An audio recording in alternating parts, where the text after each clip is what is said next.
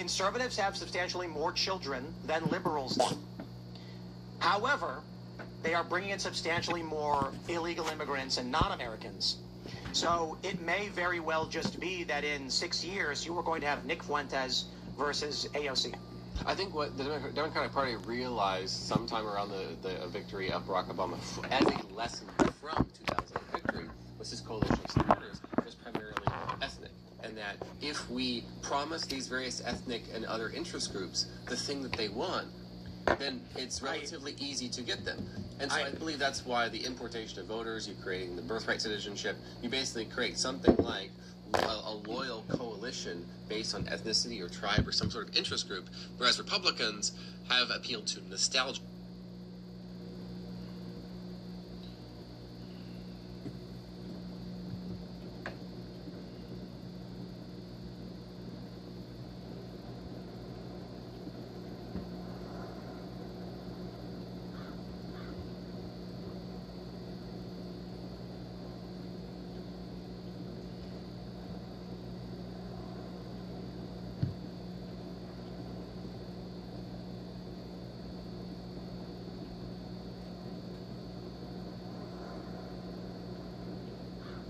Here's what your body goes through when you start taking nature's Ozempic for 4 weeks. Minutes after your first pouch, you'll feel the constant...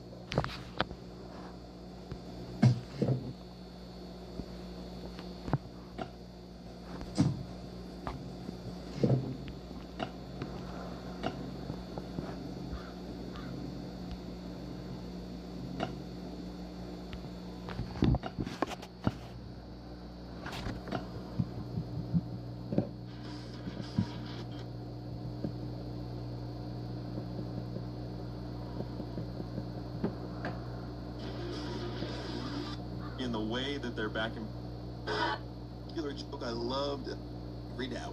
Definitely would have survived World War II. Not but this weekend was fun. Let's talk about the interleague battles that we had this weekend at the Cox on their channel. It was cool because he looks like a left. It's to game. It's 2021. Okay, thank you so much. Give it for Carly Blair, everybody. This is Carly Blair. Yeah, Carly's from Arizona and has been single since 2021. You know we don't have to social distance anymore, right? She also has a master's in oceanography because she knows what it's like to have nobody explore your depths. This anglerfish over here is Carly. Fun fact, the walls of Carly's pussy are made of extra coarse sandpaper. You go in hard, come out smooth. You could strike a match on that. She's tired of having her pussy compared to the Grand Canyon. I would compare it to the Mariana Trench. No one goes down there unless it's for science. Hey, it works for me because I love fucking scientists. Everyone, this is CK. Very interesting one. Fun fact I learned about CK. CK is afraid of the sound of doorbells. So weird, right? I can imagine it makes ordering like Uber Eats very difficult, but it's totally fine because CK prefers to have her food delivered intravenously.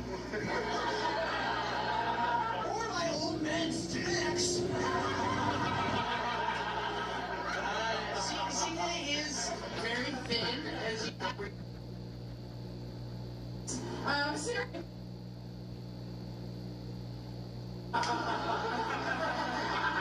minutes, and that's about... produces 4... All right, keep it going for Tinkerbell's cousin Tankerbell, everybody. All right, Lydia's life is actually really fucking pathetic. She's 27, lives at home with her mom, her stepdad, dropped out of college, doesn't have a job other than picking up Instacart, and she suffers from depression. So I'm really concerned that tonight is going to be her 13th reason why. This night or you? Amanda identifies as a Disney adult. Feeling just like the part, she too produces 400 tons of waste every single day. I'm also just like you know, Ric Flair in Space Mountain. Oldest ride, longest line, baby. Let's fucking go. Okay. All right. Well, you know, Lydia suffers from migraines ever since she was a child, and I would too if it sounded like my mom fucked Iago the parrot from Aladdin. Very topical reference, thank you. It's almost like I know how to write jokes. You should try it. Speaking of birds,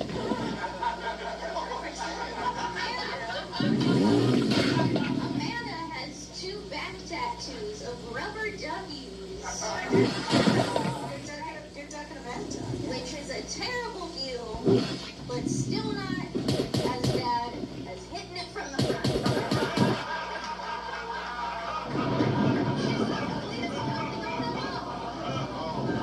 Oh, that's okay. It's great to hear that from someone who looks like they got kicked in the head by a horse. Let's see here. Yeah, well, Lydia's dating style is called the Parent Trap. It's where she uses her twins to lure in old men to be her daddy. Didn't you fuck your stepdad? No,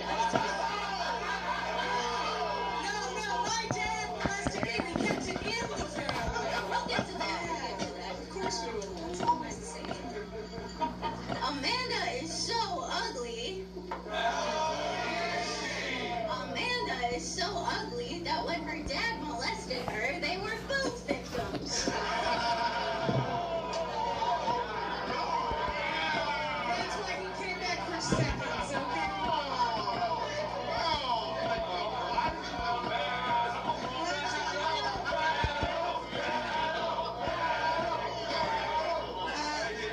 Lydia's parents are also divorced. They got divorced when she was in kindergarten. She's still not over it, nor was she hot enough to be molested. But she was really upset that she always got 2 Christmases. That's why she gets fat, bearded, ugly, weird dudes to stuff her stocking every year and give her presents. No, Derek was your boyfriend.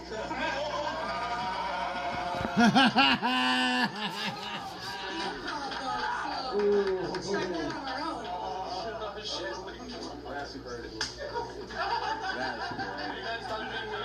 No, we still got one more. We still got one more in the chamber. Amanda uses the pronoun she, her, they, them. Which is... I thought that was the whole joke. Amanda uses the pronoun she, her, they, them, which is further proof that she'll answer to anything except for no. Shout out to the allegations. Oh, wild time. Wild thing for you to say, because Lydia has actually told a woman online to go kill herself. She did it in her DMs. But you know what? I have a secret. That woman is here tonight. Kristen, do you want to come out? Can we get a round of applause going for Kristen, everybody? Yeah.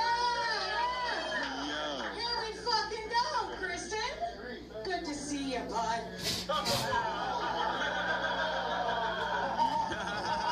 What the fuck?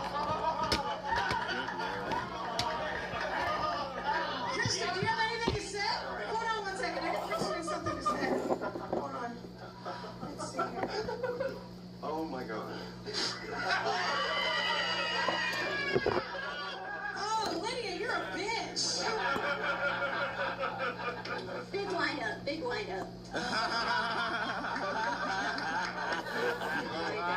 You listen to what I had to say. I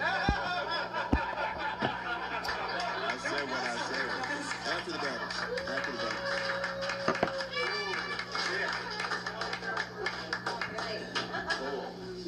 This goes without saying, but Amanda is diabetic.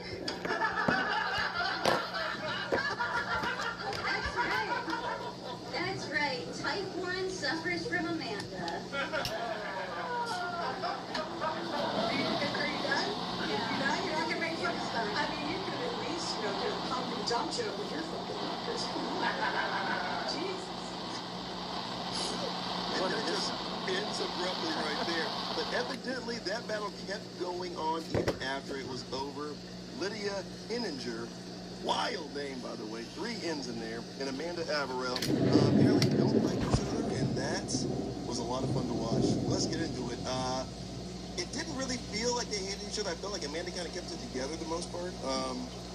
But you can kind of see her unraveling towards the end and like wanted to fight this woman, right? This looked like Rosie O'Donnell now versus like Rosie O'Donnell when she was hot in the 90s. You guys don't remember that. I was also a child, but there was a point in You just time called her where hot? 2 years, Rosie O'Donnell was like the Steve Nash of women. She was just like, you didn't believe it, but you were like, how is she winning MVPs? But she was doing it. All right, let's get into it. I can't believe I'm going to get roasted for that, for saying Rosie O'Donnell was hot. And I should. Yeah, you're a fucking retard, dude. I'm telling you, like, I was a child, but it was like, You're man, disgusting. Is Rosie O'Donnell hot, or was like, am I just a black guy who's in the thick white one? Yeah, that's the fact. That's when it started for me.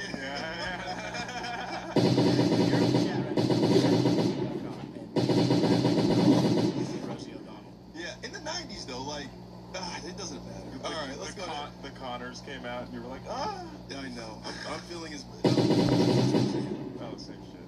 No, it's not. I know. No, it's not at all. I know.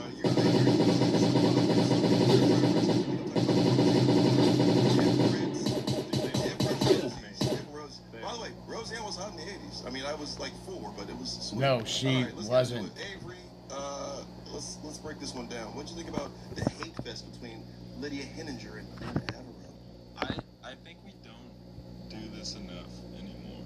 I think like People actually don't like each yeah, like Roast Battle was founded on 2 people actually not liking each other and taking it out on each other through jokes. Mm-hmm. And I think this is a really valuable, like, cathartic thing.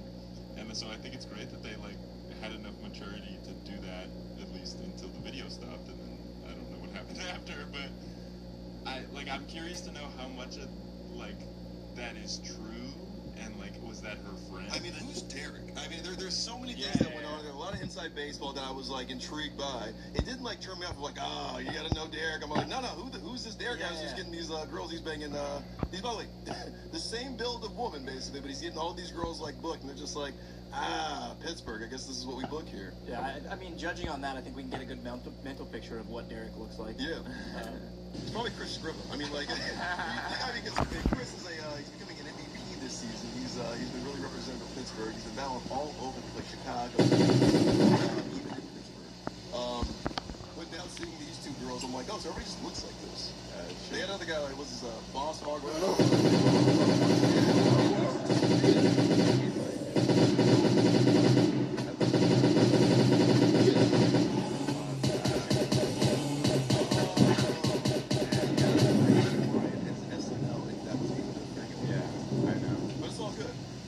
I did like Lydia kind of nailing Amanda with some of the references she had. I thought they all were very good at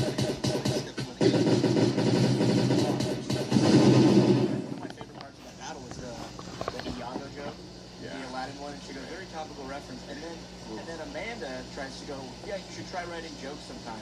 And she's like, that's what I'm saying. Like, I mean, there was a hint of, if you didn't know, like before going into the site, like, oh, they don't like each other. So I can pick it up. But man, there were little things where I felt like Amanda just wanted to drop the note cards and drop the fanny and just fucking go at it. Was she friends with the girl that she told to go kill herself? I don't know, but also the opening with the popular cultural reference, like 13 Reasons Why, and that's such an old show at this point. Like, that was a hot ref like 10 years ago for Roast Battle. At this point, it's like using To Catch a Predator almost, and right? no one's counting to 12. They're going through the things like no. Like people using a 12-step program with you, right? Yeah, like no, it just doesn't like a work. hack joke. It doesn't work. Yeah. You gotta understand the references. But Lydia and Amanda, very fun, man. Yeah, so great. Yeah, I hope you guys. I hope Derek is okay. Honestly, that's the guy I hope is okay out of all this. I hope Derek gets to keep booking all the women that he sleeps with. All right, this next battle is exciting. This is New York, and I'm wearing the shirt, you guys, because honestly, New York, you guys are running away with this season. We've added more points now. You're getting 10 points if you get a first place, and you get 6 points if you get 5th place. So they got 6 points going into this battle. They just keep scaling up. Who's gonna catch New York? Well, find out later in this episode. Josh Lampley, Minnow Fernandez. Let's get into it. It feels weird. I'm roasting the guy who's engaged right now, but also looks like he still says, "Oh, dude, smell my fingers." Ah, god damn. Thought that was funny. Do you want to? Just kidding. You smell like my beautiful wife.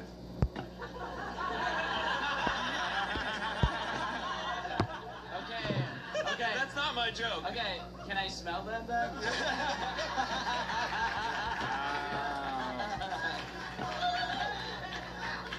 Gross.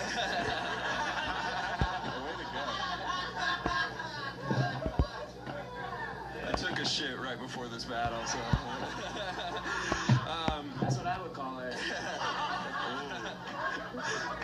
Minnow told me he's Dominican and Colombian. Like there's a fucking difference. He also told me that his first name is actually Menoscar. What's your middle name? Meyer Wiener? Dumbass name. Menoscar Meyer Wiener.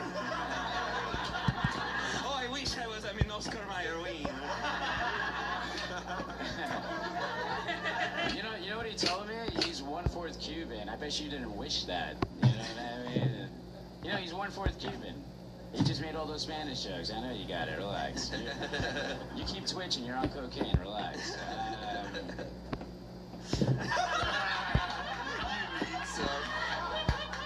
Did you say I need some or do you need some? He said you. I'm tired. I always am. But, God damn, alright. That takes away from everything I just said. Let me try again. This guy's 1/4 Cuban. Yeah, I asked him, like, alright, give me the breakdown. He's like, well, my mom's Cuban, my dad's 100% redneck. So that didn't make much sense other than, I think his dad raped her.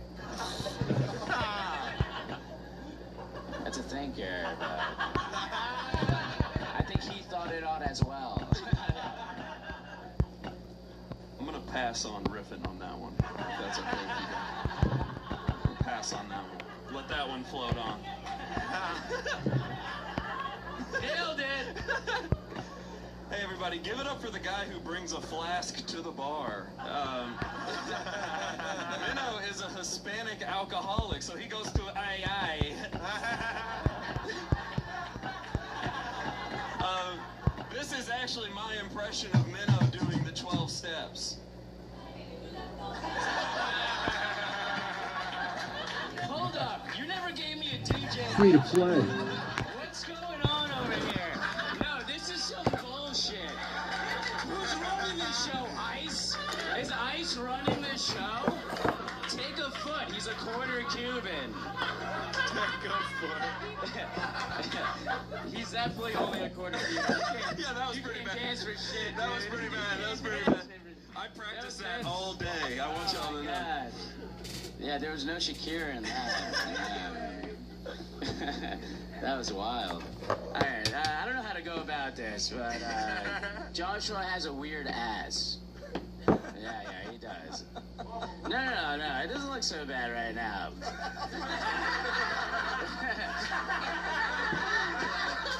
But if you really take a look, no, I'm not joking. It's called rectal mucosa. Alright, so like a Joshua tree is a tree that grows slowly. A rectal mucosa, he's got a protruding asshole, this guy. Yeah. That's true. It's true. Yeah, he got a colonoscopy for 2 years in a row, and it was all for second opinions. Yeah, he's gay. Okay, alright, but anyway, he does have a weird ass. I do. Yeah, he was in my ass for 2 straight years, the colonoscopy. Guys, I don't know if you noticed this, but Minnow's eyes are very far apart.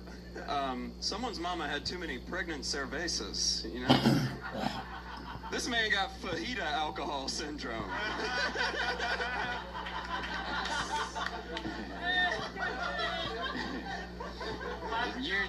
Your dad raped your mom. I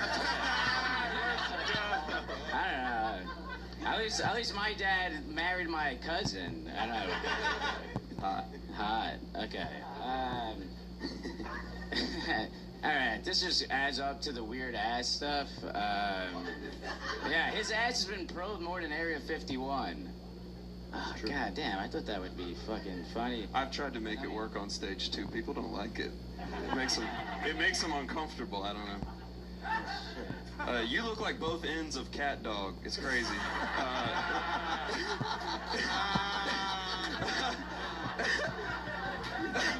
Minnow actually admitted on a podcast that his sister had sex with his best friend, which is crazy because we aren't really close like that. This white boy loves tortas. You know? I knew I smelled those fingers.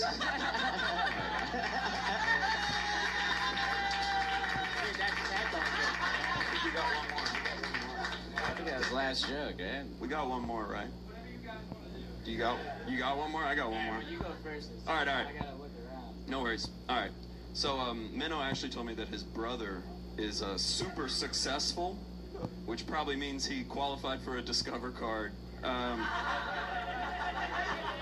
He actually told me his brother works in tech. Yeah, he tech the mower and he cut the grass, you know? I honestly just feel bad if you're a Cuban mom. Like, what the fuck? You just make fun of her all day? It's like, Mom, make me breakfast now. You know, like, what the holy shit. God damn. All right, Marcelo Hernandez over here. I wish. Me too. Yeah, I used to bark with them. No, I'm just kidding. I did. I really did. You know what? Fuck you. I don't like this guy. New York, that was so much fun. Coming in at number 5, halfway through the countdown, Josh Lampley, Minasco Fernandez, Minnow Fernandez, stage name. New York, you guys are so much fun. People can see why. Minnow may not have had like the best written jokes. I think this might have been his first time I've seen him. But man, he had this Andy Kindler thing. Look up Andy Kindler, you young comedians out there, young battlers. He does a thing where he'll write a whole act. It will bomb the whole time. And the funniest thing about him, the reason he is so famous is because he steps out of what's happening live and then comments and gives feedback on his set as he's bombing. It's brilliance. That's Andy Kindler. And Minnow, that was so much fun to watch you just get demolished by Josh, but then also just like let everything roll off your back. No racial slur jokes, guys, please, when it comes to those things. We're talking about backs and Hispanics. But I love Josh, man. I mean, Josh, I think, has only lost like once or twice in this thing in the history of him doing it, and he gets better every time you see him. The wordplay he had with the accents, the fact that I didn't know he was Cuban, so I always love learning something new about a battler. Please take that in mind when you're doing your jokes. Let's learn a little something about the person you're battling. So I thought Minnow did a good job there. But with Josh, I just thought he wasn't playing with the spoon. He was playing with it and eating it at the same time, I thought. But then also like giving assists to his opponent. That was such a fun dance. And the way Josh played with everything, even had a musical, props at some point. Yeah. I mean, just fun. Go ahead. I've seen Minnow before. He battled Dan Wicks.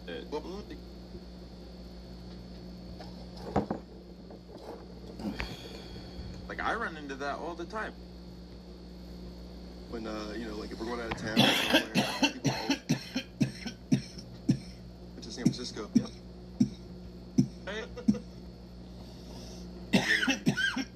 I was trying to sit on the stool because my knee kept hurt. We're fat. Yes, sir. Josh's ass for a solid 2 minutes. That was wild. All right, number 4, Cleveland, making more points, getting more points, 7 points to be exact. But they dropped into Milwaukee. Milwaukee's first time on the countdown this season as an affiliate for Cleveland. I'm excited about this battle. This guy represented Cleveland last year in the WRBL Cup. We're big fans of Tyler B here. He featured for Mike Eaton this weekend. Tyler B versus Lavelle Black. I think you're going to like this one. Let's go to Cleveland. Milwaukee. Damn, Sarah, this motherfucker yelling at me already.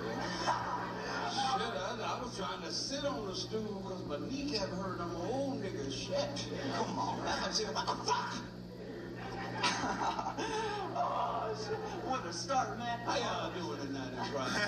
Get some noise for yourself. Shit. Bring the energy back. We want to kill that energy. You got on the circle. Hell yeah, let me get my groove on, man. Old ass man trying to slow the game down by sitting down and shit. Let me. Damn right, I'm eaters. Fucking tall ass green bean head with baby broccoli ears. You look like a damn earthworm with a chestnut head.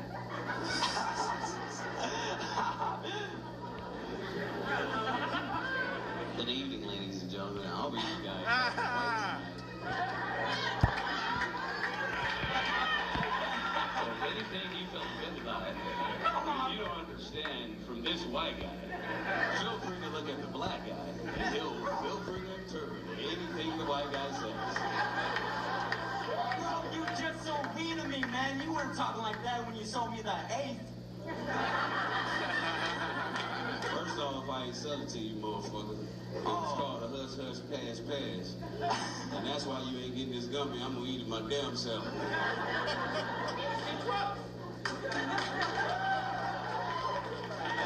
I ain't do drugs. That was a gummy bear. Don't be yelling that shit out loud. This motherfucker just indicted me on record. Whoever's recording in the back, that was a gummy bear.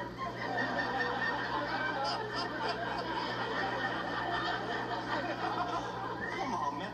You're gonna get to roasting or what? I think it'd be your turn now. Enough about what you got going on. Let's go. Give it up for Tyler B, ladies and gentlemen. Shut the fuck up, let's roast. The answer to the question, can you perform an abortion by yourself? With a cold finger. In the dark. And will it still live?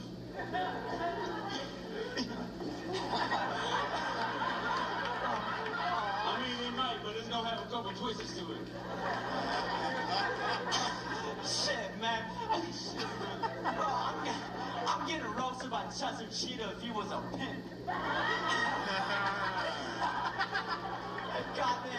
Goddamn Chester cheats on his baby mama. Oh, out of here, come on. Gotta come harder with that. Your rookie this year? Reincarnated. She was immediately.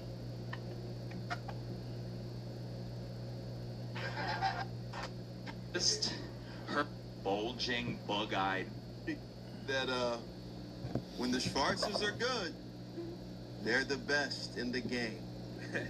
When the blacks are good, they're better than everybody else. So you can bring any of your characters to the court, or any of your white boys who are great writers, but when them Negroes go on their game, they're hard to beat. Shout out Missy Shore. I know you're rolling in your grave because I mentioned your name. All right, let's get to number 3, man. I'm excited about this one. This is Hotfoot, keeping pace with Cleveland and New York in that very, very tough East Division. Charity Gregory versus Nick Balcero. Nikki Balcero. Let's do it. I just wanted to start this battle by saying if Charity does her normal bulging, bug-eyed bullshit in between her jokes, that's technically a microaggression. Oh my God. Because I am Asian. And if you don't think that's necessarily racist, her telling everyone this battle is Charity versus Chinky all week definitely is. As of this moment, I am no longer attracted to Asian girls. If Nick told me he had an accident, I wouldn't know if it was car or piss.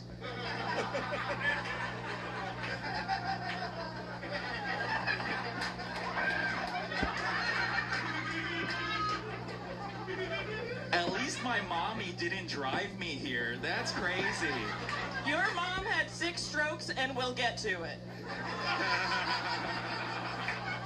She couldn't really drive before that either, so. I want to say that this battle is extremely unfair because I lose every roast where I am the prettier girl.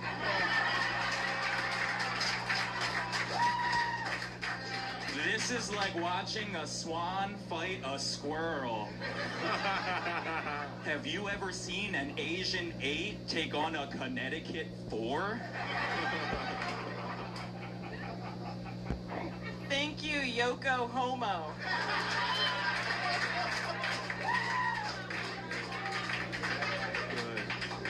Nick was featured, he was featured in, you know the book Ripley's Believe It or Not?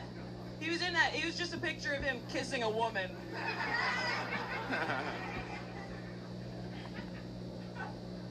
3 of Charity's boyfriends later came out as trans. I'm actually not even here to battle. I'm just trying to hook up. Because I'm finally ready to be the woman that I have always been. And I don't mean to beg for pussy, but I do need a little bit of charity.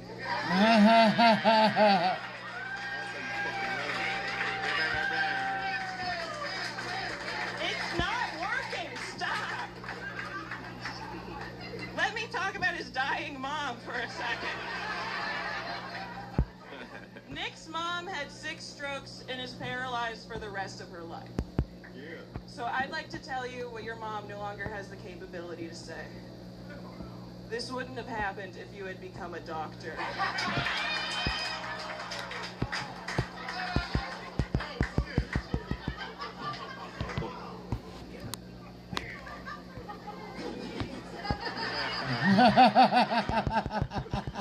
I was never going to be a doctor. This was always the outcome. I've seen it. When Charity was 13, she overdosed and was legally dead for over a minute. It seems like Samsara, the cycle of death and rebirth, decided to spare her because the last time she was reincarnated, she was immediately molested by her grandfather. It's a shame that karma couldn't save you from Papa's paws. If I was dead for longer than a minute, he would have molested me. Okay, so this is true. Before this battle, Nick's friend reached out to me to tell me he smells really bad. Just another case of Asians polluting the air. No, his mom agrees, though. His mom thinks he smells awful. His mom thinks he smells like burning toast. So... the strokes. Ha. That's all she smells anymore. That's crazy. Charity really, really, really loves Pokemon, which is great because I'm trying to catch a Pikachu. Ooh.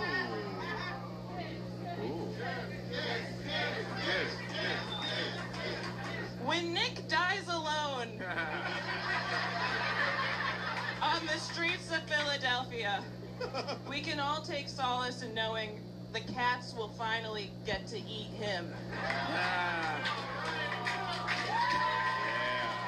That was way too much fun. Hot, but showing everybody how you get down when you write some motherfucking jokes, man. Nick Balsero.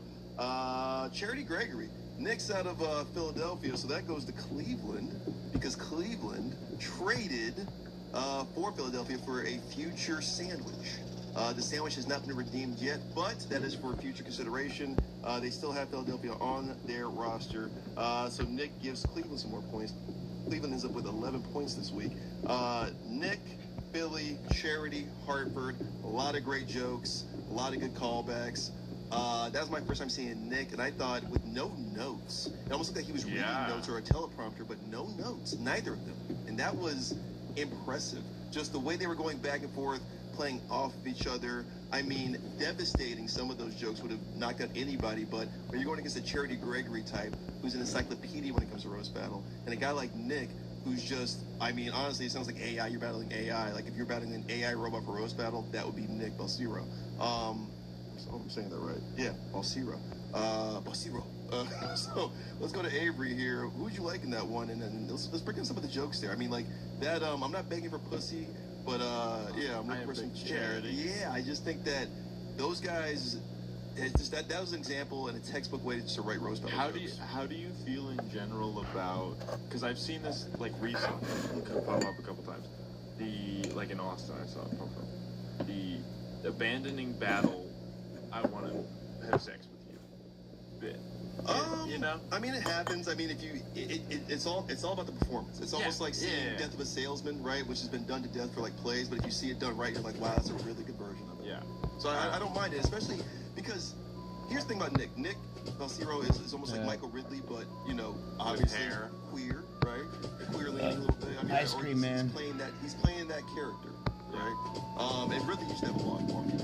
This before maybe your time, but yeah, he reminds me of that. But Nick, because he's got this. I mean, you know, she did the Yokohama thing, so I'm assuming he leans in that the LGBTQI plus community. Say he's fucking gay. See that character be like, oh, you're turning dudes trans? I've always been one. It's like it's almost like if you kiss a frog, you become a prince, kind of a thing, right? Or a princess. So it's very. I dug that, and I like that character. I like that he's playing into that character. The kiss, because everybody knows that Charity's dating Dave Sheehan. Is another outstanding role in right. Really? Yes. I think people know that. That's breaking it down for y'all. But I hope they haven't broke up. That really fucked me up right now. But for him to kind of do that and almost like, oh, I'm just here because I'm just trying to become the one I always. I just thought that was a great character. The intro, it was like this first or second joke, but like just lean into that the whole time and then play up everything she said. Even like this is what I'm saying about the playing with some of these polarizing subjects, right? Like your mom having, you know, a bunch of strokes and everybody having a good time and laughing at Nick or with Nick about it, and Nick, you know, obviously tagging some of her jokes about it, right? Or letting it roll off his back a little bit. Her putting Nick is gonna die alone after the third kiss chant was like, because that kiss chant could have easily taken over in one. No, the third? I thought it was the second. Oh, it's the second? Yeah. Okay. The last one. Okay. She immediately goes, they go, kiss. She goes, he's gonna die alone. You're right. You're right. It was the last one. Yeah, it didn't win her the battle, but it gave her some legitimacy back. Right. The second one was where she said, let me get to his dead mom. Yeah. Off screen, Channing, who's now on screen. What you break down his battle a little bit? That was fun. It was kind of like a nice palate cleanse from crazy battles back to just like traditional joke writing, joke delivery, good chemistry. I don't know who I would take in that one though, because what's his name? The Yokohama looking dude. Nick, he did deliver all his jokes and he had very well written, very structured jokes, but then Charity had some good shit too. Fuck yeah, I don't know who I would take, but it was fun. I love the way that Charity moved. Well, that's what's great about RBL Weekly here is that we don't tell you who wins because it's arbitrary, right? Like, you never remember who wins these battles. Those guys do because they're competing, but for the most part, as a fan, as a person, as a voyeur of the sport, you just kind of want to see a good battle. It's almost like watching Chopped on Food Network. You just want to see who's making the best meal. All right, let's get into this thing now, man. The top two, I'm just going to break it out. It's the South. The South is coming through in these next two battles. The South had something to say this week. At the quarter-way point of the season, 2 months in, the South is finally getting on a roll here. Let's go to New Orleans. My man Carson Taylor versus Crockett What's up? From what I understand, these two don't like each other either. There's a new thing you can buy a bunch. It's not pay to win. There's no pay to win in this game.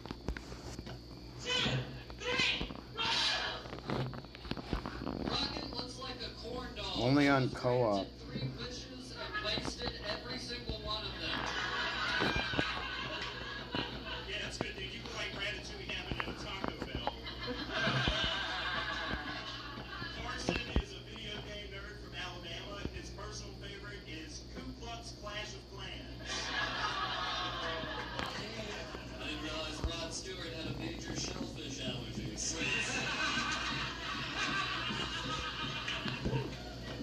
Crockett has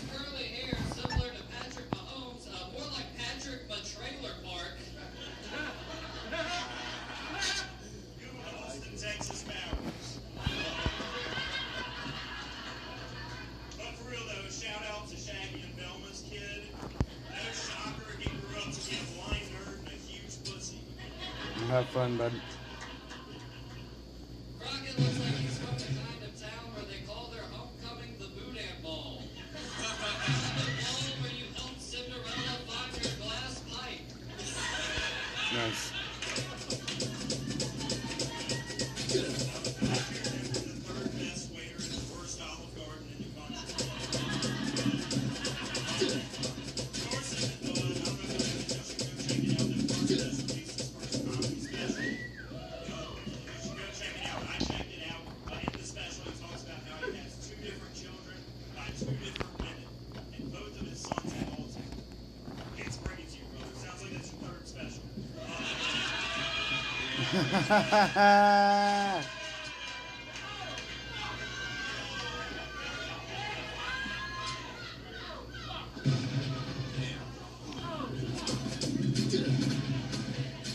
Crockett looks like Jeffrey Dahmer if he only ate retarded Cocker Spaniels.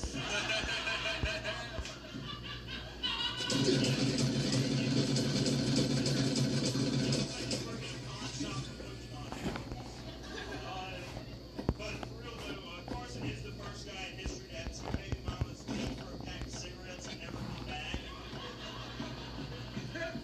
The only thing that Carson has a harder time connecting with in his facial hair is the woman who's willing to settle.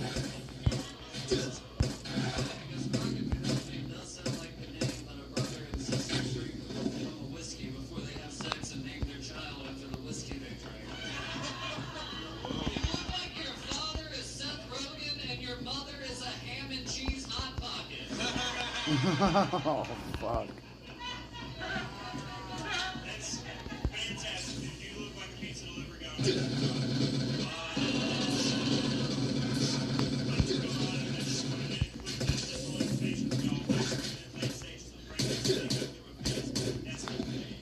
And that's where they bring in a bunch of shit to the house and prepare for it. Carson's baby mothers did that, except they did it in a storage unit a mile from their parents' house. Nice joke. I don't know why it wasn't popping that button. I think I then discounted. Listen, shout out all the Rose Battle hosts. It is not easy to count all these jokes. I know at home you guys are like, you can't just count live rounds, everybody. Live rounds. The referees here, you gotta count. You can't count the rebuttals, right? You can't count the riffs. You can't count the guys talking. There's so many things happening. You gotta stick to which of these 5 minutes are these guys right. So, you know what? Shout out to my host out there in New Orleans, keeping track, and then just cut it off because she knows less is more, and not let these guys go overtime there.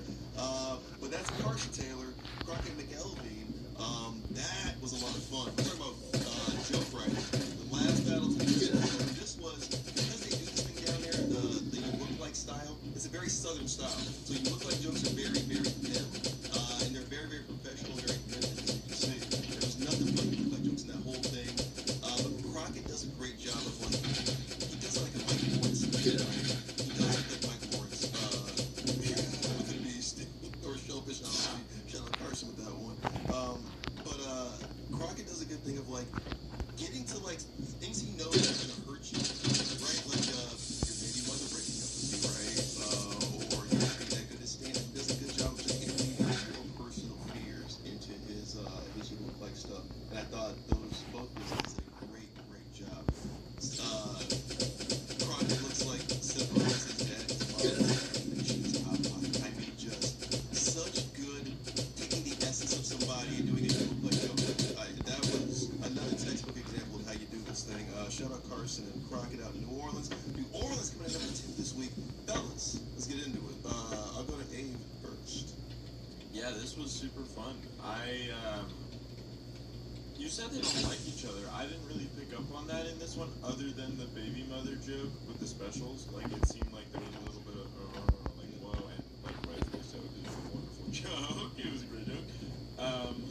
You saw the energy turn there. Yeah, no, like, he didn't come but right back with a rebuttal. He was like, whoa, you went there. And it's like, I see this crop up, like, this happens in the Bay Area a lot, where people come in to do the show, and then they won't watch a battle before, they won't, like, see what the form is, and then, you know, they'll do the black guy, they do a joke about him in his shadow, and they go, what? You know?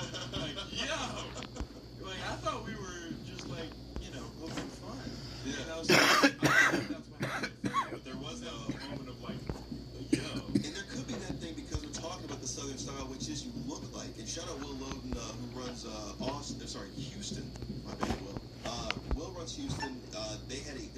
show called You Look Like. It's got a lot of followers, gets a lot of views online. And they just joined because they want to try this style, this RBL style, this roast battle style. So RBL Houston is now basically an evolution of the You Look Like style. You Look Like show out in Houston, which originated there, and Lafayette, and all over the South, really. And you're seeing this You Look Like style, and I think because Carson is like, we're just doing surface level stuff, right? You look like this, you look like that. I don't think he expected Crockett to go there. I think that's what we're saying right now. Like, you kind of saw like, oh, we're not just doing You Look Like things. We're talking about each other's children and significant others, right? Like, you're talking about my pain right now, you know? And that's the beauty of the league, I think, is like, and that's what I've gotten from traveling to different places and battling and like moving here and meeting different battlers. Is like, you really like pick up on joke writing techniques and things from other places. That's why it's cool that we're all connected. Like I've been making a documentary and hanging out with the Herb. And you love the Herb. You love the Herb, you love Tyler B. You love characters. I love characters. And I think I need to stop trying to be a character comic. I'm not a character comic. Yeah, you just you have the body and disguise this. But I love it. I have a great appreciation for it. And these people that I've met all around the league have really influenced my joke writing. And I think that's like a good example of that, where they're in a southern style, but they're still pulling from personal life essence of people. It's great. That is the guy that literally got New Orleans into the league this year. That was their MVP last year. You can absolutely see why. That man is a machine. Yeah. He does look like again, like I heard the Patrick Mahomes thing. I thought Carson would go more Andy Reid.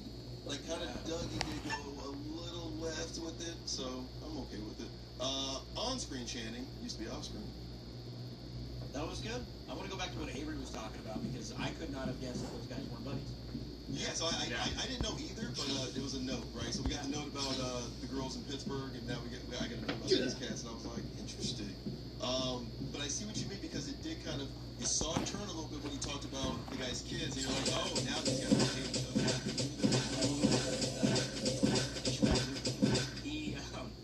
He did make a face when he made that joke about his kids. That was the highlight of the battle for me. The third special joke was fucking, it was so good because he starts talking about his special and he just goes back to material, right? It was a great misdirect, set it up. That's how you do it, man. That is New Orleans coming in at number 2, getting 9 points. We're going to show you guys the standings after this. After a quarter into the season, it's kind of wild what's going on right now, and I got to be honest, we've never been this low in the history of the league. It hurts my heart. All right, let's get to number 1. Atlanta, this is why we had the draft. Because when you draft number 1, you want to know you're getting a franchise player or a franchise city in this regard, and that is Nashville. Number 1 pick overall WRBL. This draft, you can see why these guys consistently get in the top 3 when they're on the countdown. Over Atlanta, it's a great battle. These are the guys who get the points. Actually, the only reason that gets points is the city of Nashville and how they get down. Let's show you why. Number 1 battle this week, Zach Williams, Kyler Petty, my man Trey Pack. Thank you for this one. Let's get into it.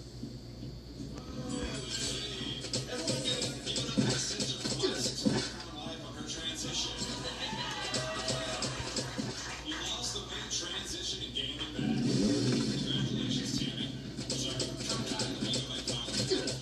Kyler answers the question if you order your Asperger's with extra bacon. Speaking of burgers, give it up for Bob's Asperger's.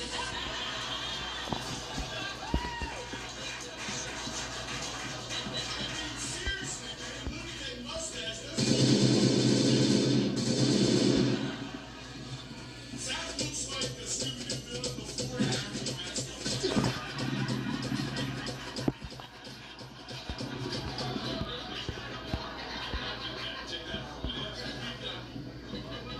So to help him sleep, Kyler uses a CPAP machine. Hey, pressure anal pump. I had to look it up myself. No, you didn't. You struggle to sleep, Kyler? Because I can't tell my eyes are open right now. No, seriously, like, I gotta tip to help you sleep at night before you go to bed. Touch your toes.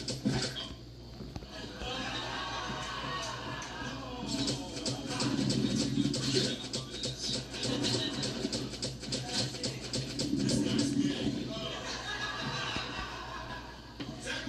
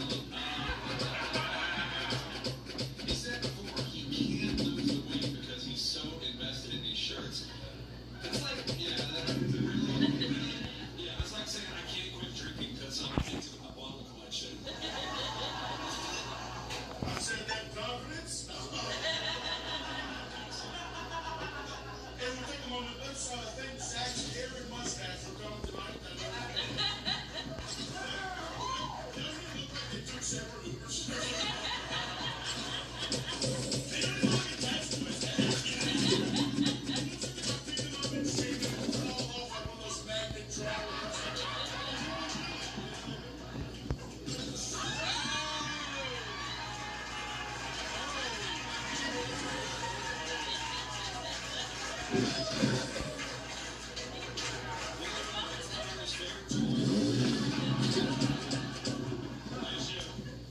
Kyler, he's in an interracial relationship, which is very progressive. Or maybe not. I'm not exactly sure what you are. Kyler Finney sounds Irish, but he looks like his mom had a threesome with a Michelin man and a garden gnome.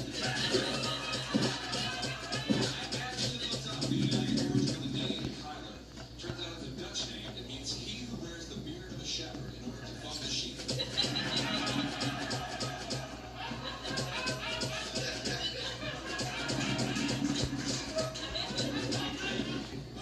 Zach smells like wet cornrows and pickles.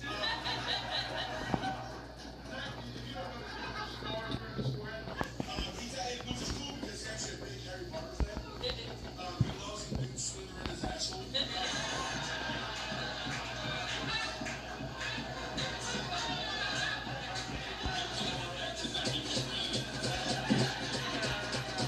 Zach actually one time got to put on that hat, the hat that like tells you where you're gonna go, the sorting hat. He put it on and it went, Turning Point USA!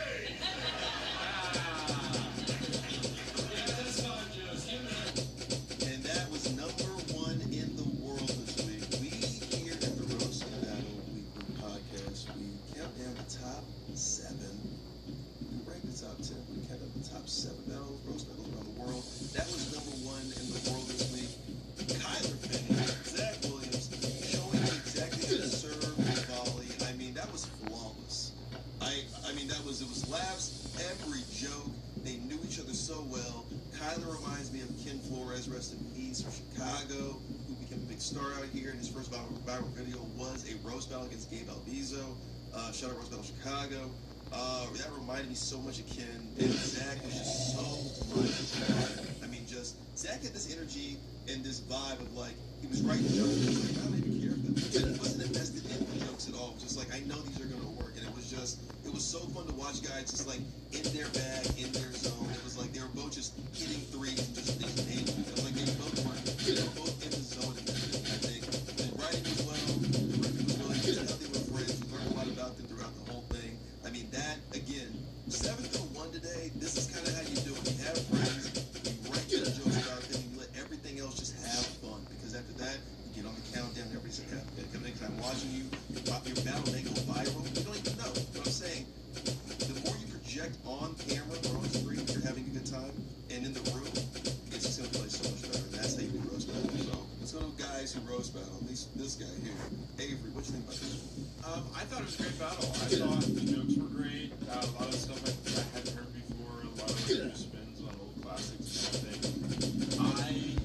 In my opinion, this wasn't a #1 battle, but that's even with the multimedia thing that Nashville didn't know. So the multimedia thing, I was going to bring this up in New York too, is to pull off something multimedia like that really depends who you are outside of roast battle. Like Josh Lampley can pull that off because he works at Grove 34 all the time, and I assume it's a similar thing with Nashville. And so that, like, to me, it's great. It's funny. Oh yeah. It does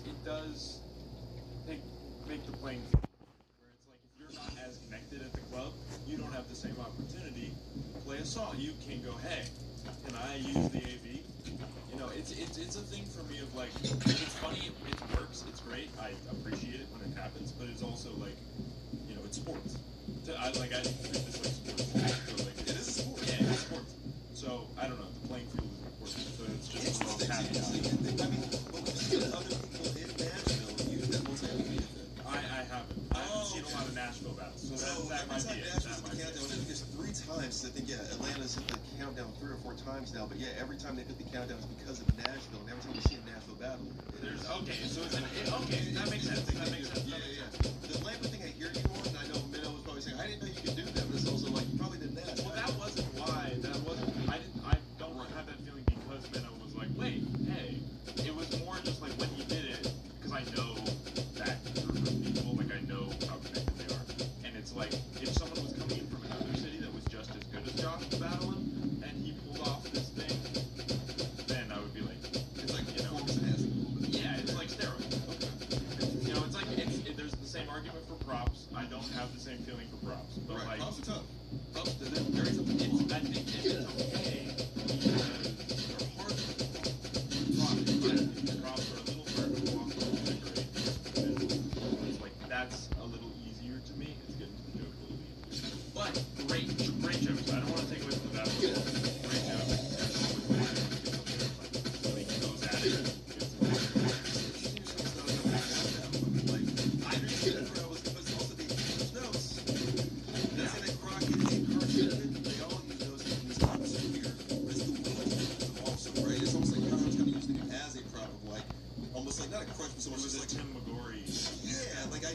Already, I'm gonna kind of say, almost like I'm reciting them, but really, like I know these things front and back because every time he said it, it was like he went off script. I just think that there were a couple. Blaring in my head, but I just think there were a couple more with a little bit more fluid dances, and just that was a pretty fluid dance. I mean, it was. I don't think it's the finest of everybody. I mean, like New Orleans and Atlanta could have went either way. It really could. Yeah, and I think I would have preferred the New Orleans battle over Atlanta. But like anybody, we say this every time. Like anybody who gets on this podcast is really good. They're good at this because there's so many cities now. Like last year, and the year before, we were really good at this, but there were X amount of cities, and now we're all over the world. So it's like and now we're incorporating the other battles all over the world. We're not just saying, hey, you got to be part of these 16 cities, so you got to move here, right? Yeah. Now we're saying you can be anywhere, and if you get drafted, your battle could be on this thing. Like seeing a LaBelle Black, right? Seeing a Bella from San Diego, seeing all these cats from Nashville. Now you're like, wow, Las Vegas, right? Chicago, all these cities aren't the main league anymore. You can see so many just good battles. I'd like to see you in the league, right? I want to see you in the comments. I want to see you in the membership. So we'll see what happens, man. I mean, it's a long, good season. Charity Gregory, I mean, just every time she's on the countdown, you're just like, that could be an MVP, right? Chris River this year out of Pittsburgh, he's been on the countdown. Chris Paul out of Cleveland. It's a hell of a season, man.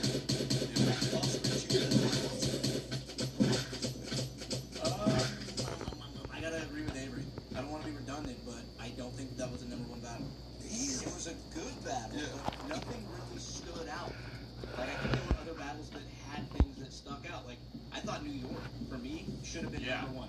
That was a battle. Or Hartford. Hartford probably had pound for pound some of the best jokes, I'd say. Yeah, but they didn't get the votes, man. I mean, this is we have a committee, and it's all the 16 guys in this league here. They get to vote, and it's fun to see what kind of sense of humor I guess we have.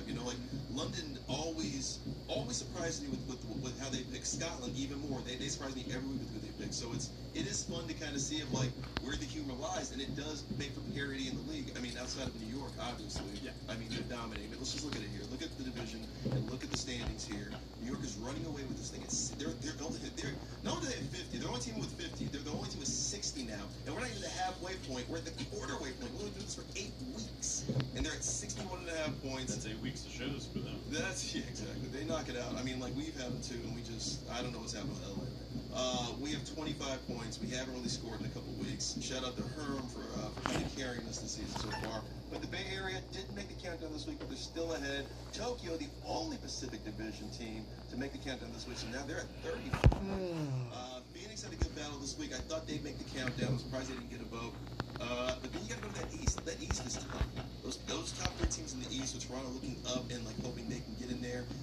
We never scheduled that Supercar between Toronto and Cleveland for June 14th, Flag Day at the Comedy Show. But New York 61.5. Cleveland now at number 2 in the league. Number 2, Cleveland. Metropolis looking up at Gotham right now. 46.5. Bay Area number 3. Hotwood 39 points. Tied with Austin, 4th in the league. That's gonna be a fun battle. I like seeing Hartford and Austin. And Austin got 2 points this week. With Nick V and Ronaldo. That's South, man. With Atlanta and Nolan now getting those points. Now 29-25. Atlanta being tied with LA. Is Atlanta just not submitting back? They don't really have a lot of good ones. I mean, they've submitted a couple battles this season. Their venue is a little light sometimes. Yeah. Shout out Luke, my man Luke Bentley, who runs that thing. But he's using the affiliate system to keep them afloat until Atlanta kind of gets into their groove towards the summertime. So, and then Houston. I think Houston's a sleeping giant. They start their shows next month. They didn't even drop Prague or Lafayette because they're so confident that they're going to, in this next half of the season, really start catching up. And then, you know, because ultimately, the South wasn't really a thing a couple of weeks ago. All of a sudden now, Austin's submitting battles every week. Noah's submitting battles every week because they have Chicago. Atlanta has Nashville and St. Louis. St. Louis starts their battles here in a couple of weeks. I'm excited to see what happens. That Austin room, that the creek. It's hard not to get top 5 battles. It was so good. And it's not just like an easy crowd. The joke writing level, you know, contrary to stereotype, is very high in that show. It's so good. Like, just shout out to Roast Battle Austin. You guys are killing it. And you got a DJ, which is nuts. Yeah, DJ MC Washburn. All right, so let's get to these standings, man. Here at the quarter, at the end of the first quarter of the season here. New York running away with it. Cleveland number 2. Bay Area number 3. So if the playoffs did start today, if we only had a 2-1 season, it'd be you guys versus Barcelona. Barcelona just stays in that countdown. They stay getting their battle scene. They stay getting at least between 4 and 10 points. Barcelona number 6. Right now atop of the European division. London number 2. They were number 1 a few weeks ago. London was looking pretty good at the beginning of the season. Now you got them kind of scraping by, squeaking out and edging out the world right now. Spot. And then you got LA, looking up at them, also with Atlanta. And Atlanta, you should be scared of because they have probably the secret weapon of the league, which is Nashville. And then, you know, obviously Cleveland has outstanding draft picks with Milwaukee, Philly, and New Orleans. You got to be scared of Chicago. Chicago is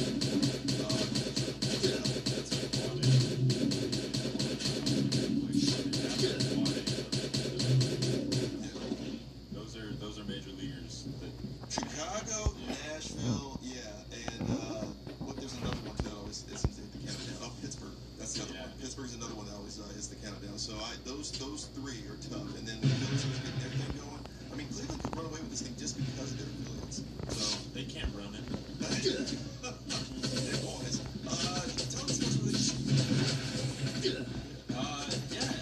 If you're coming to Roast Battle Comedy Store, and otherwise, I will be in Sacramento on the 14th for the Super Bowl.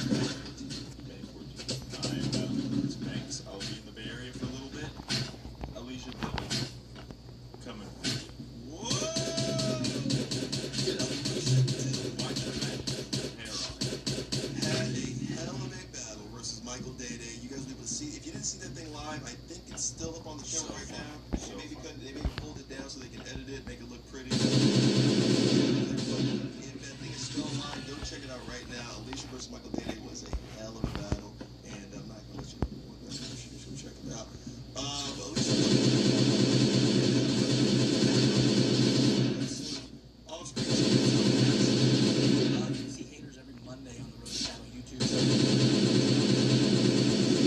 podcast, whatever that is. You can see me at the San Diego Laugh Factory this Thursday. Follow me at the other channel. Yes, that's us. Week 8 in the books, 2 months in the books. Let's get to the second quarter of the season. This is fun, man. LA, I need you. Shout out to Bear.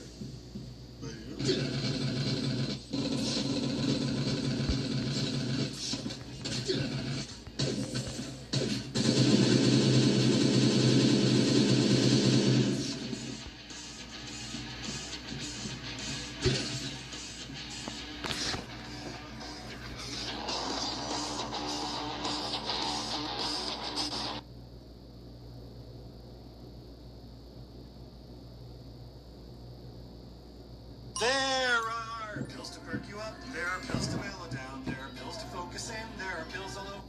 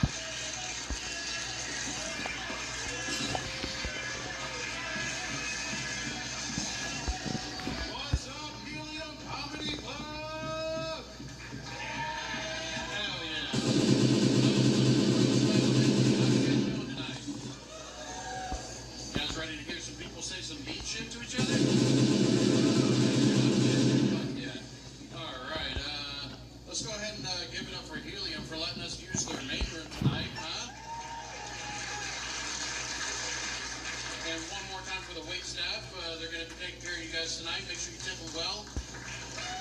And tip them in cash so they don't have to come to the government. Also, we got Robert in the back. He's taking care of the audio and video for the show. We will be on YouTube in a few weeks. Give it up for him. Yes, yes. Awesome. All right. How many of you have been to a roast battle before? How many have not? All right, cool. Well, it's going to be real simple. We're going to have two people saying mean shit to each other. It's going to be 6 jokes each. And then we have a panel of judges that are going to judge them. And I'm going to go ahead and introduce the judges right now. First up, this guy, he's been a part of this since the beginning. We started off in a little bar down in Greenwood called Planetary Brewing. He's the bartender there. He's larger than life. Let's just say that. Let's give it up for Andy Pagano.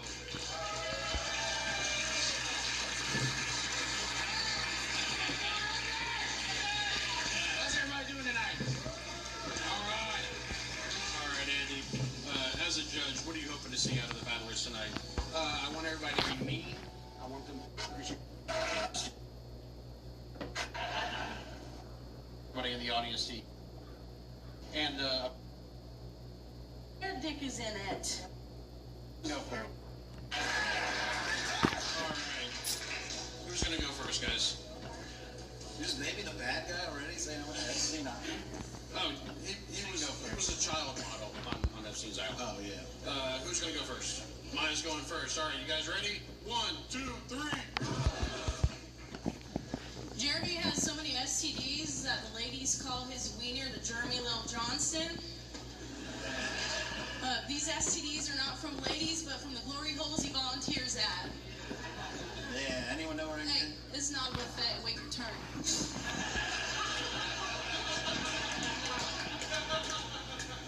Fair enough. Apparently the only way Jeremy can make someone smile with his mouth is when their dick is in it. Thank you. That was it. Yeah, that was nice. Sorry, I didn't know how long it was going to go on. Maya's great. She's further proof that men come in all shapes and sizes, you know. She does remind me that real women have curves, you know, memberships. Fun fact, I've heard you do that roast 3 times already. Thank you. Jeremy has... Wait, it's not a buffet. See, you can't write an original joke. Come on, guys. Jeremy has a YouTube channel called Point Volcano. But with his chronic Crohn's disease, he should call it Tank Volcano. His toilet's so sick of his shit, it wishes that loss of appetite was one of the symptoms. Maya's mom didn't talk to her for 2 years because of alcoholism.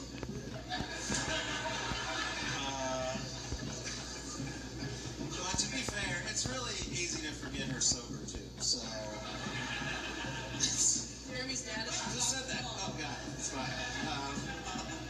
Jeremy's dad hasn't talked to him at all, so we got a few more years to do.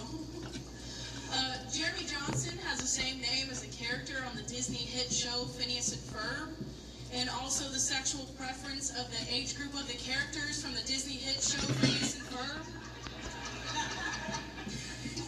I don't know what that is. I'll be honest.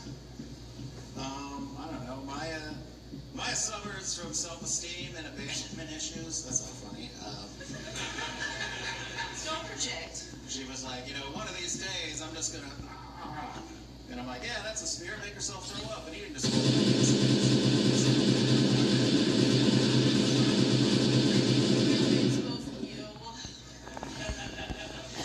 Jeremy's dating a woman that used to do stand-up comedy, but she had to quit because he was insecure. He was afraid that she could do it better than him, and by it, I mean not being a disappointment to his parents. Yeah, I mean, his parents fucking like him. His parents like you? What the fuck is that shit? Your comics obviously helped. I don't know. Maya once accidentally locked her keys in her car. It was really hard. She had to go to a house nearby and ask to borrow a hanger, you know, because she realized that there's no way she's going to make her abortion appointment now, so it's...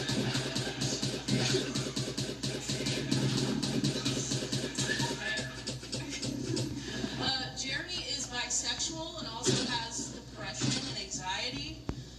He has to swallow a lot of SSRIs. His girlfriend seems to think his dick doesn't work because of medication, but really he just wants a boyfriend. Yeah, I think a lot of depression is because I moved to fucking India. Okay, that's... From Ohio? Yeah, but... I was only on one antidepressant there. I'm on two now. I don't know. Maybe next city I'll hit 3. And I did drama club for 6 years, and she's very unique look. You know, she's a birthmark on her face, and she jokes looks like a wine stain, which is funny because I feel like her career would be a lot further along if she just had wine stain on her face.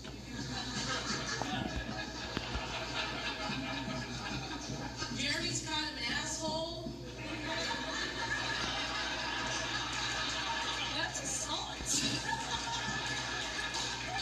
Even he's surprised. Jesus. No one's ever called me. That's hard to believe. Let's try this again. Please keep the beer on the stool. If you can control your stool, Mr. Crohn's disease. What, I'm Marty? Crohn's eye. Let's see here. Jeremy is kind of an asshole, but you are what you eat. Jeremy likes his ass like a fine cheese, well-aged, stinky, and a rind around the outside. Don't even tell Jeremy to eat shit because he already does. Dude, I was a pioneer, okay? I was eating ass before it was sick, back when it was not sick. But... This is your last one. No. Already? Yeah. Fuck. I really think Maya is going to have a good career. I think one day you're going to see her name in lights. Mostly because she brings a light-up LED board on stage with her when she fucking performs, so... Damn it, that bombed. I should have done another one. You want to try again? Maya's cat has AIDS. I wonder where we got it from. It has feline AIDS, which seems sad, but I think she's secretly happy, so she's not the most damaged pussy in the world. You know what I mean? That's, alright, that did a At least said dad. At least I have one. That's 6, y'all. That's 6. Oh, that did 7? No? Alright, give it up for these two, everybody. Come on. Hell yeah, hell yeah. Alright, who's got the mic down there? Who wants to go first? Jordan. What's up? What are you thinking, bud? Well, very good battle. It's nice to know that you're both from broken homes. Neither one of you guys have a Alexa from you to borrow. It seems like you should. That's an antidepressant. It's an SSRI. Look it up. We're from Indiana. You should have. Other than that, you guys were hilarious. The buffet joke, Maya, the fact that you played on Jeremy's pink eye that we all know he has. He eats ass. That's another. And then the other thing, the Weinstein, that was a good joke. I'm going Maya. I'm going Maya on this one. All right, we got one for Maya. All right, Patrick. Hey guys, we're both very funny. Maya, your jokes are great. I love how you portrayed Jeremy being the pathetic man that he is. And but no racism. Meanwhile, Jeremy, not only did he hate women and demonstrate that by spitting on one, he also made fun of your skin color, which is racism. So I gotta give it to Jeremy. Patrick said we said the N-word, he'd vote for us. I mean, he spit on you, made fun of the color of her face, close enough. Yeah, funny. All right, Eric. Also, if you guys saw that LED sign, that would have been a really funny joke. But... I gotta know, guys, are either of your parents here tonight? Yeah, I gotta guess that. They don't seem to like you much. That was really good. This is the one I was probably most excited about. You guys are both really funny. I feel like Jeremy probably maybe slight advantage on the jokes, Maya slight advantage on the riffs. I think the cat AIDS might have just cinched it for you, Jeremy. I'll give it to Jeremy to spy a hair. Alright, that's 1-2 for Jeremy then. Both of them very funny material, and I appreciate the riffs coming back, and I really wish that the spit take would have been planned because that would have been fantastic. But I think Jeremy takes it. All right, looks like Jeremy's our winner tonight. Everybody give up for Jeremy Johnston. All right, you guys hug it out backstage. Hug it out. All right. So go ahead and move on to the next battle. What do you guys say? All right. Our next roaster, he's from Bloomington. He plays drums in a band. I don't know what else to say about him, to be honest with you. He can speak for himself. Give it up for Luke Franklin.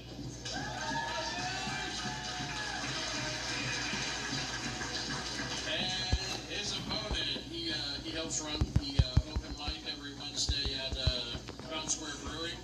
He's one of my favorites. Give it up for Kyle Bates.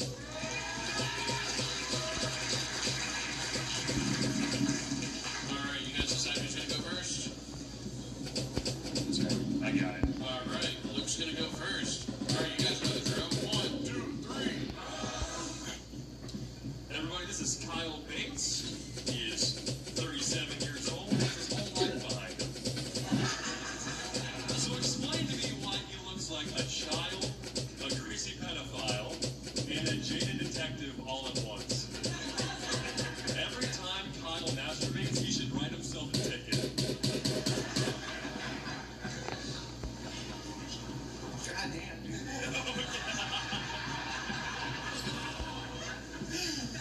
That sounded so fucking creepy. I'm sorry, dude. Lucas from Martinsville. I lied about it earlier. He's only 20. Which means he's just doing this until his gun license clears and he can join ICE.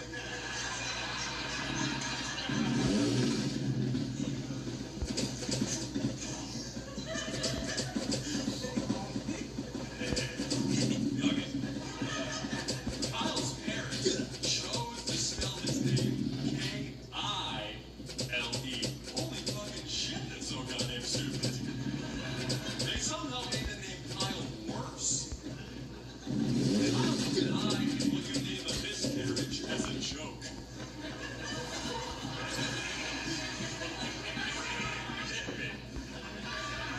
That's what they did.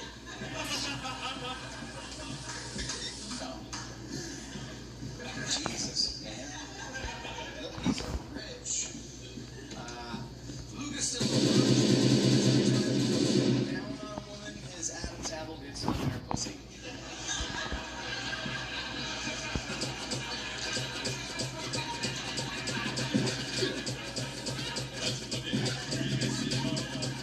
I have a very profound Adam's apple. There's like 2 of them in there. It's disgusting. Yeah, it's not good. I'm not sure how to recover from it. It's fucking rough. Bless this guy. It's hard to shave it. It's actually ridiculous. Anyway, local comedians pretty much agree that Kyle's one of Indy's best joke writers, right?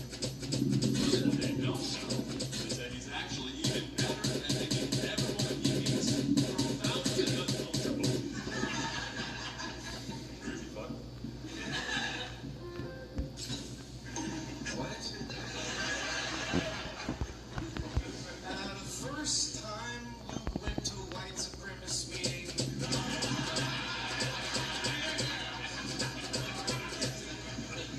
Yeah, he was molested by a family member. This is a good time to tell you guys Kyle and I are related. And also, I usually have like a buzzed head, like skin and bones. So that having I didn't shit that shit last night, that could have been horrible. No kidding. I've heard this actually. Kyle's truly one of my favorite people to watch do stand up because when he's on stage, I can finally relax knowing he's not molesting an entire elementary school. 8 to 5. Oh.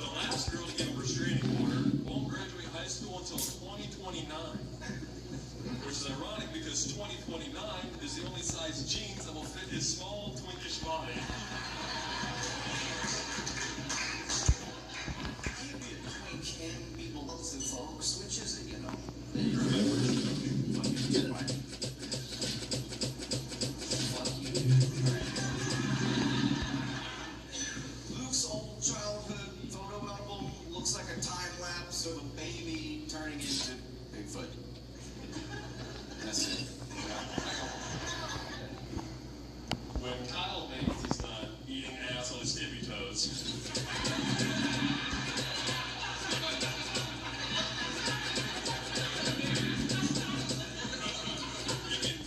He found wearing a trench coat on the shoulders of another child trying to sneak into a rated R movie. He had to call my younger brother to go watch Sinners last year. It's not that short. Not that short. Okay. How tall are you? 6'2" in shoes. You're not 6'2", you lying sack of shit. Alright. Okay, I got one more. Luke's ass hair is so thick that when he shits, it sounds like a dude running through some tall grass.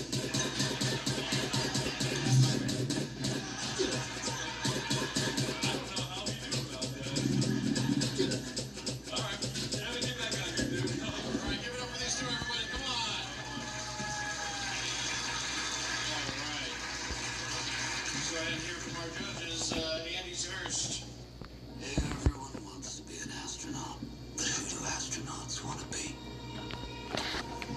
New Old Spice? So I didn't hear from our judges, Andy's Hurst.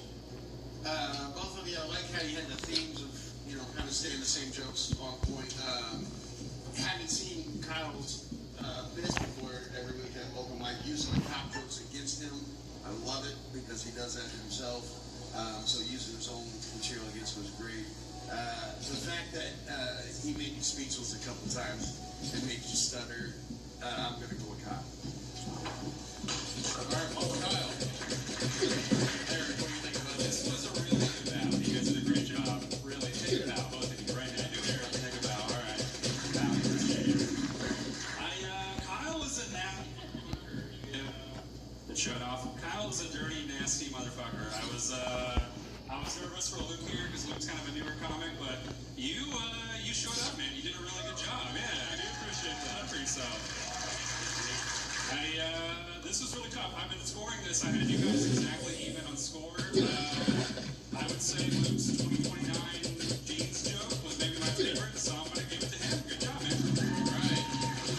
Tied up. Let's see if Patrick, let's see what Patrick has. You both were excellent. I think it's really cool that you're like racist and shit and grew up with racists. And I think it's really cool that you told everybody about it, Kyle. But Kyle's one of my hopes, so I'm going to go with Kyle. Yeah. I also said the N-word in the car. He likes that too. All right, we got 2 for Kyle, 1 for Luke. Listen up for these guys. This was a great battle, right? This was really good. This is the toughest one I think I've ever seen ever in any of the battles we ever done. You guys are so neck and neck. Luke a little bit more with that Adam's apple, let's be honest. A little more neck and neck there. I did like when you said I have a profound Adam's apple, when you meant to say pronounced. That's how you say pronounced. Pronounced. That's Martinsville for you. Yeah, that's Martinsville. Yeah. Anyway, honestly, I'm going Kyle. I really liked it. All right, it was a really good battle though. That's 3 for Kyle, everybody. Give it up for Kyle Bates. Come on. All right, you guys, hug it out. Nope, not getting a bucket hug. All right, let's move this show right along. You guys ready for your next battle? Are you guys ready for your next fucking battle? There we go. I love it. All right, our next roaster, he's coming down from Kokomo. He's the lead writer for the Kokomo Press. Let's give it up for Brian West. Yeah, dude. Go ahead and grab one of those mics. And his opponent, we got another big guy coming to the stage. He's really funny. At the last roast battle, he did so well. Give it up for Wesley Boggs, everybody. There he is. Fuck yeah. All right, Boulder Balboa. All right, anyways, you guys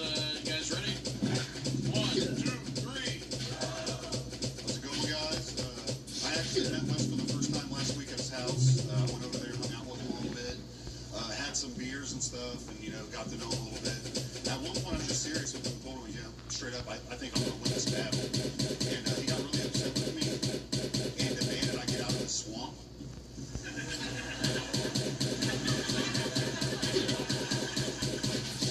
then after that, a donkey came out and said, "You don't mind him. He gets hungry when he's angry." Or angry when he's not fucked up. My bad. Brian, I'm glad you made it tonight, but my only question is, if you're here, who's back in Kokomo stealing catalytic converters? Doesn't Brian look like the type of guy that would have a collection of samurai swords named after white rappers? Look out for the steal of my Mac deal. I just want you to know my cousin right now is aware of all the Cadillac converters. We're good. We don't have to worry about that. Are you good? Okay. Wes told me he worked at loss prevention at Walmart. He did. He worked in loss prevention. He ultimately got fired for having an inappropriate relationship with a self-checkout scanner. Yeah. The scanner did testify, though. It said that nobody could scan an eggplant quite like Wes could.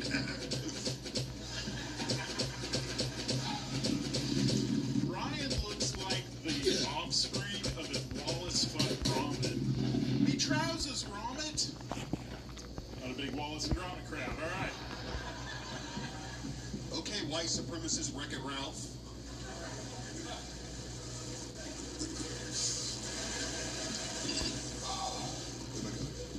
Thank you, the hills have 4 eyes. Brian is a diagnosed hypochondriac, and he also has a sister that's a lesbian. It's no wonder they get along so well. She already has a soft spot in her heart for giant pussies. Wes, that's good. I love my sister, so thank you for bagging on her, you asshole. I'm the only one that supports her. No, we all love her. Wes told me he hates politics. He's hated politics since he was a kid. I asked what changed his mind. He said it was he was asked to do the presidential fitness test. Yep. And although that Wes says he is into politics, his name was mentioned in the Epstein files. It was. Brian, the files right here. I'm not done. I'm sorry. I didn't give you. I got the files right here. He was in an email chain with Mr. Epstein. Okay. Wes and Mr. Epstein, May 2011. All right. Mr. Epstein, Wes Boggs here. Hey, listen, I'm not into banging kids, but what kind of buffets do you guys have on the island? Is it like, do you have like Italian? Do you have like Chinese? Like, It was kosher. it was good. Brian looks like his body odor attracts stray dogs.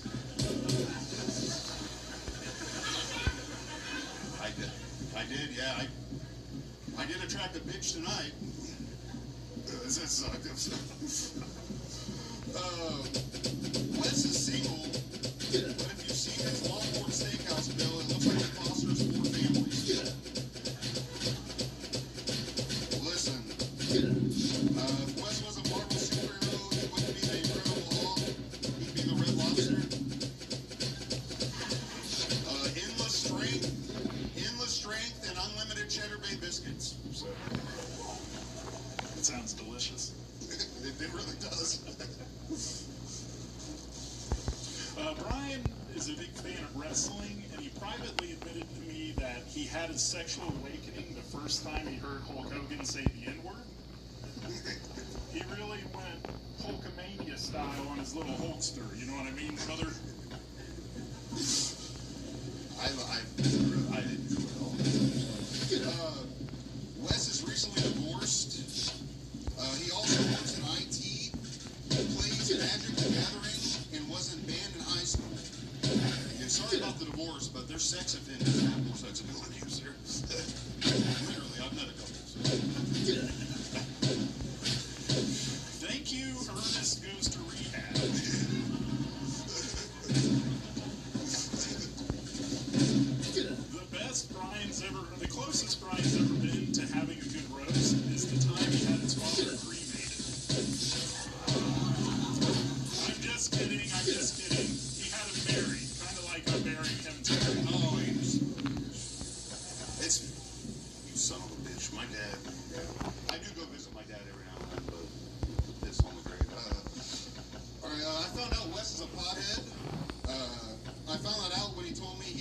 on Plenty of Fish.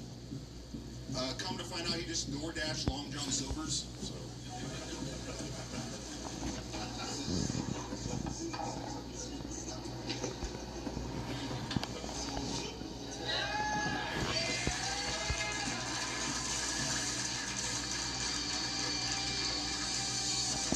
Was that it, everybody?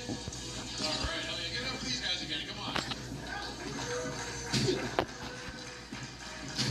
All right, let's go to the judges. Who's going? All right, Pat. You guys both made me laugh. I just loved hearing all the fat jokes from Brian. It definitely didn't trick me or give me flashbacks at all. I will say I think Wes takes it on us. Ernest goes to rehab, dude. I almost choked on my fucking beverage. Good job, guys. I was impressed. Brian, you turned that Steve joke into a fat joke. Well done. You made it look easy. Good stuff to do. I didn't know the Epstein files were written in crayon, though. Do you have a fucking pen at home, my guy? Come on. This is good. Brian, you came on strong later. I think Wes had the more creative jokes. The Samurai Sword, White Rappers is probably my favorite. I'm going to give it to Wes. All right, we got 2 for Wes. 2 from Jordan. Both very, very funny guys. Both very, very greasy guys for some reason. I don't know what. I know it's wet out there, but Jesus Christ, guys. All right, that's it. Just me. All right. No, you guys were both great. I love the Plenty of Fish joke, right? Ernest goes to rehab, though. That's the one, man. He just murdered that one. I gotta give it to Wes for that. All right, so I would love the throwbacks, Wes, to some of my shots. And bring up Ernest. You gotta say, you know what I mean? And if you're gonna do Hogan, you gotta do it with some passion. You say, brother, you know what I mean? And the Hulksters and the Hulkamaniacs.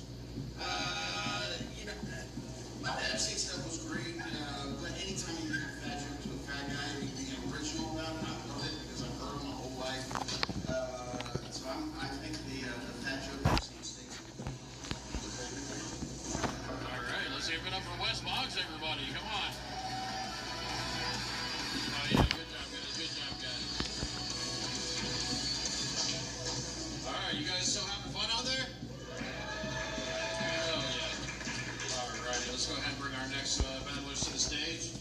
Our next roaster already has the door open. He's ready.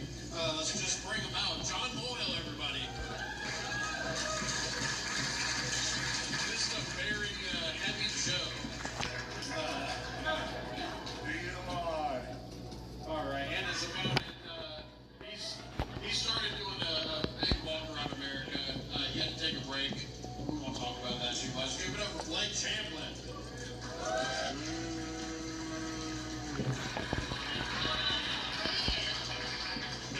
You all are clapping for a pedophile. Way to go. Thank you for accepting. Saving for until after the battle starts. Alright, who's gonna go first? I'll go. Alright, Blake's gonna go first. 1, 2, 3.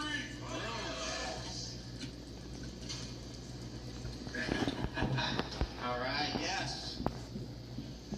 You know, the only thing not morbidly obese about John is the dick. Well, that's hearsay anyways, because it's been missing for so long. I'm just hiding it from him. If I bleed twice, hell. You know what? Give it up for Blake. Not uneasy from Martinsville, obviously racist. And he's a huge Trump supporter. But outside of that, he's also a pedophile. And he is doing Blake's big walk around the world. He's walking the entire perimeter of the United States, which is very admirable. And he's doing it to help people with courage to do random acts of kindness. And the people that know Blake can't think of any better random act of kindness than walking away from us for 3 or 4 years.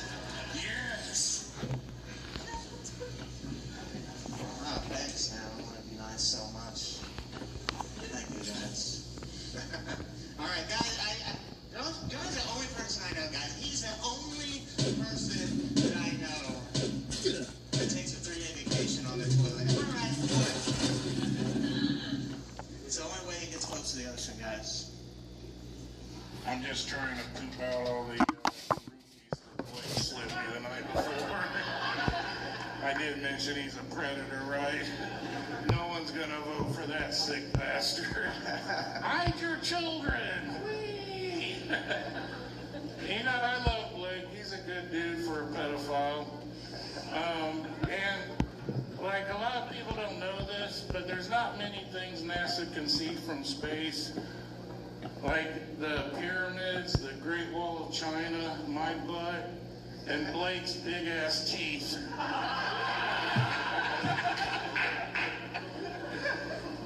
Of course he had to throw his ass in there. That's the only thing I can see right now, damn it. That's right, baby. Oh my God, John and I are actually pretty tight. Like so tight. Like I actually had to get one of them menstrual tracking apps just so I can track what his mood is. All right, that was beautiful. You should know since you're a real douche. That's what I'm talking about, baby. Blake is the love child of Gollum and a beaver. His precious is a golden butt plug. Mike, there you go. Let him have it. John says he's not gay. But he went to Catholic school. This guy's had way more dick than I have. I am an altered boy. Catholic schools for the win. Hey, you have a lot in common with those priests. You should respect them. You should point it out. Yeah, right?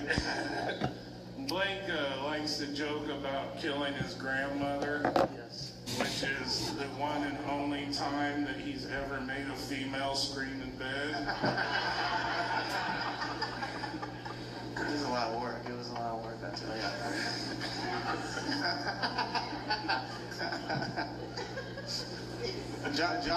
John wears the exact same outfit every day. He has multiple versions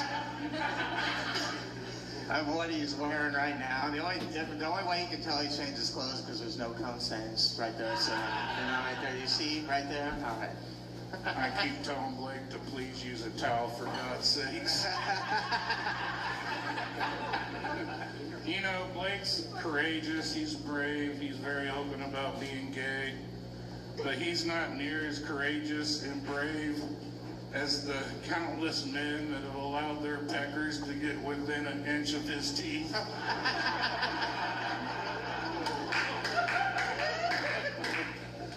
I'm a good talker, guys. I'm a good talker. John, I think this is it, John. He's sweating. John's not the, he lacks in certain areas in life. Like you can see he wears a hat that says hat, so he knows where to put it. Right? So to follow forward with this, he decided to get the word dick tattooed on my asshole, so he knows where to put it. In your dreams, bitch. In your dreams. And he thinks everybody's got his problem, so now he's got mouth tattooed on his dick for me. God, man, thanks. That's really hot. Dark gator. Shift means extra stress sweat. You need Secret Clinical. It gives you 3 times sweat protection. Oh, I need that stem. Gator. Blake's spirit animal is a gaber-toothed tiger. Hey. I think that's it. I think it's all it does. Yeah. Lock your kids up. Protect them. All right, give it up for these two one more time, everybody. Come on. All right, Patrick, what do you think of Big Dog? I couldn't understand a single word Blake was saying, and also he pieced me out. kind of moved to Florida for 3 months and said he walked the perimeter of the United States. Anyway, John wins. Thank you, Patrick. All right, we got one for John. I don't know if you guys know this, but these guys are actually best friends, which made this fun. Yeah, I just wish you guys would kiss already. I mean, Jesus Christ. John is a lot meaner than you, Blake. Blake is a very nice guy. I think he called you a pedophile 7 times.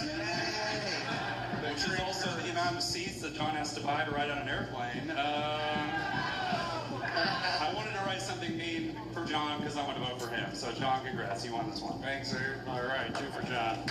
2 from Andy.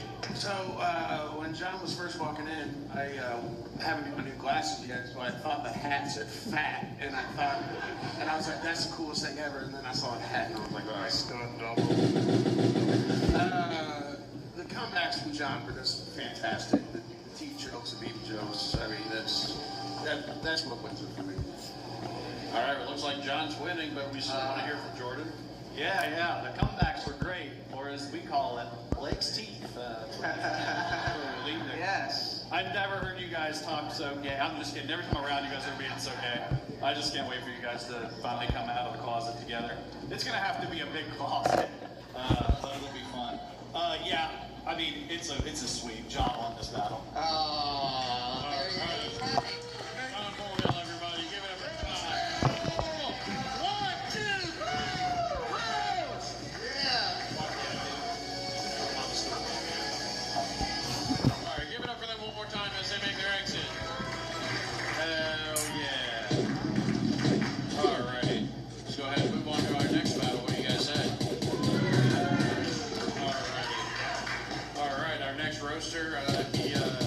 He's the owner of the TH Comedy Bus. All right, there's his mom. Give it up for Tyler Hammond.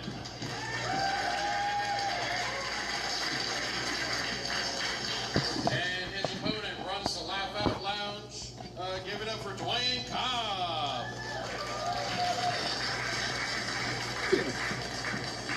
And they already discussed it backstage. Dwayne's going to go first. 1, 2, 3. White privilege. I gotta go first. Ain't that some shit? I really didn't have much prepared, kid Tyler, so. I don't know how to speak Chewbacca. Dwayne looks like he pimps the Lord and then says grace before gross old people sex.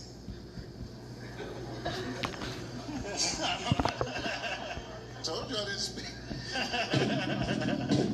All right, we talking about what we look like. All right. Yes. Tyler looked like a deflated 2-liter.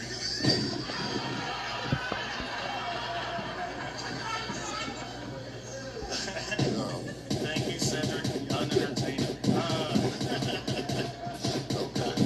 You look like Keenan ate hell. Your cheeks are so fucking fat. Your dimples look like knife wounds. The fuck did I sign up for? What is going on here? Who the fuck stabbed this? So, it was really difficult to try to make up jokes for Tyler. He's part of the community. He's a transgender Sasquatch. Everything's blurry. He identifies as it and that.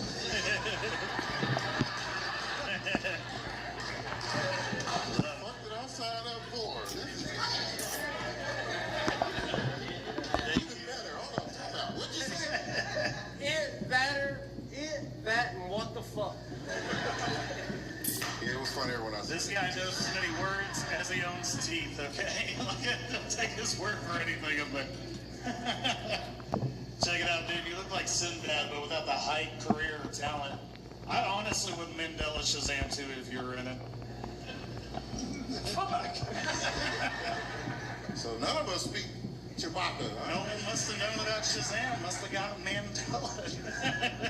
So those that know Tyler know he lives in a bus.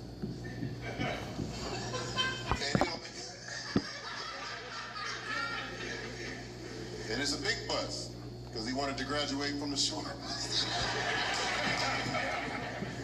And he couldn't fit in when he was in high school. definitely look like you wiped front to back, and I've never graduated, okay? Your body looks like Tracy Morgan if he didn't survive the crash, and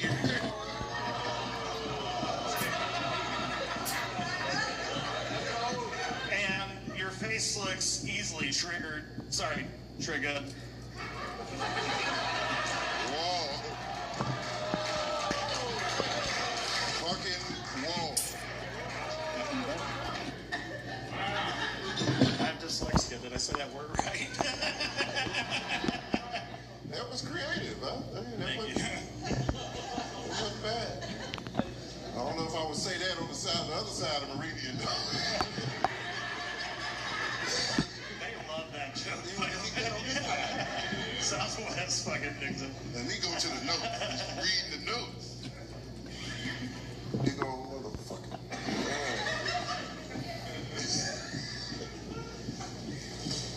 Shit.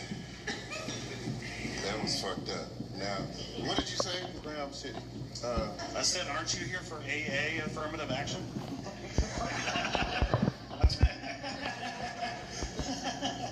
Sorry. I like it. I heard you. I'm high as shit. Please don't fucking kill me after this. I ain't gonna kill you. Look like you part of a motorcycle gang. But your scooter is pink. Yes, bitch!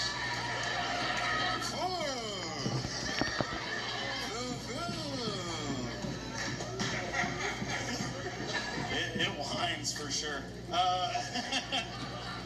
Dwayne is a lab tech, a teacher, and a devoted father with an incurable disease. Looks like Breaking Bad got picked up by Disney? This motherfucker got a private investigator. Alright, well, since we gonna name a list of shit, he's a 6'7" community. Hold on, I don't know what word to use. I don't know. Show you what I can do. A bit too cute. So he's a 6'7" homosexual. I don't know if that's the one. Is that the right one? Mm-hmm. Okay. One of the letters. Guitarist, pothead, and he has a podcast. What's the name of it? It's Comedy called, Bus. Yeah, it's called I Don't Get Pussy. Yeah. And they sit on there and talk about sour balls. Yeah, would you rather fuck a rabbit or a Taurus? Dwayne only knows I don't watch fixate on sour balls. They say black don't crack, but Dwayne Cobb's old enough to add Webb to his last name. And your beard looks like you ate pussy and wiped your ass at the same time.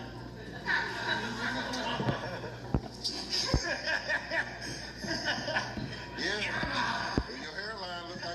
Your hairline look like your beard's backwards.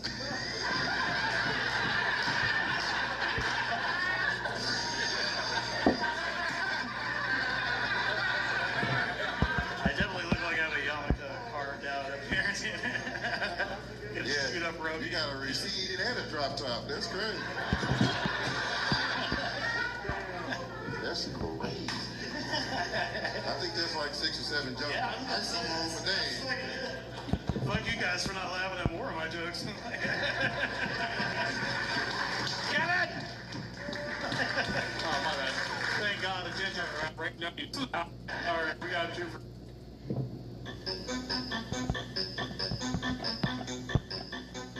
Replacing underground. I actually got arrested.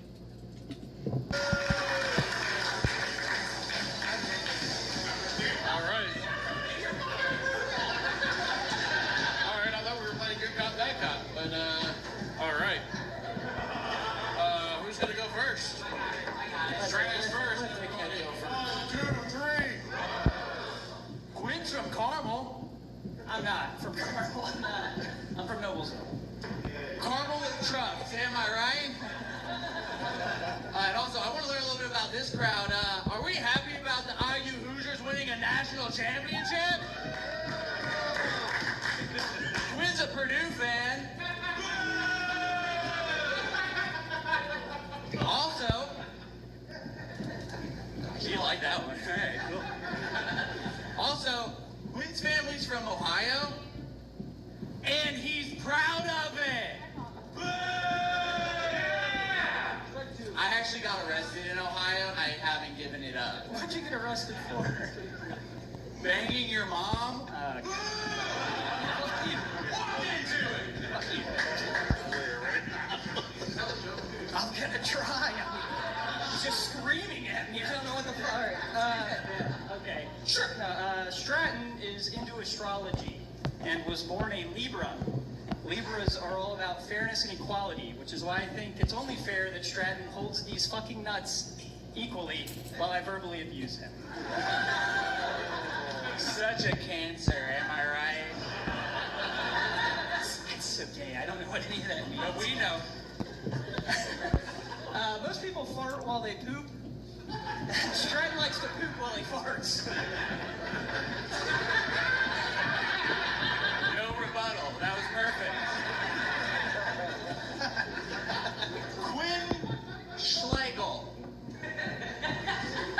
That's the joke. Okay, all right. Quinn Schlegel. Quinn, you are a gorgeous man, but your name is ugly as fuck. But I did a little bit of research. Schlegel is actually German for hammer. And Quinn is Irish for above nothing. Small dick! Damn it. Do you ever have a joke and goes better in your head? You get it, Quinn. Kind of. My wife gets it. Stratton played tennis. He did improv and was involved in youth group. Hey, Stratton, if you wanted to get fucked by a priest so bad, you should have just been Catholic. No.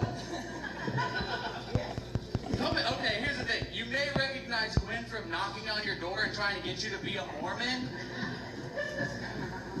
Quinn, you literally look like a youth pastor, but the only thing that you preach on is commercial real estate. It's a smart joke. Stratton has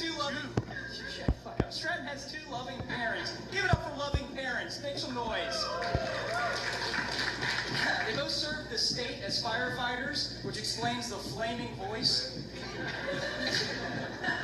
Okay, that was kind of good.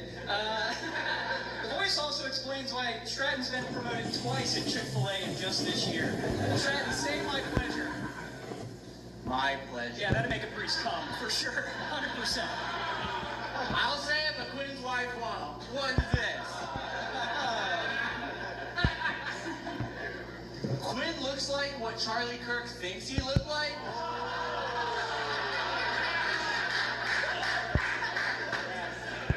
Only difference is Quinn's turning point was watching Heated Rivalry by himself. Or as he calls it, USA Hockey. I want the record to show that is a non-offensive Charlie Kirk joke.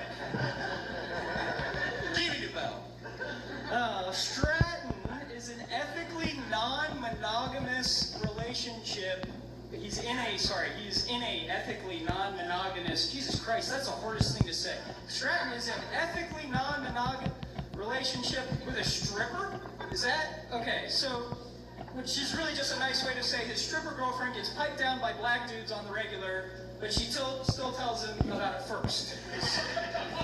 Where's the roast? That sounds great. Stratton 22 or Adam 22. Somebody's getting piped and it's not Stratton. Stratton's girl's name, by the way, this is a true story. He really is dating a stripper. Her name is Echo Lollipop. Free plug. I didn't make it up. Hey, Stratton, how many licks does it take to get to the center? Wait, you're in the corner watching while another dude does it. Where's the roast? This is great. Quinn played volleyball? Okay, that's weird. But he quit because none of the other guys would wear spandex with him. Other thing about that, he was the libero on his team. So if you don't know, the libero on a volleyball team is the only player that wears a different colored jersey, which is perfect because Quinn thinks he's black. But I think that's actually going to work out. Here's the thing, that's the only joke that I ran by him, and you think people would be like, no. He's like, yeah. But here's the thing, I think that's going to work out in your advantage in about a week when your wife gives birth to a black baby, you'll still think it's yours. And get a scholarship. Shut up, Shoddy. Here we go. Stratton has an English degree, so he's fucking poor. Or as his parents like to tell his friends, still figuring it out. Or finding his path. Stratton, let's be honest, buddy, with a mustache like that, being in a youth group, playing in the band, the only path for you is the nearest truck stop listening to Freddie Mercury. Where's the roast, Squid? AIDS, baby, let's do it! I think that's it. Are you good? Are we good? I got one more. Alright, fuck you. Okay, cool. Here's the thing, Quinn got married in his early 20s, and he's about to have a baby girl. Can we give it up for him? Excellent. Quinn got married in his early 20s, and statistically, I wasn't invited to the baby shower, but I think this is going to fit her perfectly. Can you give this to Piper for me? That would be great. Tell your mother I said hello. Thank you very much, everybody. Thanks for being here. Thank you guys. You guys are badass.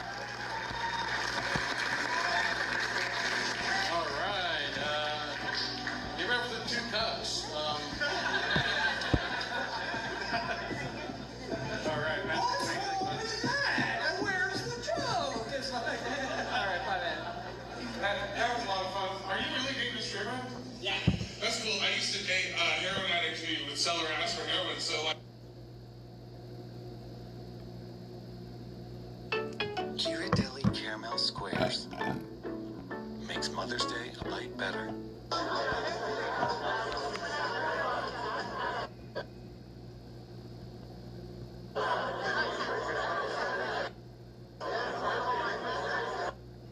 Based economy.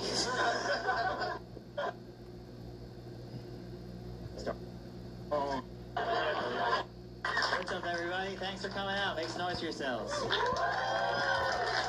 Alright. Make some noise if you guys have ever been to a roast battle or seen it on YouTube or TikTok. Okay. We got roast battle fans in here? Yeah? You guys recognize me?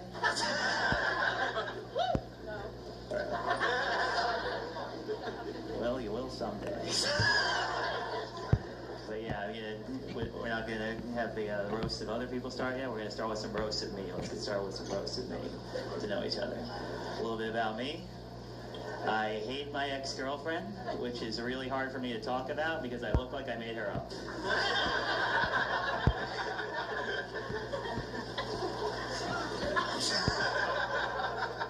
Women don't like me. Isn't that weird? Isn't it weird that women don't like me? Isn't it weird that women love true crime but they hate creepy dudes? Thank you, thank you. I am an artist. Which, I mean, I won't be recognized until after my death.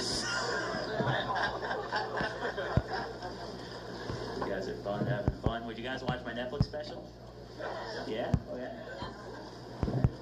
Would you guys watch my Netflix documentary?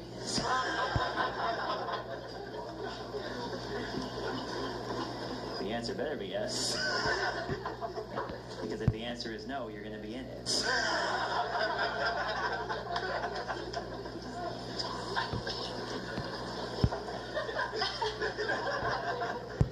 This seems like a good time to tell you guys I'm not autistic. Not if I do have Tourette's. So if you thought something was wrong, congratulations. Although you're off by a tick.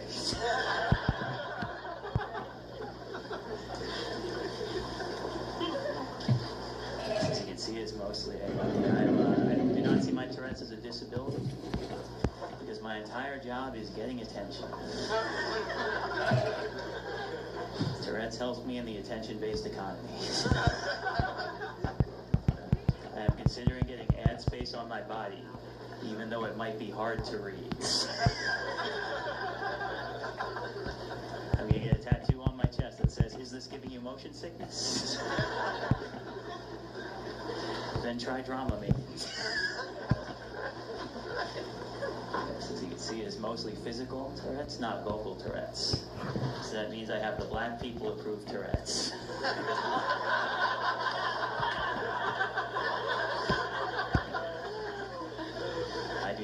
Tourette's that makes me say the N-word.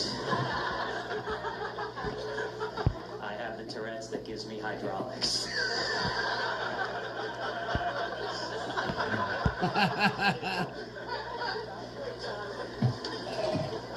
Hell yeah. Yeah, does I have Tourette's? I have a friend who's schizophrenic. I have Tourette's, I have a friend who's schizophrenic, I have a friend who stutters, I have a friend with web feet. And together we fight crime.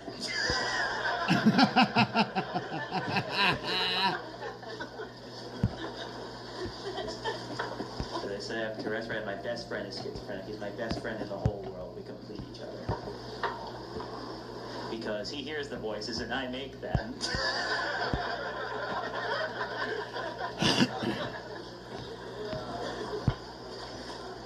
We do argue over whose thing is worse, right? His schizophrenia or my Tourette's. Because he tells me my Tourette's is not that bad, and I tell him his schizophrenia is not real.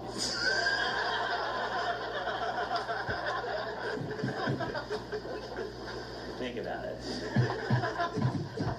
He's telling me, a guy with Tourette's, that his brain makes voices that no one else can hear. Must be nice.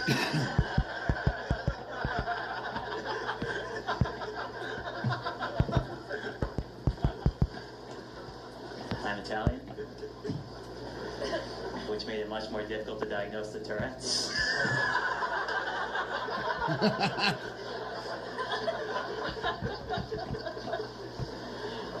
My mom wouldn't accept the diagnosis.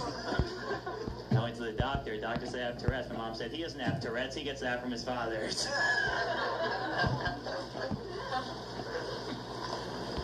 I just come here to complain. Tourette's isn't all bad. There are some perks to it. Nobody bothers me on the streets. A lot of people say New York City is so dangerous you can't even walk around. And I'm like, maybe you can't. No one bothers me. You know the terrifying drug addict you're trying to avoid? That's me. Guys, Tourette's is so crazy, black people see me, they cross the street.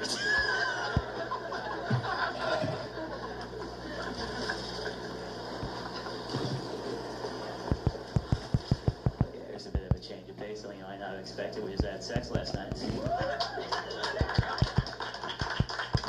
Thank you, she was almost as excited.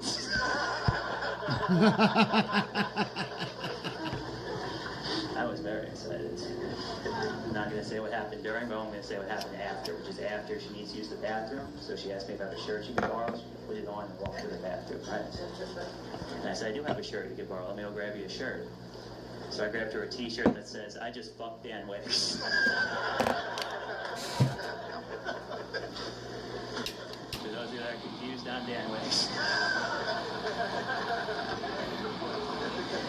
Yeah, for those of you that enjoyed the joke, I'll be selling you his merch after the show. So she's buying one. I try to have a shirt for no matter how the sex goes, right? I try to have a shirt for it, right? If the sex is good, I have the one I just described. And if the sex is bad, I have a shirt that says, I just fucked Dan Wicks and all I got was his lousy t-shirt. That shirt is not for sale on Trudeau. Because that shirt is unfortunately out.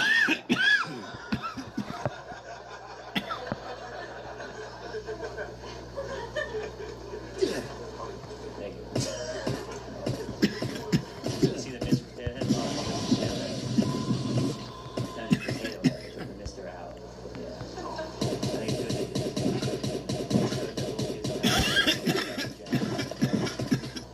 It's good that kids don't have to grow up. They can be whatever kind of potato they like.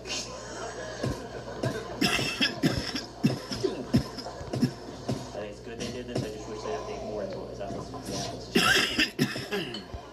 First, I think it'd be really good instead of Hot Wheels, we had wheels that are beautiful in their own ways.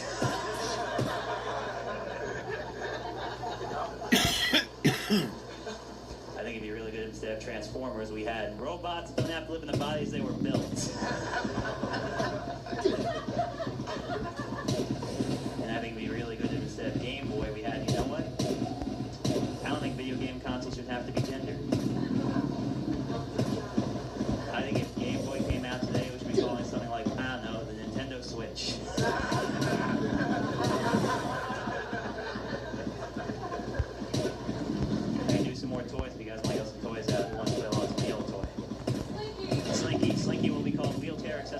tester. Keep going, more toys. Etch-a-Sketch will be called You May Have Made a Masterpiece, but even that was misleading. More toys. Barbie will be called Some Women Are Made of Plastic, but not all of them have to be. What was it? G.I. Joe. G.I. Joe will be called Get the Fuck Out of Iran.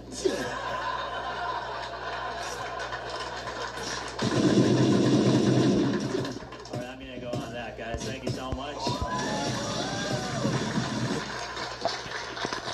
Alright, you guys ready for roast battle?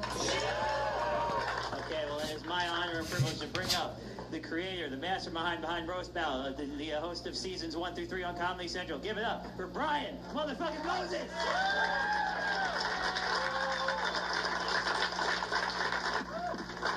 That's Dan Wicks. He has Tourette's. Make it loud.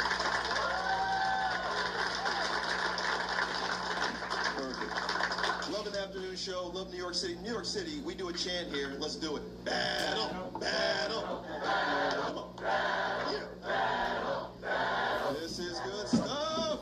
This is the Roast Battle League. These are interleague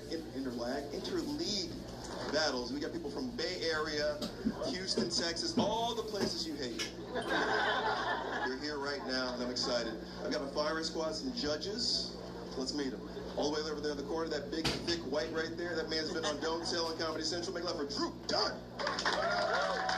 Double D. Drew, it's your first time judging this thing here at the Comedy Cellar. How do you feel tonight? Have you seen a roast battle? I've seen a roast battle. I've done a couple back in the day. I'm excited. I'm excited to see what you brought here to New York. Yes, sir. Not just trash. Next to him, love this cat. He wrote on SNL, got fired, not because of his skin color, just because they didn't like him. Make it loud. My man, Alex English.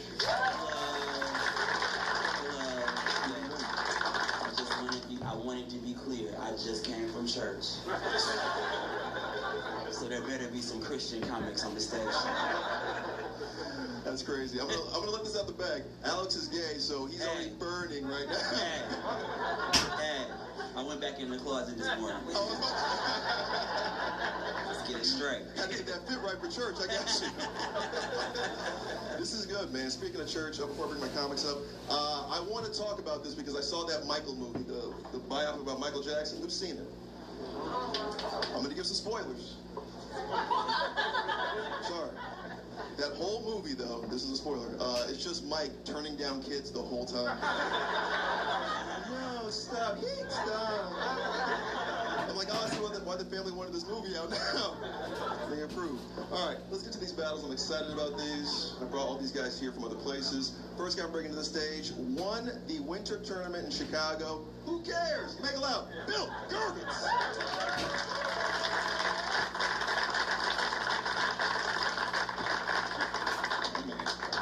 Bill, welcome to New York. Thank you. It's just like Chicago, but no fat people. I'm trying to represent. That's my boy. Mary Adam Chandler and Punch you. All right, Bill, you won the winter tournament out in Chicago. You're battling my man Kevin Little from New Orleans. Anything you know about him that you want to tell the audience about before we get into this? Oh, okay. Yeah. He's been arrested a bunch of times. And he's tall. I'll probably do the rest through the jokes. But, yeah. I didn't know I was going to get this opportunity, so I carefully crafted these, and they're still going to not do well. That's right. It's 2026, guys. Black guys are giving white guys opportunities. Shout out us. Yeah. The way it should be. Dish. Who's with me? He's from Chicago. It's Obama country, so bear with me. This guy coming to the stage, New Orleans, a felon, over 6'4", make it loud, Kevin Little.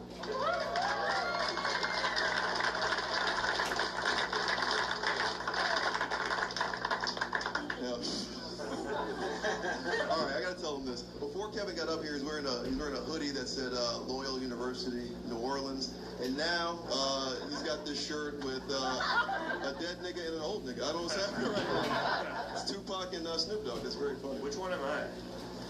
Tupac. That's pretty cool. welcome to New York. Your first time, second time, third time? How many times you been a felon? First time. I've been on probation like my entire adult life. What you do? I was selling Zob. I know, it's like legal up here. It's crazy. Louisiana is different. It is. It's very disgusting. They had a whole hurricane. They killed black people. It's crazy out there. Kev, you're battling Bill here. Why Bill? Why'd you say yes? Look like a easy target. I don't know. He does. All right. This is New Orleans. This is Chicago. Who's going first? Ryan, before we start, our third oh!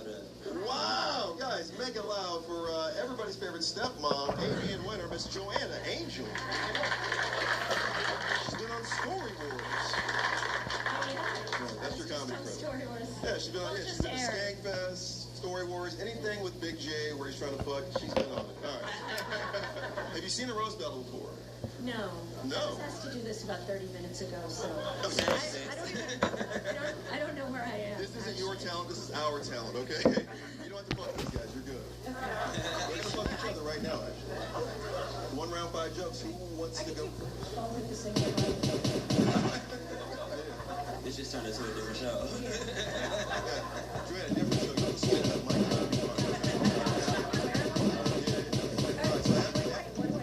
So after these guys battle, you're going to follow their lead. That's Alex, that's Drew. They're going to judge, you know, like on a scale of 1 to 10. No, you can just say how they did and then pick a winner. Pick a winner. Oh, pick a winner. Okay. Yeah. No rating. No rating. You're not they're not sending you dick pics. You have to rate their pics. This is all good. All right, one more time for Joanna, everybody. She made it. Almost did it. You almost did it. All right. New Orleans, Chicago. Who's going first again? Guys, that's Kevin. This is Bill. What do we do? Come on. Everybody.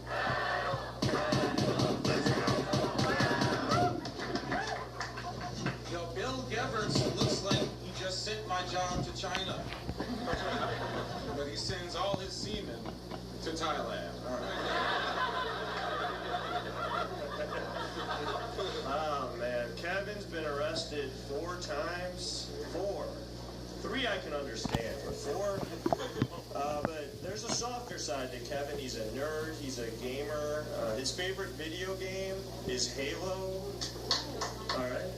His favorite real life game is Grand Theft Auto. Give it up for Bill. He actually helps people, like special needs people, get jobs in Chicago. For example, his barber. It's like somebody comes here with a slack chop. That's what it's like. Oh man, no. Yeah, Kevin's had a lot of trouble with the law, but he's always been a good student. He passed every test he took except the drug tests. Bill is actually the first Jewish character on King of the Hill. God damn it, Bobby, that propane was promised to us 3,000 years ago.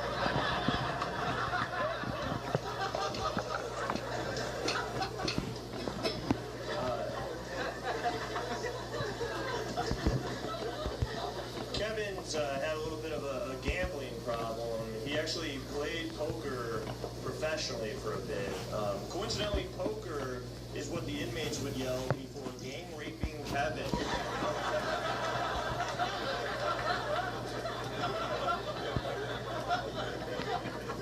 Poke him. Now, Bill has IBS because, of course, he fucking does. IBS sounds like the name of the bank he waits in line in while he shits his pants.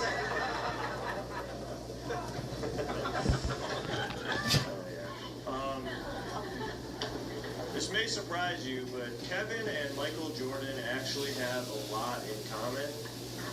They're both born in the South. They're both 6'6". They both have crippling gambling addictions. The only difference I can see is that Michael Jordan is a 6-time NBA champion, and Kevin's a waiter that lives with his mom. Thank you, Jared from Subway. Oh, no, but Bill actually has a black wife, yo. Yeah.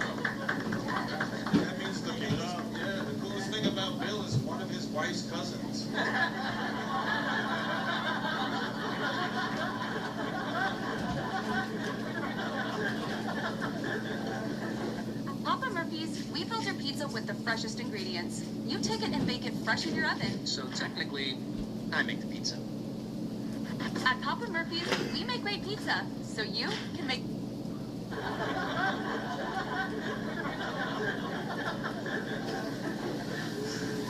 Believe it or not, Kevin's parents are both librarians. But oddly enough, the book Kevin has seen the most times is the one you have to swear on in court.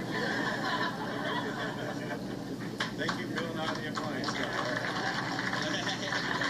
Hell yeah, New Orleans! Kevin Little, Chi-Town. Alright, this is the first battle. Let's just get to that.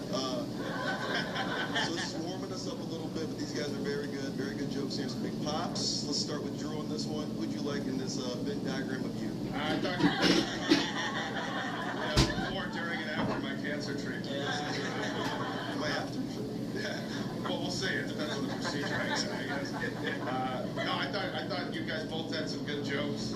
Kevin, I think you had the upper hand on him a little bit, but you know, you didn't mention anything about the weird shape that Bill is. Like down, you look like gravity's affecting you more than the rest of us somehow.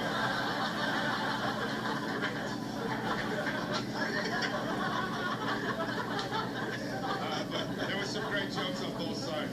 Really funny stuff. Oh, I gotta pick the winner now? Okay. I gotta go with Kevin on this one. Kevin's got my point. Yes. All right. We're gonna go to Joanna here. The way you just tell us what you thought about the battle. So would you like WWE's Big Sexy Kevin Nash or Adam Sandler's Big Daddy? Who do you like in this battle? Well, you know, I just want to say, wait, what was his name? This Bill is William Burns. The tall one. Black shirt is Kevin. The white shirt is Billy. As a fellow, I got that far. Bill's also Jewish, just you know. I know, yeah, and as a fellow Jew who likes having sex with black people.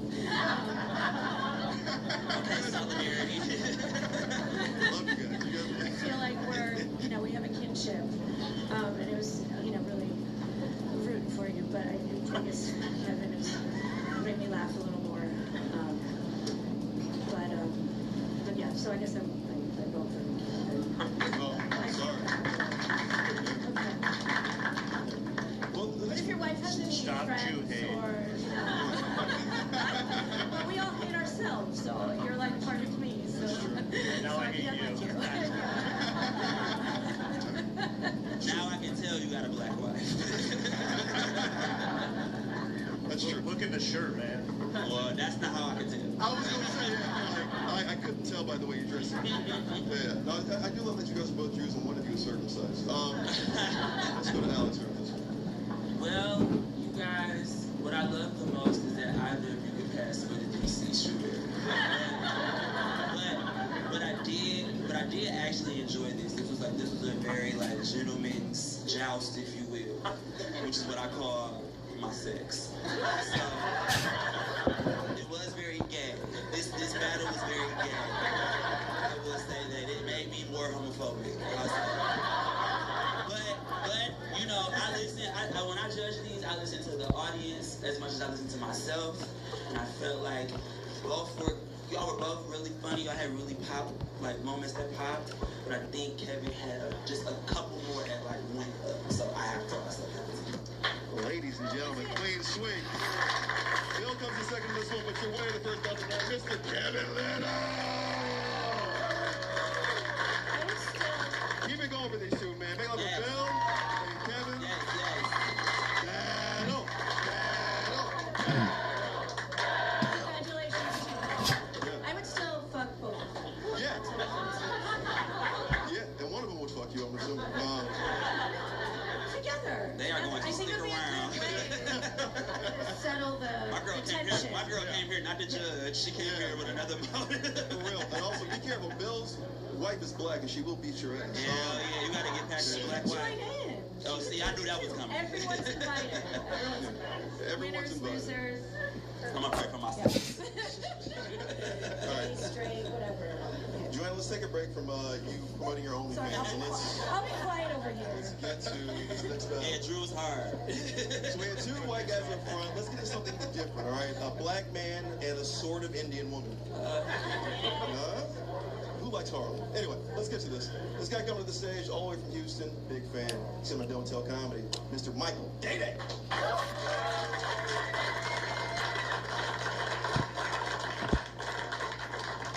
Big Mike. What's up, nigga? How y'all doing, man? Now, Mike, you got credits on television and the internet. You're a lawyer. You're very accomplished. Your parents are proud. Thank you. Why are you here? Because you asked me to. I don't want to do this shit. You hear that? He's code switching. He said, you asked me to. Like, he doesn't do this shit in court. Your Honor, he asked me to be here. He just said, Nick, you asked me to be here. No, I work in Harris County, Houston, Texas. You can talk like a nigga. It's only niggas there. That's true. Yeah, but I don't want to come up here. This girl's fine as hell. I don't like talking myself out of pussy. You got me in the damn. I'm in a real precarious situation right now. I don't want to do this shit. Well, you got a judge who's also available, so if it doesn't work out, she might, would you? That's right. Yeah. Big fan of your work. Okay, he's a subscriber. But which tier, though? You gotta ask. Come on, man. He's still a comic. He can't afford it. But a lawyer. You said he was a lawyer. He said he was a lawyer. Yeah. I'm a public defender. I'm broke. He did use precarious in a sentence, though. That nigga chasing ambulances. Never mind. You really can talk yourself out of pussy.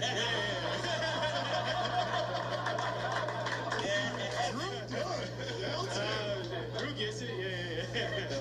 All right, let's meet this lady who, precarious situation. From the Bay Area, the champion of the Bay Area, Miss Alicia Dillon. Oh, yeah, you was right.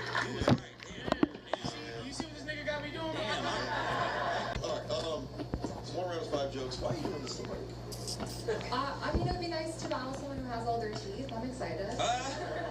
First time for everything. That's the Bay Area. A lot of homeless people up there. All right, who wants it first? I can go first. You got this? Yeah. Ladies and gentlemen, Houston, Bay Area, what do we do? What's wrong? Oh, man, it's good to be here at the Comedy Cellar. Fun fact, "Sell her" was the last words Alicia heard her say before she got shipped off to America. So, it's pretty fun.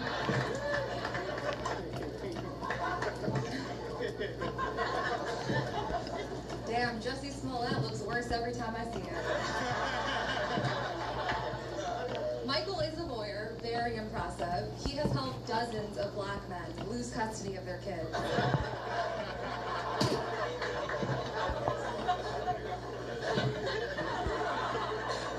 Oh, man. Keep it going for one of the 72 versions Zoran Mondani will get when he goes to heaven.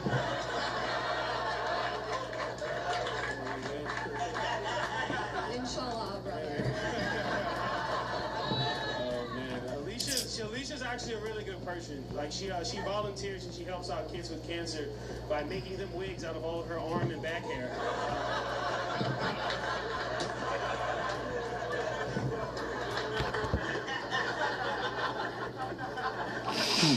Mike is half black. Unfortunately, nobody told his dad. Mike actually started dating white girls when he found out that black women hit back.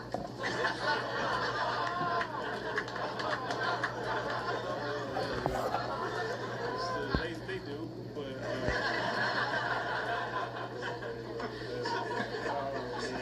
Alicia is so hairy and so Muslim that every time she's what I think about when people say Bush did 9/11.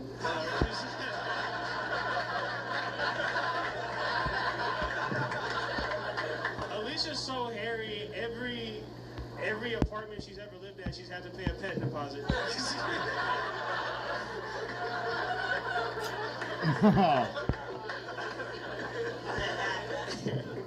Mike has been code switching for so long, he's forgotten who he is. You know? He even joined the Cool Cucks Clan.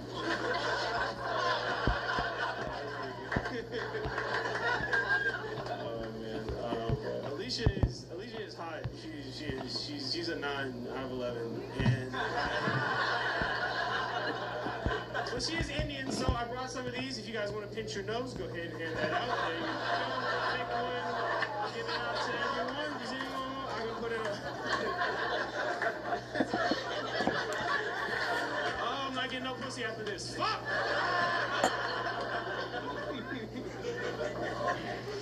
Mike looks like the kind of guy that begs his white girlfriend to do anal, and when she finally agrees, he turns around and bends over.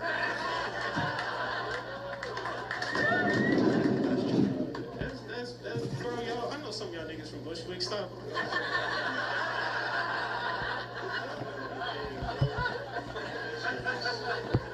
No, that's cool. That is cool though. I mean, keep it going. Y'all gotta laugh at Alicia because they are gonna behead her after this. Nah, she's cute. She is cute, but she don't have no ass. And you know, you got the face of Jasmine and the body of Aladdin. So that's. Mike has a white grandma. She has Alzheimer's. Fortunately, she was able to forget that her daughter fucked a black guy.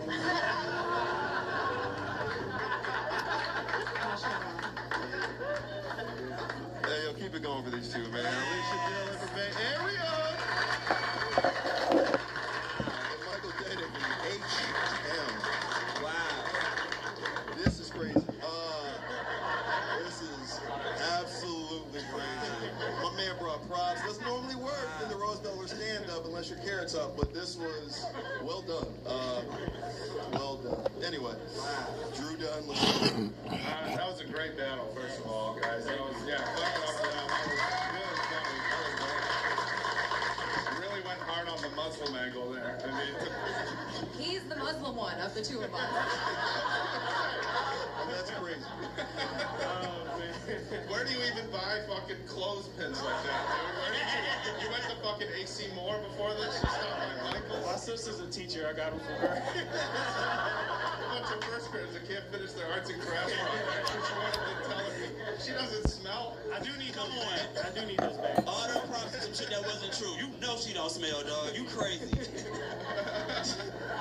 No, I thought there was some great lines on both sides. I mean, Mike, you barely took your hands out of your pockets. You had some fucking great killer lines in there. I thought the cuck line was great because I could just picture you on the couch getting invited into the threesome. You're like, no, I'm good. I got I'm a visual learner, bro. I understand. But I think I gotta give this to Alicia, man. I think she had a wide variety of spots, and it was really good. Really good on both sides. Love it. One from the Bay Area. All right, John, who do you like, Boy or Meets Third World? First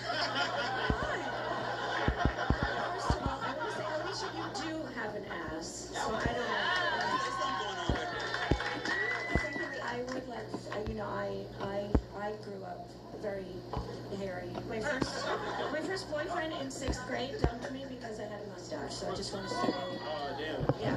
Lucky you transitioned. Exactly. Yeah. You're still getting And I back don't in it, have huh? one anymore. Thank you. Good for you. It seems like she's still trying to get back at that boyfriend. Yeah, I mean, my whole career has been around that, to be honest. But, okay, I don't, they're both really funny. I don't really know. You have to, You can say it's a tie. You don't have to. Yeah. Oh, I can say it's a tie. Yeah. You can make it time. You can do that? You can do whatever you want, girl. Okay, I'm gonna give it a tie. They're both really good. Thank you. All right. Alicia's up 1.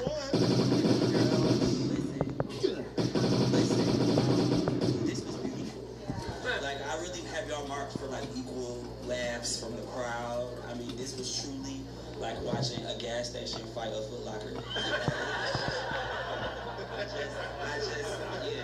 I was thoroughly entertained.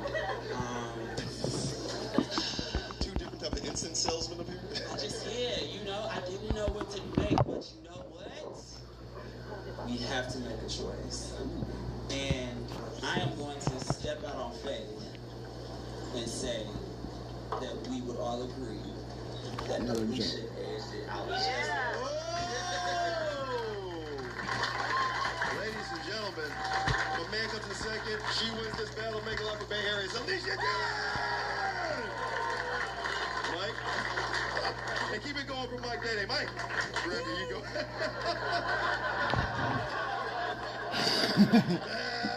Battle! This is so much fun, man. These drop every Thursday on the Rosebud YouTube channel. Let's get to the next one. This is another Houston guy, Vietnamese, versus an effeminate man from New York City. Let's meet New York City first. Love this cat. Long hair, don't care. Make it loud. Dayton, a shot.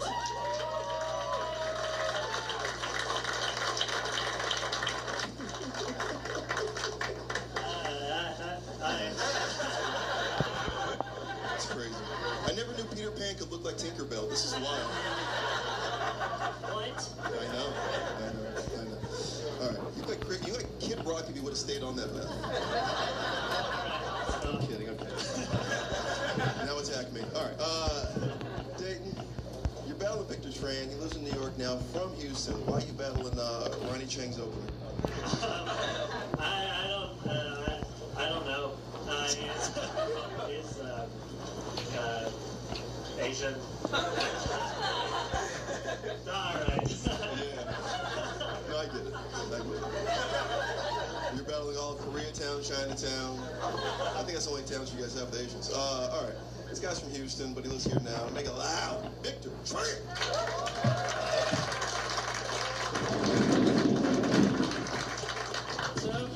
Hell yeah. Welcome back, man. I haven't seen Vic in a long time. A hell of a roast battle, a legend, actually. Make it loud for Vic one more time. Victor, you're battling Dayton here. You guys met a little bit before. First impressions. I think it's fair. We're like both in the same weight class. Real twink division here. We got the twinks versus the chinks. How do you know my porn search?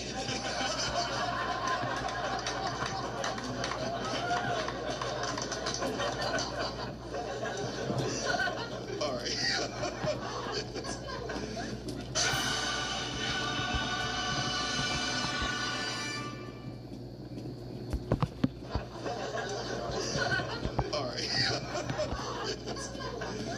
All right, K versus Snap, Crackle, and Pop. What are we doing here?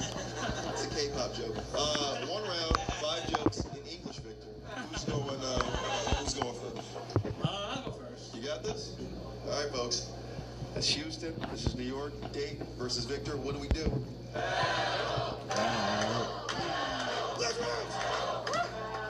All right. Well, thanks, Dayton, for making it here after shooting up the White House Correspondents' Center last week.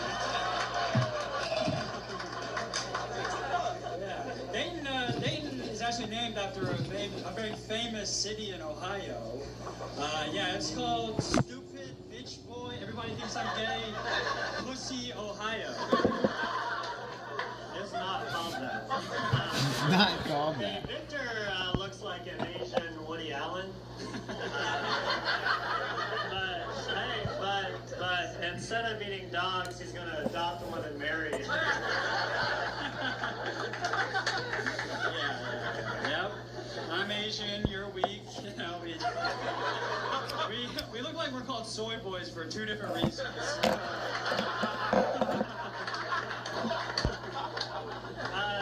No, the joke I did doesn't eat dogs. But he does put peanut butter on his both dogs and licks it off.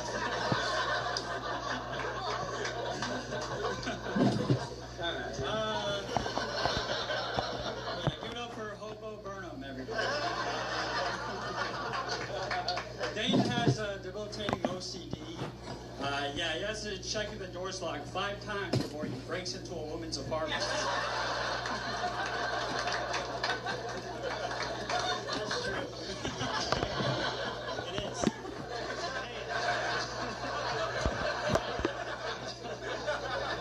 Victor kind of looks like the guy from Heated Rivalry. You guys know Heated Rivalry? Shut the fuck up.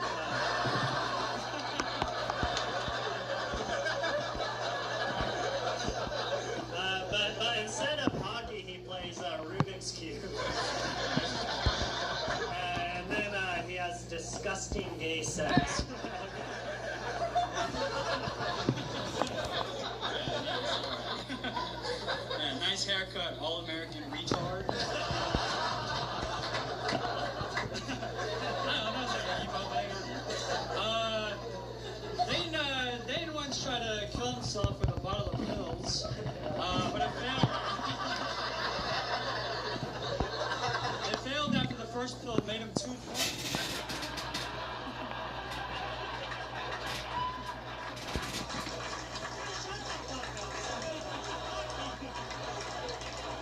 Hey, Victor has a cleft lip. Or as he calls it, a cleft rip. Clap! Crap, everybody, crap! Crap right now. Is this the last one? Is this 5? Oh, this is it? Okay. Dayton suffers from manic depressive thoughts, and they're all correct. Dayton takes antidepressants. Now, he takes antidepressants because he was uncle molested. And I couldn't come. Victor would never hit a woman. Unless she picks Yoshi before him in Mario Kart. Wait. Victor looks like his sexual fantasy is watching another guy play Settlers of Catan with his girlfriend. All right. One more time for Dayton from New York City. Playing Battle of Houston. Way too much fun. All right, I'm going to start with Joanne on this one. Who do you like, Shaggy or the guy that ate Scooby?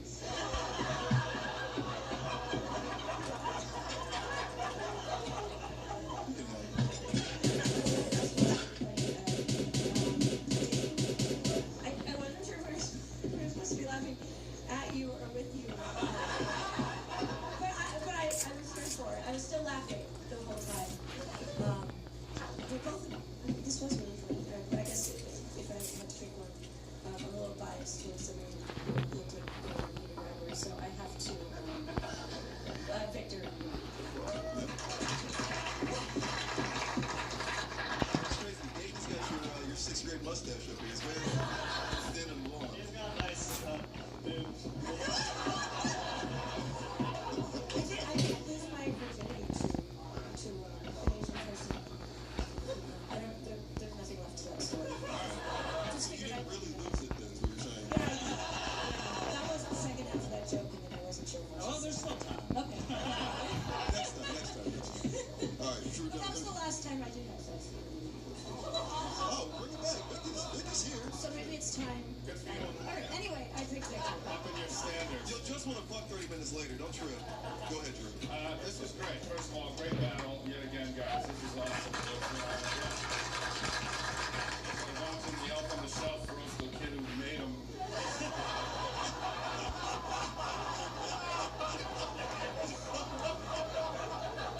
There was some great lines. I think, Dave, I think your recovery lines were better than some of your jokes sometimes, which is a good thing. But I got to give it to Victor for the writing, man. You really nailed it.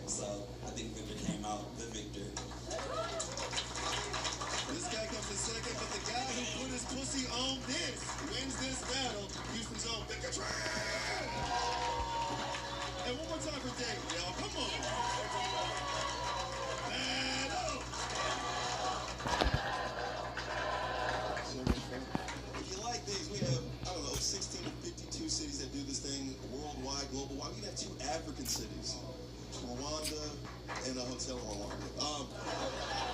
Go to RBL.live, you can see all of the battles we have, all of the different countries, all different cities, all different battles we have.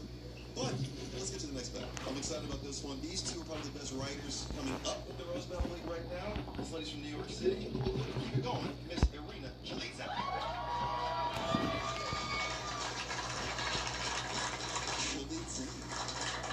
Yes. Good to see you. Good to see you. You're getting married soon. Yeah. We don't Getting that green card, huh? Oh, you know, do what you have to do. See, I don't. No. That's not me. Yeah. Okay. They don't believe it. All right. Battling Brandon Petrie. This guy, he's kind of a monster from Cleveland. Why are you doing this to him? You know, I've never met anybody from Cleveland before, but based on my opponent's appearance, I guess that's where they keep all the lizard people. It is the home of the Goodyear Tire. Yeah. And the Cleveland Cavaliers, and the place that LeBron James just keeps leaving. One more time for Brandon Petrie.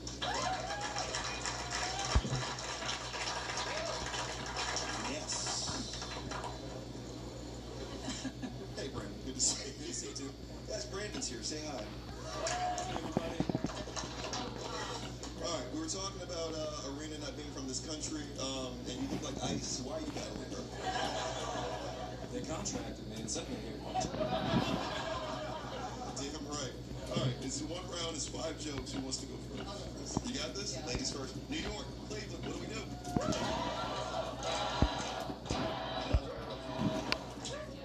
Yes. It's great to be here roasting Brandon. I keep forgetting his name because he looks like every guy I've ever met. Ryan here, he says that he's been dating a black woman for the last 4 years. Shouldn't you be dressed better? What happened to the black girlfriend effect? Does that not apply to Rose Comics? Where's LaFonda? Is she here tonight? What do you look like before? I look like every man Irina has met, and I too will cheat on her.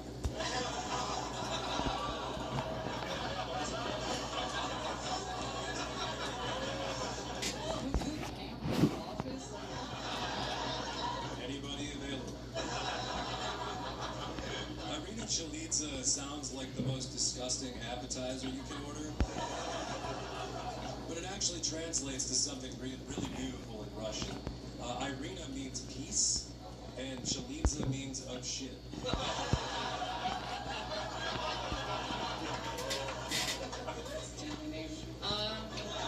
And thank you so much for taking a break from slipping roofies in everyone's drinks to be here. I haven't taken a break.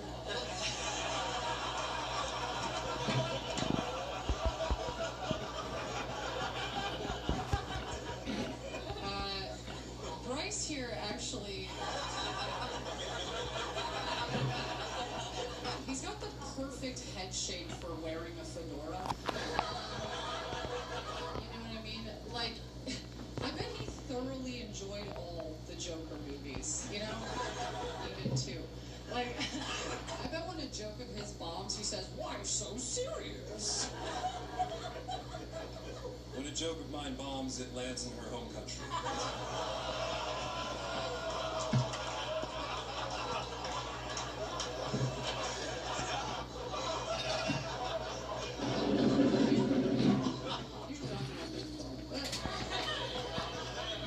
Irina came to New York to escape Russian war. Her eyebrows came to New York to kill an insurance CEO.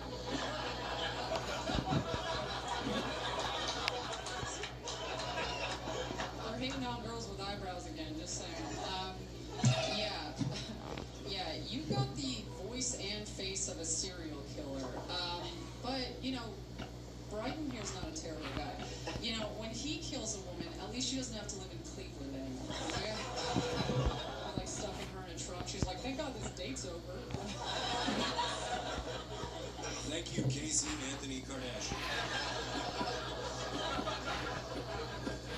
Irina has a long history of dating finance pros, and her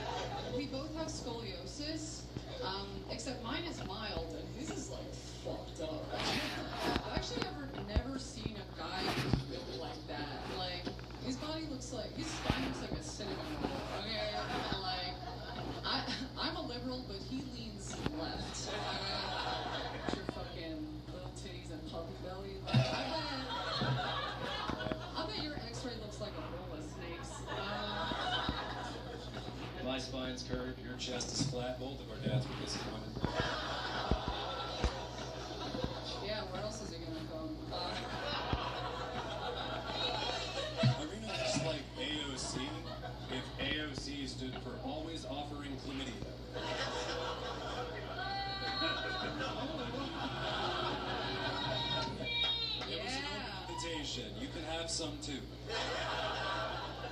I hate this guy's vibe. So does that lady. Brian has a bunch of shitty tattoos all over his arms. He looks like he wants to be in a biker gang, but the only hog he rides is his fat black girlfriend. I lost my band there. Everyone cheering for me. Thank you, Bodega Barbie. Irina has resting, drown my children in a bathtub face. To be fair, you would too if Russia annexed your tits. Prostitute. AOC! AOC! Yes, that's the end of the battle. Originally said.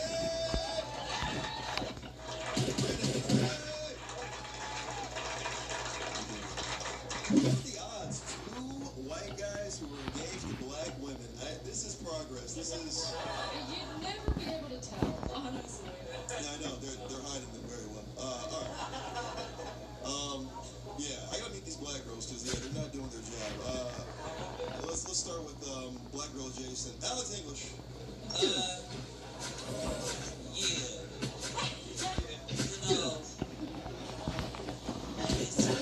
It kind of felt like Irina. It kind of felt like Maybe that's the only thing it kind of felt like hitting you. Why it was.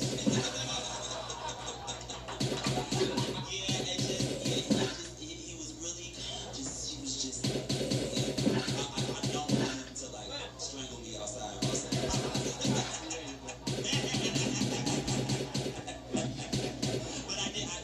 I felt like the audience's reaction to it and just my general consumption of it. It was. Actually, you know what you did succeed at, Arena? I still don't know what the fuck his name is. You really succeeded in getting away from what his name is, but that's kind of where When I it's tell you at. I wrote like 5 jokes about that and Chris, Yeah. I was done. Yeah, but I have to give you. Great job. You guys are my friend Tim Tebow. All right. We'll go join Angel and Andrew. Who'd you like in this one, Joe? This looks like a scene you've been in. She looks like she has tits. Why are you? Looks like she has tits. Yeah, you didn't mind it. Does not look fat. She not. I just don't know why that keeps me. Just say she has no ass. It's not right. It's not right. You have nice tits. Thank Other you. one had a nice ass. Thank you.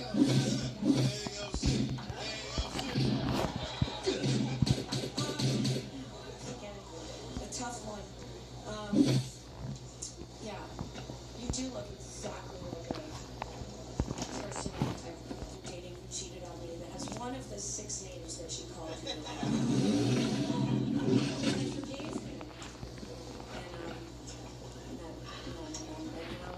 And now I'm gonna pick him. And I shouldn't. I feel shitty about it. Like I know I'm doing the wrong thing. But like I'm doing it anyway. I just keep going back. Go with God.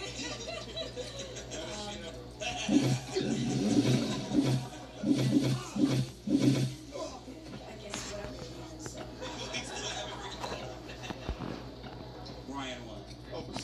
New Old Spice Cosmic Quest 24/7 freshness makes me want to be Mario. He has confidence that flies in the galaxy wearing. Brian won. That is too random. All right, let's go to Drew here. Who'd you like in this Disney dramatization of a college rape? Yeah, They're good looking. a fun workplace harassment video. Brandon, you're really good at like acting like a human. Very like, yeah, this is how people talk. You already won, but I think Arena has some better lines on you. I don't like her either. But either way, good battle, guys. Really fun, and yeah, see you, chiropractor. Keep it going.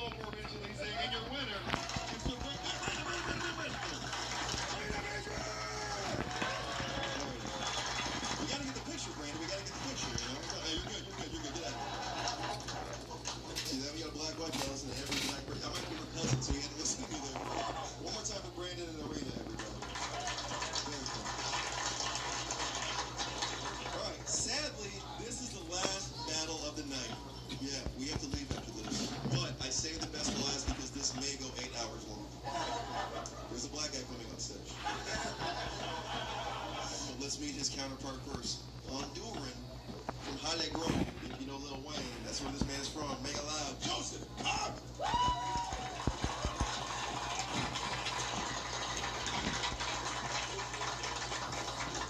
You didn't see everybody else do the same thing, but you want to be different?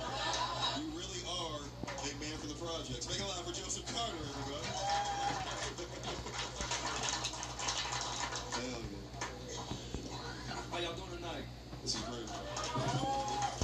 You do look like Lil Wayne's probation officer. This is interesting. I got him a good deal. You got him a good deal. Wait, he's not the black guy? He's not the black guy. Motherfucker like Albie Shore. Hey, he's gonna make me blush. For real. No, it's hilarious. Okay, yeah, you're not black. You just said blush. Hilarious, yeah. Now, this is what Jack called me when he got, I got black. This is his version right here. It is what it is. Thank you. Thank you for enunciating the whole thing. All right. You're battling DeHerm Black. That's his name. Why did you say yes to this, and why New York and not LA? There's a lot of reasons. He sings. He's ugly. He's ugly as hell. Okay. He's cheap. He's actually influenced all my Mexican people. He goes there in a dashboard. Yeah. He's the embodiment of stink. Let's meet this person. I'm not going to do anything bad or foul because he's going to have all of it. He's a rising star in the Rose Battle League. No brain in particular. Make it loud for DeHerm.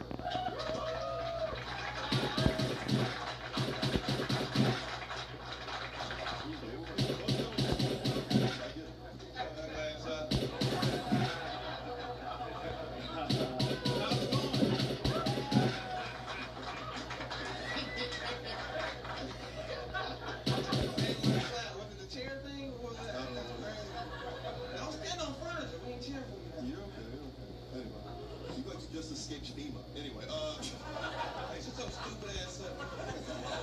With those mom jeans you got on. With those borrowed jeans you got on. Homeless ass. He is. And he lived in a U-Haul literally 2 days ago.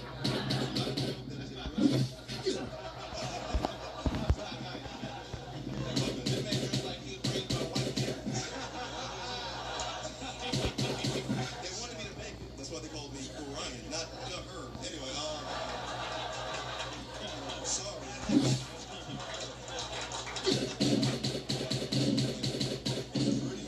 It's okay. Y'all kiss already. Oh, stinking ass, man. He's talking trash to you. I'm trying to have a black moment, man. Get your ass out of here. Man, shut up. You Navy black, though. You like,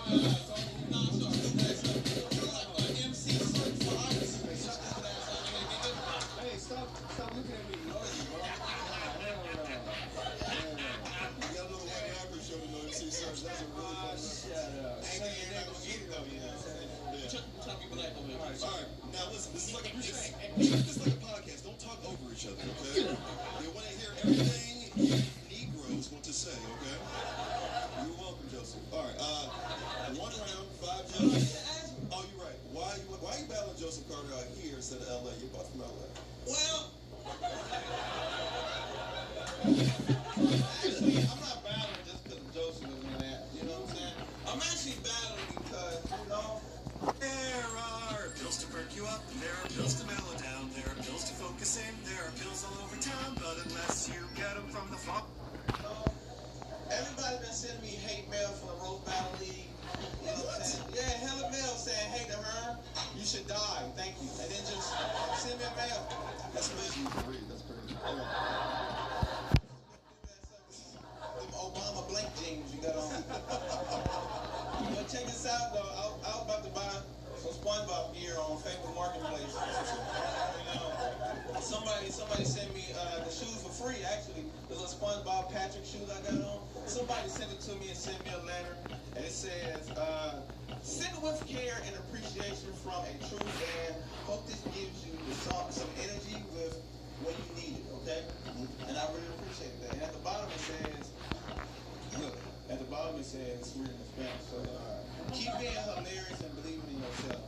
Crystal and Ben. And that right there inspired me, so I'm like, hey, I'm going to do it for the people who actually showed me love going through these hard times. You know what I'm saying? So, I wasn't give up, man, you know what I'm saying? Somebody sent me a gift, but I'm not doing it for him. He ugly as hell, but I really appreciate that. It made me, so shout out to Crystal and Ben from Texas. Was it Waxahachie? It's something like that. I never heard of the place though, but they, who? Waxahachie. Okay. It sounds like a wishy-washy, you know. Shout out to Texas. I love Texas, so I do it around here. Flip it in, jack it up, nigga. I didn't say it about you, but you're right. Shut your gay Tommy Davis and look man. These references just don't hit relevant or anything people know that are white. Let's just get to this battle because I know. This whole narrative is crazy. You kind of like, this isn't American Idol. They don't give a fuck about that. You guys, I'm gonna make love for Crystal Man. Thank you so much for donating to me $5 every fucking Thursday. Joseph, last battle of the night, 5 jokes. Who wants it first? Ugly ass go first. You know what? I'm gonna start with Joanna Angel here. Which one of these men that usually wear their shoes on this section do you want to go first? Hell, man, I'll go first. You got this? Yeah, man. You just want to listen to a woman? All right, got you. One round, 5 jokes. That's Joe. That's the Herb. This is LA. What do we do? Let's go. Hey, his hand burning from fixing the hooker, by the way. Hey, when God created the Herb, he was mad at the Herb's mother. Goddamn. The Herb is so ugly. His mom used to make him sleep outside, and he lost his virginity in a kennel. Oh, wow. Wow. So check this out. Joseph Carter is a whitewashed Mexican. Actually, Joseph Carter was so bad. Real name Joseph Cartel. And y'all know this, dog. I spent the weekend with this guy. This guy's actually racist. Hell yeah, he told me he's a narco for dog. Hell yeah, he even rolls his hard R's when he said the N-word. Yeah, he said the KKK.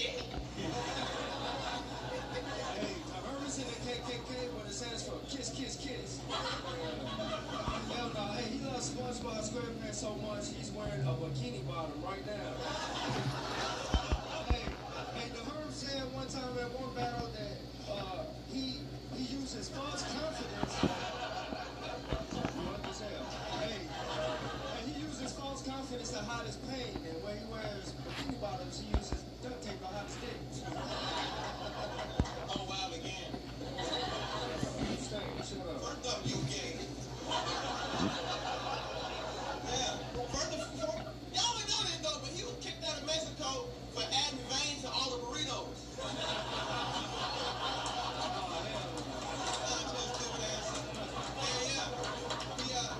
You're for Ralph Gay Bosa right here. His back is wet because that's calm.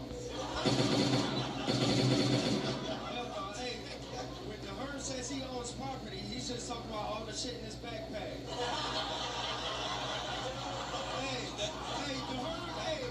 The Herb got caught fucking the cell and he got within 100 yards of a Alright, listen. Nasty. You got a Herb.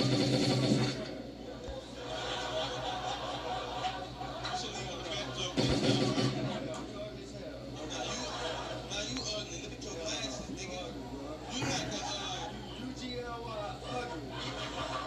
Hey, look, you ain't got no alibi. Look at this damn glasses. This man look like an Israelite Mexican. Yeah, he sells beer pies.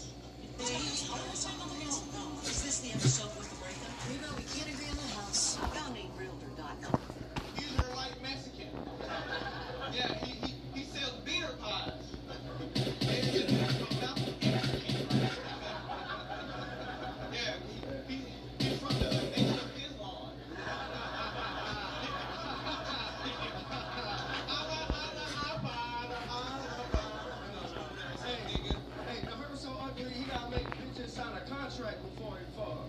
Hey, y'all see my face right there? Hey, Oh, yeah, that's not good. hey, he loves check it. Oh, shut up.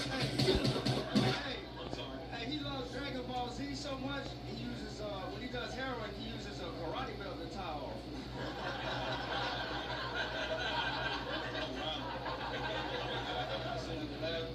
Check this out. He's also a pedophile. Look at his face. Don't he look like Jared, if not from Subway, but from Taco Bell? Yeah, he's a pedophile.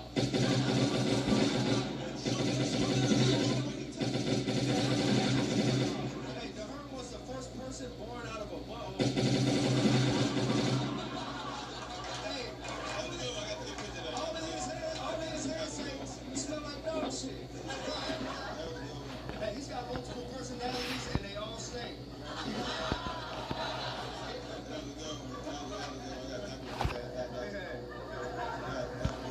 Hey, so check this out. Man, get your ugly ass away from me. Recycle. You stacks out here. See, y'all know this though, but this dude's a criminal. He's been in prison a lot. Yeah, and he gay, so he gay for real though. He tried to drop the soap in the squad car. Like, like that. Give it a chance. Hell no. This man went to jail with a soap yo-yo. Great. This man went to jail for aggravation. Hey, I saw him eat a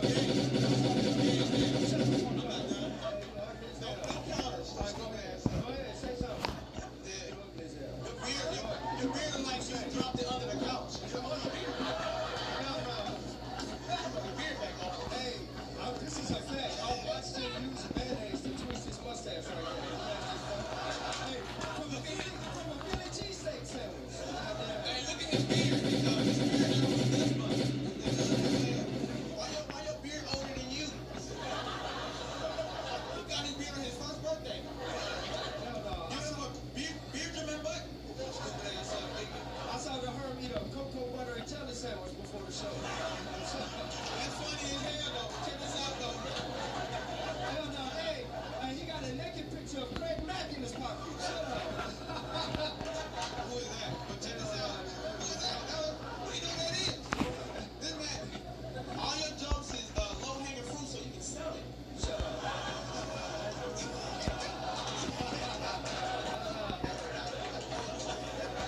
Hey, but when you show up, I can smell it. Goddamn. Hell no.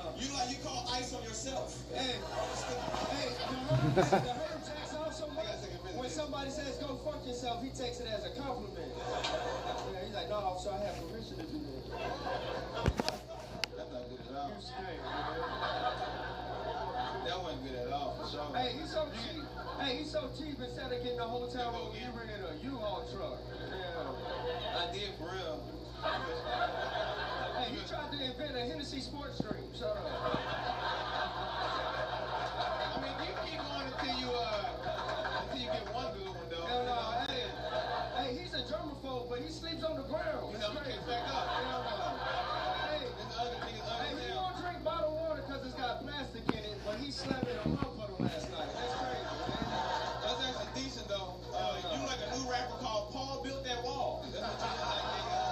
Hey, You had your turn. So stupid ass back. You had 7 bombs and 1 good one. So stupid ass up, nigga. Hell no, you don't keep going until you get a good one. So stupid ass back. Hey, he looked like if a street rat was in a Wu-Tang clan. Shut up. You was in the subway eating a slice of cheese. Shut up. Hell no. Shut your stupid ass back, You nigga. slept in the blanket with a Shut your damn looking ass up, nigga. You like you do IT for a Taco Bell. Shut your stupid ass up, nigga. Hell nah, nigga. He travels with a pop-up tent. Shut up. Look at his dirty ass beard. Skunk mouth. I got a skunk mouth. Your beard is black on top and gray at the bottom. And he's so stupid, he matched it with the glasses.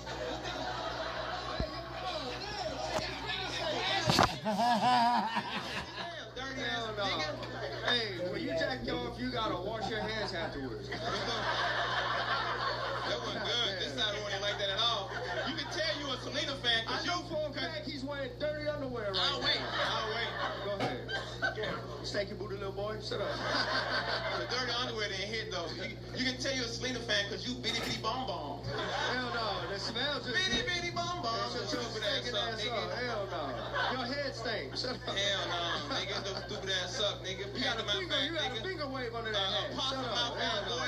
Get your ugly ass out of here. Hell no, your mustache smells like dog shit. Shut up. You like a gas station mannequin. Hey, he's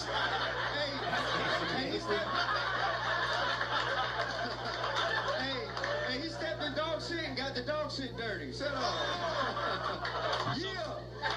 He said yeah.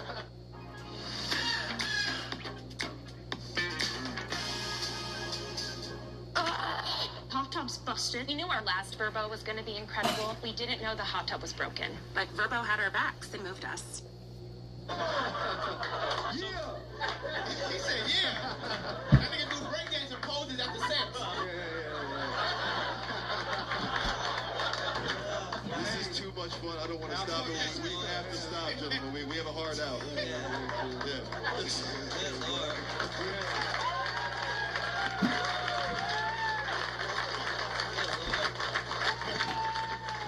The filibuster roast battle. Make it loud. That's my man, the Herm. And the Roastbusters, my man, Joseph Carter.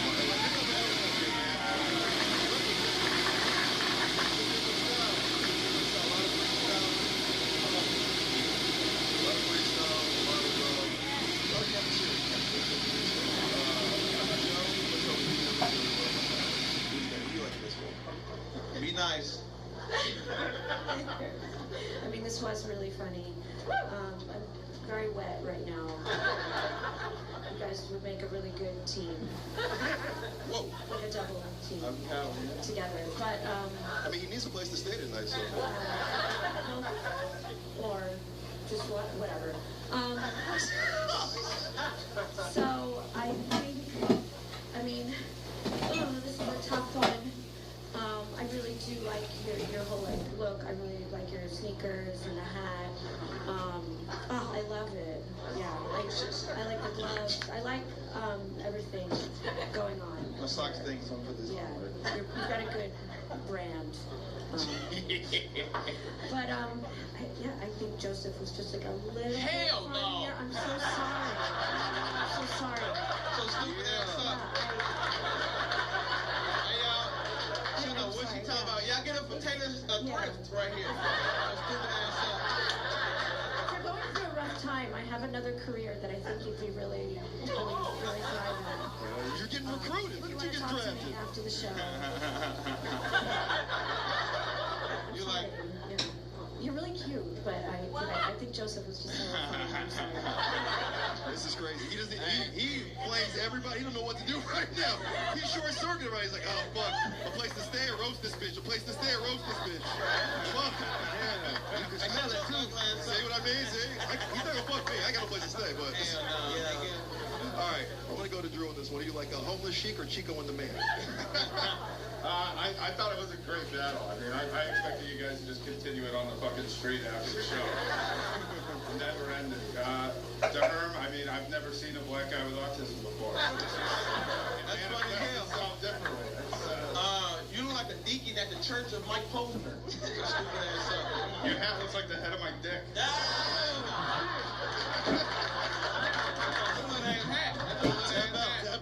Tap out now. No wonder it stinks. On the spectrum. It stinks a little bit too. No, that's good. I do have to give it to Herm, man. I think he had some better writing in there, some good bits. It's really fun, man. Good stuff.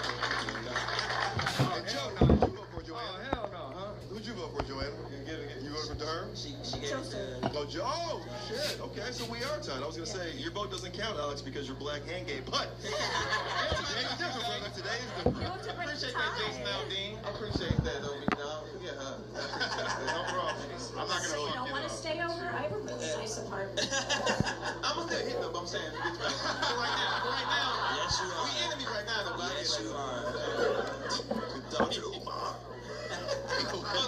No, don't tell nobody. Oh, this on YouTube? Oh, my bad. Hell no. Snow bunnies never. Black queens forever. Yeah. Free Palestine. Go ahead, Alex. Let's go. Wait, are y'all in here?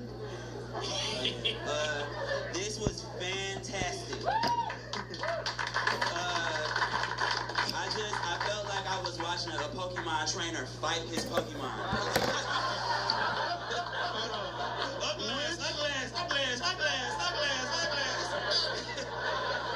So which one's the Pokemon? I'm gonna let you determine that for yourself. You're Herman that, sure. No, I had a fucking blast watching y'all, but what sent this over the top for me was Yo-Yo Soap. Great.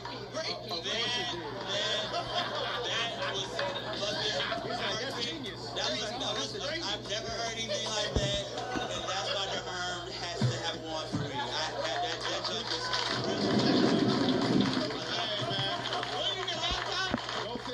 I was here last time you were here, yes.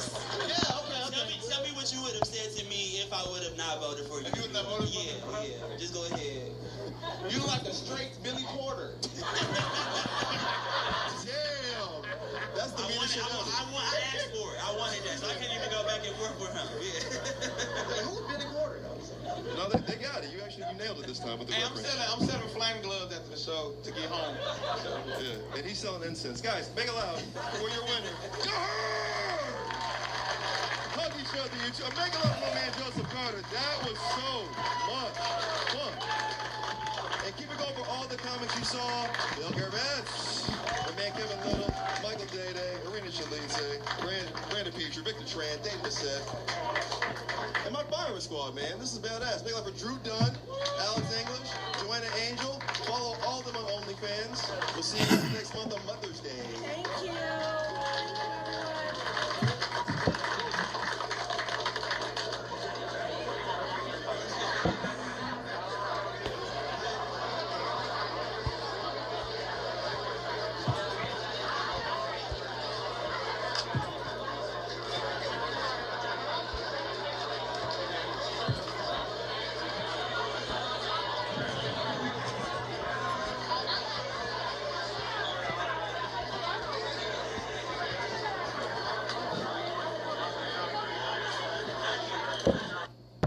My husband, when did you get so big? His confidence hits different with Rougiette Ready. It dissolves under his tongue, works...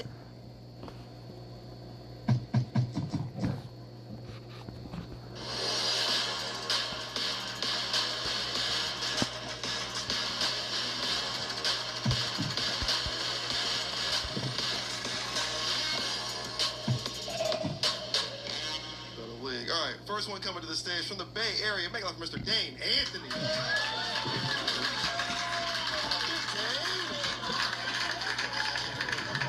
How you doing? Yes. How you doing? Now, there are 3 rules of roast battle. First rule, original material only. You look like a writer, so we're not worried about that. Rule number 2, no physical contact. Again, you look like a writer. We're not worried about that. And the end of every battle, we hug. Now, your opponent is from Texas. I'm a little worried about that, but this is Pride Month, and he's in West Hollywood, so he's going to have to deal with it. Hopefully he doesn't shoot us. All right. Dane Anthony. Yes. Outstanding name. Thank you so much. 1993. Why you battling Don Charles? I gave him rides for like 6 months, and he never gave me any gas money, so... Man, it's like the reason Pat quit. All right, shut up. You're battling Don Charles. Let's meet this cat. He didn't give you any gas money. Let's meet him. All the way from Texas. Don Charles! Yeah! Yes! What up, Don? Grab that one. Look at these niggas' shoes. I mean, the whole thing, man. That nigga talking about gas money. Look like both of them walk from Texas. Jesus Christ. Man, you guys look like that band, I Would Walk 500 Miles. But like Gen Z. All right. Don, you're from Texas. What part? Dallas. Gross. All right. Go Birds, bitch. Dallas. They killed RFK's uncle. All right. Yeah. That's what they're known for, right? Yeah. Not winning a championship in 2012. No. Why you battling this cat? He was available. See, that's how you fucking do it. Sorry. All right, it's 1 round. It's 3 jokes. Sorry for the physical contact. Don't do that to him. Who's going first? I am. You got this? All right. This is Don, Texas. This is Dane, Bay Area. This is Pride Month. These are white males. What's wrong? Dan, thank you so much for coming in Columbine cheek. This is, doesn't Dan look like he fingers a pocket pussy?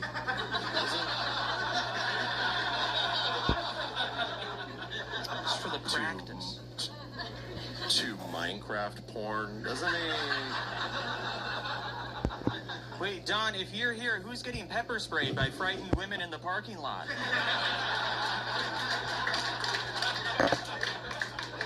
Don is ethnically ambiguous, which makes it really hard for the women he assaults to describe him to the police. Like, he isn't black and he isn't Jewish, but he is required to... Oh, fuck. Is that it? Yeah. Finish it. He is required, Dan,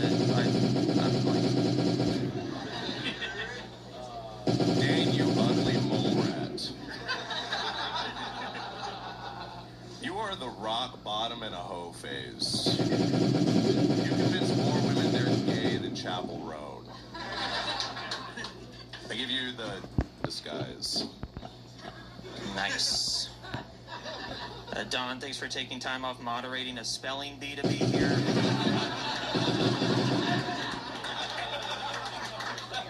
He does look like the kind of guy that will threaten you with a trip from the tickle monster. Zesty, creamy, perfect for pizza. It's Domino's new slice sauce. Grab one tonight. Administrators, gather round. I'm Dr. Chambers, partnering with Midol to share some period confessions and tips. Shut up, whore. He's actually moving to New York for comedy. You know what they say? If you can't make it in LA, you definitely can't make it in New York. It's true. Time for a palate cleanser. Dane was molested by his father. Don't worry, it's hilarious. Dan, you look like you sat crisscross applesauce on your dad's dick. Dan's the only kid I know that was told to go to his room for using teeth.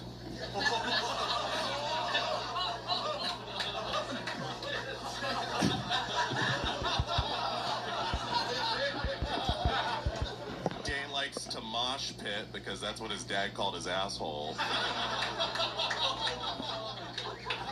I mean, honestly, your dad would fuck me too if he was still around.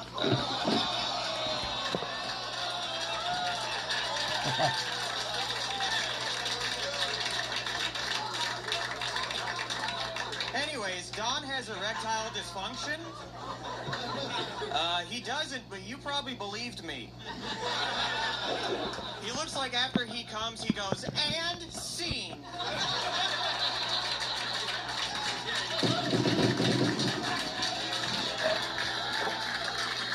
That's funny.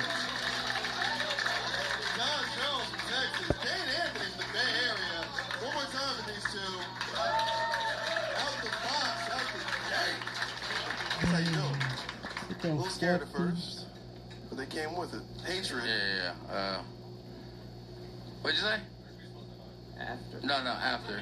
After we decide who is superior. He really wants that hug. We like to strip the ego from one of you, and then we make you guys hug. There we go. Yeah. What did I hate? Besides these niggas' outfit, I mean, it was a great battle. Right, it was. Yeah. I like how you have him on your shirt.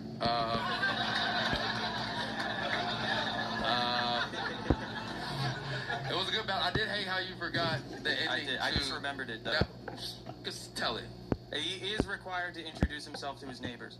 That's the fuck you forgot? Yeah. I was about to go on with how you earned your point back for goddamn coming with the after the molesting and then talking about a dead dad. That's the only thing worse than a rape dad is a dead one. I guess. I don't know. I don't have either. Yeah, I'm gonna give it to Izzy. Izzy won. That's the nigga on the shirt. Oh, okay. And I'm guessing that's a dead dog. It is a dead yeah, dog. my bitch's dog died, so yeah. I'm already feeling a little bit of empathy towards you. So Wait, whose dog is that? It's our family dog. Oh. She died. Damn, that's what niggas do to cousins. Fucking straight. Nigga, daddy was fucking the dog too. No. Yeah, our culture is not your costume, but clearly you're treating it that way. All right, I'm gonna start with Sarah Batimi. Who did you like, Billy Crystal and Princess Bride, or Billy Crystal at a Clippers game 4 months ago? I'm leaning towards Mexican Bob Ross. Ooh, yes. I felt like all of your jokes were a little long for being so mid. Like, you guys yap like people actually want to hear you. But I did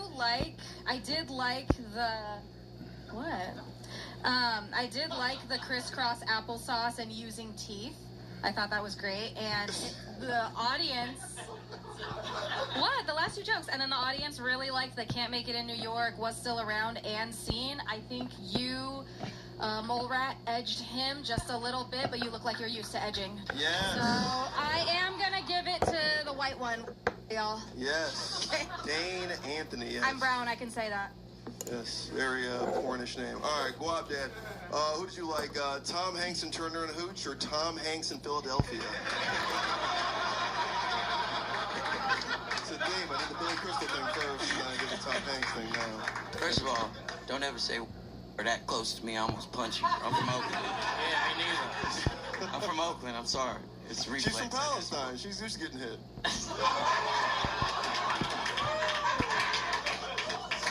It's only funny for a little bit. I'm not signing no Jewish name. No, you're good. You're good. You from the Bay Area? What part of the Bay? San Leandro. You from Oakland, damn near? Oh, you embarrassed me tonight, my boy. I'm mad about that. You shouldn't have forgot that fucking joke. But you did that dad flip, and how you landed was such a great turnaround. For you to think that on the spot about his father fucking you was crazy.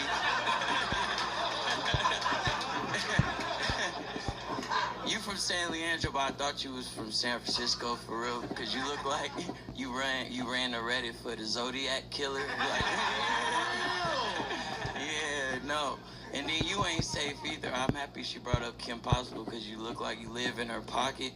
And I didn't know that Reeboks made $5 footlongs either, so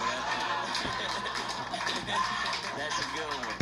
That's a good one. But I'm gonna give it to you. I'm gonna give it to you, store manager at every Michael's I ever been to. Yeah. I wanted to get you Bay Area, but you blanked. You blanked, just like downtown San Francisco right now. Shout out Elon Musk. Ooh, all right. All right, Nate, which kind of serial killer did you like? Gay only or universal? Well, this was a real fun battle of, it looked like an episode of Boy Meets World of Warcraft.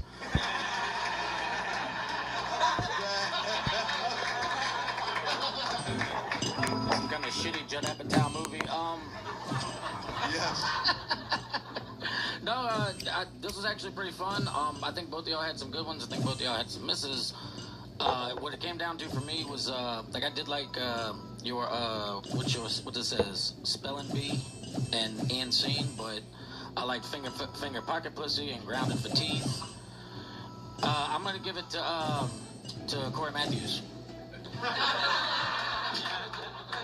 All right, audience, you heard the judges. It's on you. Who do you like? Do you like Dane Anthony?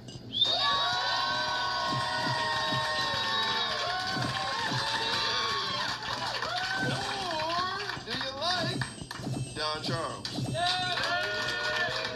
Okay, folks, make it loud. Bay Area, Dane Anthony!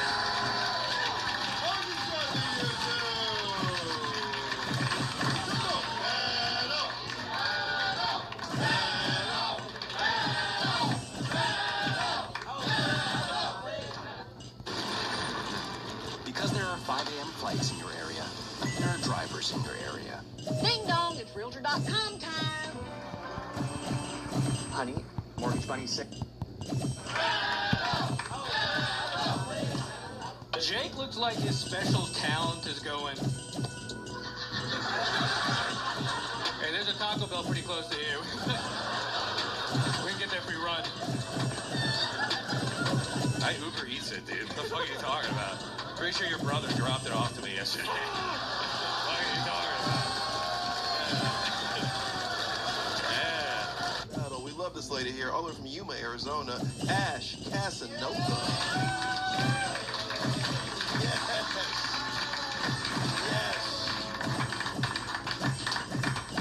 What's up, Moses? Outstanding outfit, Ash. Thank you. You're battling Luke Davis. Do you know him? No. I don't, yeah. Why are you battling? I wanted to battle somebody from out of state, and it's interesting because it's his first time in LA. And despite, like, the riots, everything going on, we have to remember he came here because it's Pride and he's fucking gay, so... Yeah. Different kind of riot. All right. This man is gay and he's visiting. Thank a lot for Luke Davis.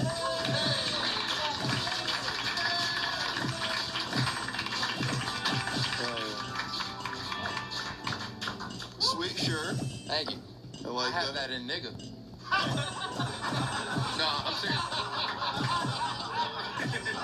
You know, they don't say that in cars. I have that same one in nigga. They don't say that. I like that you're wearing dead, something you'll be from a disease you'll catch this weekend. All right.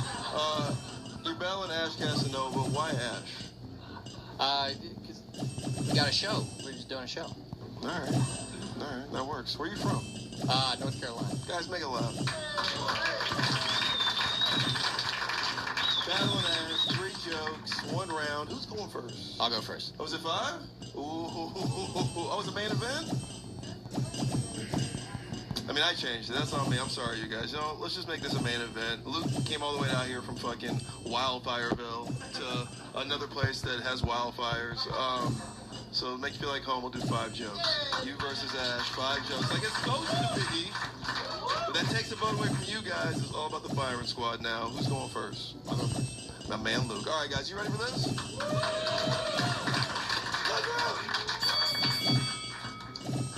Y'all give it up for the hottest bitch at Comic-Con. Where's your dumb elf ears? Seriously, Ash, you look like the girl from Lord of the Rings who's like, I can fight as good as any man.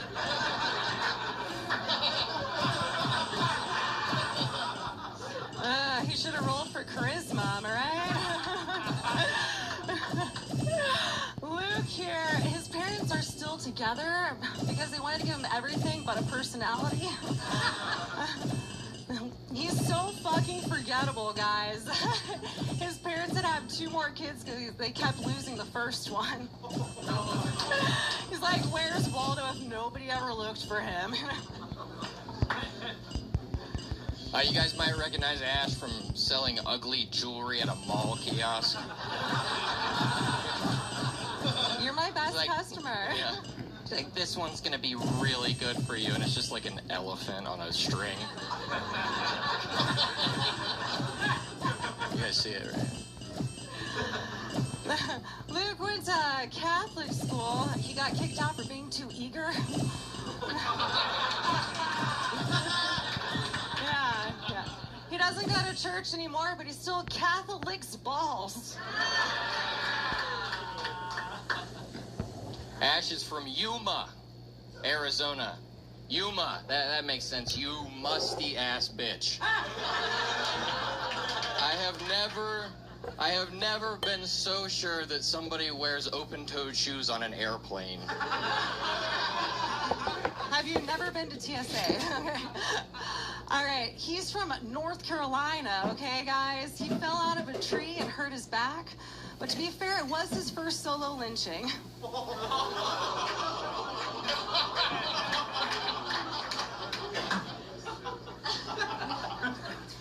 Ash has a nice smile. Ash, every time you smile, you look like the Grinch when he decides to steal Christmas. Seriously, you got a giant mouth. Where'd you get it? Costco? It's a great deal. It's 500 teeth for $6. 500 teeth for $6. It's true. I can afford a membership, okay? Thank you. He's actually self-conscious about a scar he has on his lip, but to be fair, I warned him to watch his fucking mouth. There are pills to perk you up, there are pills to mellow down, there are pills to focus in, there are pills all over. Too real? Too real? Let's wrap this up. I know Ash has to go to Coachella in her 30s.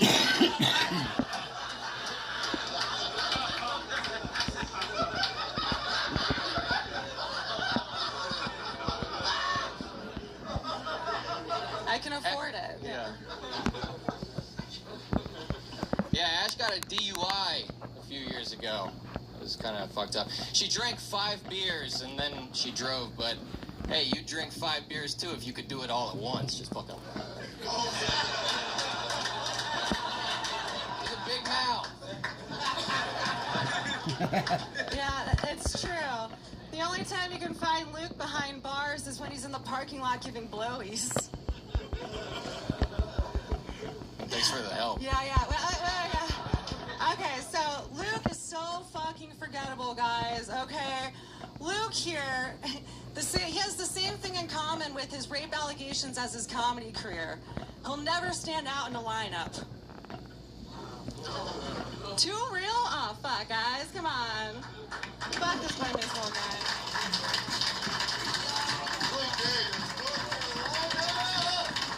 Ash Casanova, Yuma, Arizona. That was a lot of fun. Luke Davis might be the easiest battler in the whole league. My God, Luke.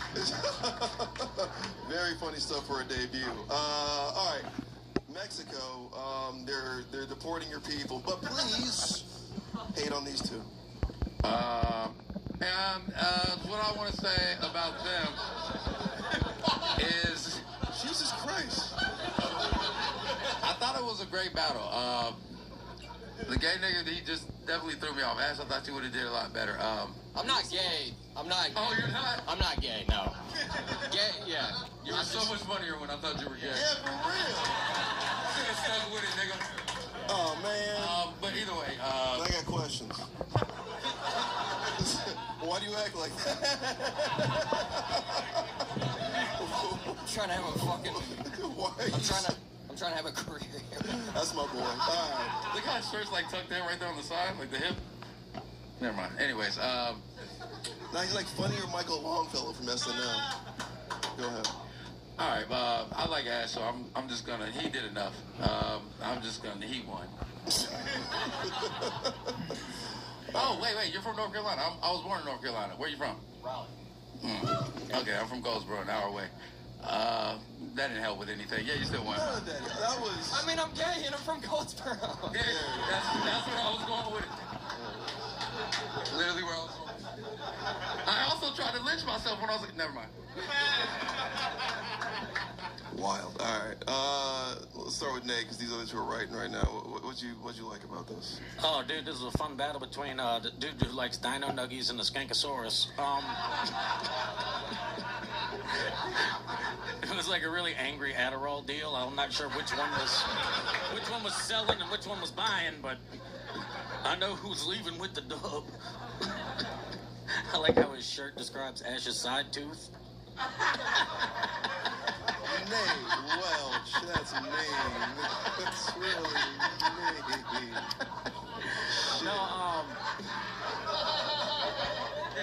No, man, this was a fun battle. Ash is always really good. I just think that my boy Luke here came in with the fucking heat. He traveled from wherever the fuck he traveled from to kick somebody's ass. And elf ears, ugly jewelry, you musty ass bitch, open toe, $6 in Coachella. Yeah, dude, I'm giving it to Luke. Yeah, he really broke broke her down. Nigga said she bought 500 teeth from Costco. I mean, for 6 bags. At least 3 of them bitches a day. yeah, said she was in her 30s. Oh, so fucked up. Anyway, who'd you like in this Venn diagram of you?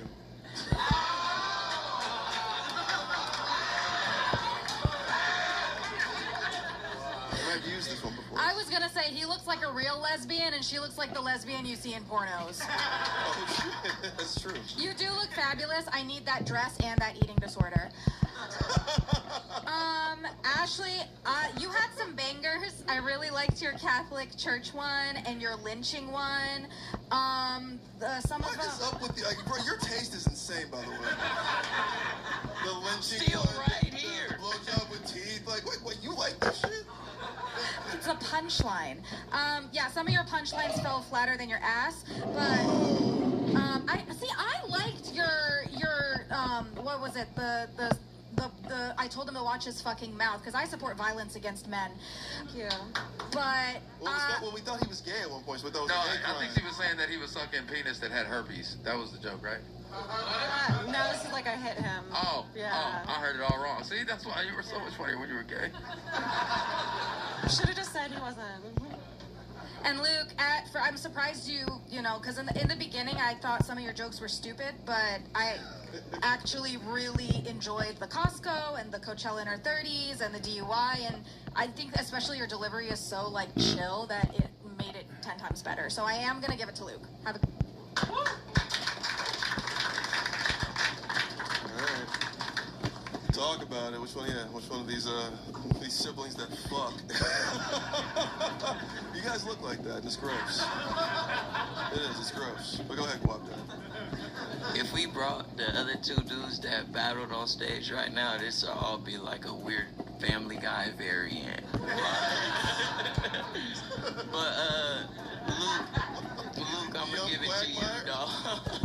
I'm gonna give it to you, Luke. I think you just had more hitters, but honestly, like y'all both had some crazy shit. It's just your delivery so nonchalant up front. I didn't know the elf ears thing was a punchline. You just left it like, bitch, you look like an elf. Yeah, that shit was hella funny, bro. That shit was so funny. The mall kiosk, you musty. As a rapper, I was like, yeah, I like that. Coachella, everything was godless. But Ash, you did the too eager thing.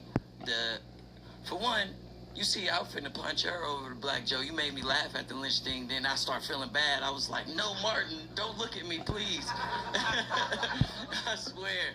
Too eager was good, and you started off with Dungeons and Dragons. I'm a nerd. I like that. I like that. I like that. But I'm gonna give it to you, Luke. I'm gonna give it to you. The winner of the first main event of the night, make it loud, North Carolina's own Luke Davis! Hug each other, you two! Come on! One more time. Ash has to know but Luke Davis.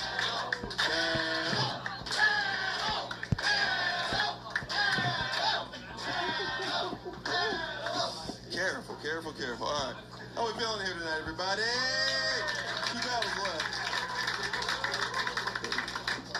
All right.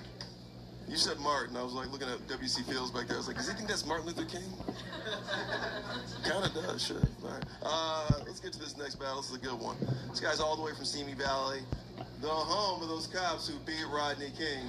Make it loud. Ryan Net. Domino's Parmesan stuffed crust pizzas are just $10.99 when you mix and match. Children's Zyrtec provides 24-hour allergy relief, which means less this and more of that. Simi Valley, the home of those cops who beat Rodney King. Make it loud. Ryan Nesson. Yes. That's right, baby. The original riots. Come on, the OGs. Off to a good start. Definitely, yeah. Those aren't the OGs. Shit. Huh. The Watson 66. I wasn't alive. The ones we were alive for. Oh, okay. Sorry, my parents and my fucking ancestors were 400. No, I'm kidding. Anyway, all right. I'm gonna call it a night, guys. Different kind of pride month. Different kind of pride month. You guys later. All right. Free Palestine. Anyway, Ryan. Shut up with the fucking He's Palestine Jewish. I was wondering, like, garbage. he's Jewish. They already don't like me. Yeah, I know. They'll fucking... I thought it was like a political thing. get I to was just that. being a jerk. Sorry. Anyway, I hope your family's okay. Anyway,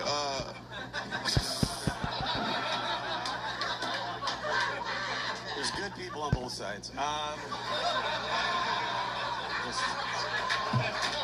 Just saying. He means Beverly Hills and Glendale. That's what he says. Oh no. Yeah. There's good Starbucks in both areas. Oh man. All right. Yeah, we gotta cancel this episode.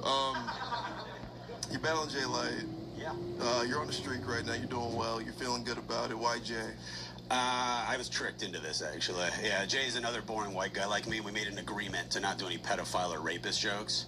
And then Jay told me that he used to be a camp counselor that showered with the kids. So, I'm not going to make a single joke about it. But you guys are thinking it now. So that's enough. That's enough for me. That's a good stretch to put it out there. All right. I'm not going to talk about it. I'm not going to talk about it, but... Yeah. Jay just showered with kids when he was a camp counselor. That was like 3 years ago. All right. This guy's from Plano, Texas. We love him. He's on 2 seasons of Roast Battle. He's one of the lead writers on Master Chef. Make it loud. Jay Light. Nigga time. Jay Light. Killing it with the tunes, man. These guys are all, they look just like those tunes. All right. Yes, that is his nickname now. Nigga time. Yes. Yeah, that is, Mexico named him. That's Jay Light's nickname. Like the Showtime Lakers, this is... He's in a feature film, and that's the only line he had, was to scream out nigga time, so... Got my SAG card. Pretty good.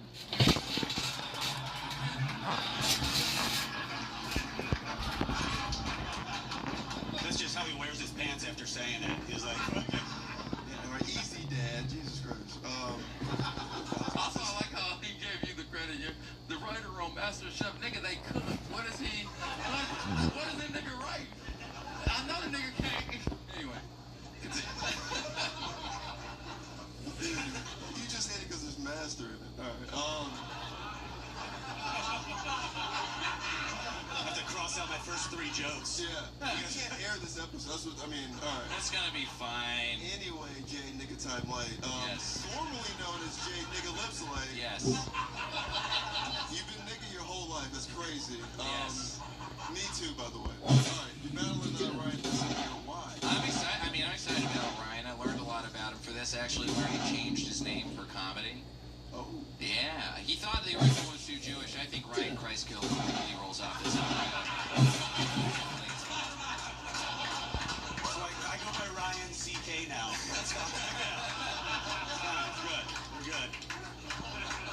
It's actually a better name. I'm going with that. It's really good. Sold out the beacon. All right. 1 round, 5 jokes. Who's going first? I'll take it. Of course you will, you fucking Jew. All right.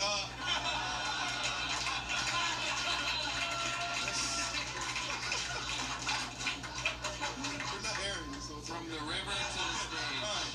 Guys, this is the last battle. Let's make it so fucking loud we break this. From the river to the stage.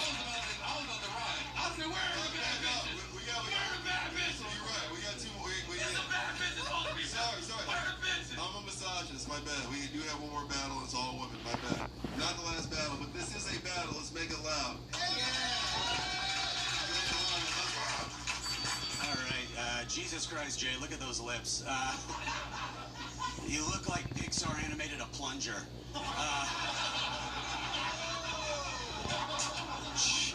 Jay looks like the first man to sprain an ankle putting on chapstick. Because I'm kidding, Jay's actually in great shape. He does 200 push-ups a day. He's like, 1, 2, 3, 4. Ryan is a Jew who owns a wallet company. That's a little on the nose. That would be like if I owned a school shooter training camp. That's crazy. Ryan is such a shameless entrepreneur. If he survived the Holocaust, he would be trying to flip the shoes on eBay.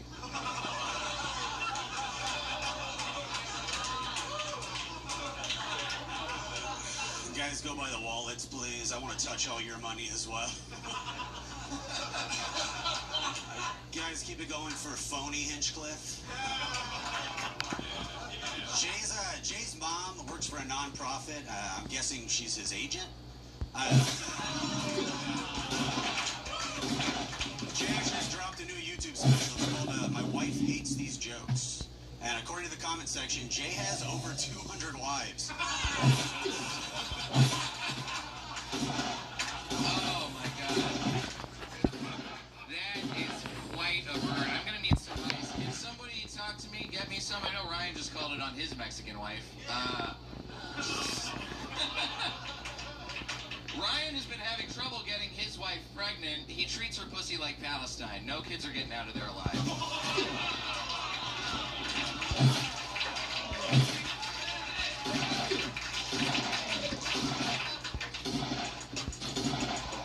Because there are tired dogs in your area. There are drivers in your area.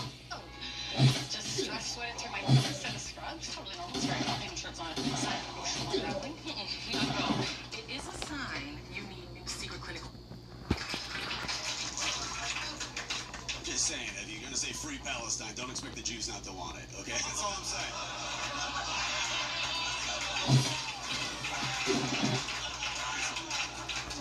We control banks. Give us the West Bank. I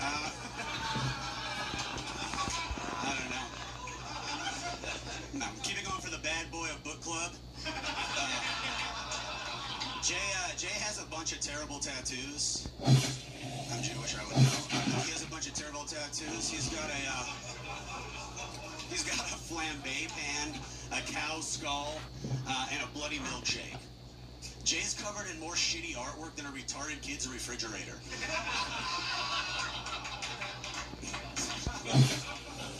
Everybody keep it going for Shylock LaBeouf. Ryan's nose is so big when he sneezes in LA, they say bless you in Bakersfield. That's good. Jay sounds like every black comedian's impression of a white comedian. He's like, hey guys,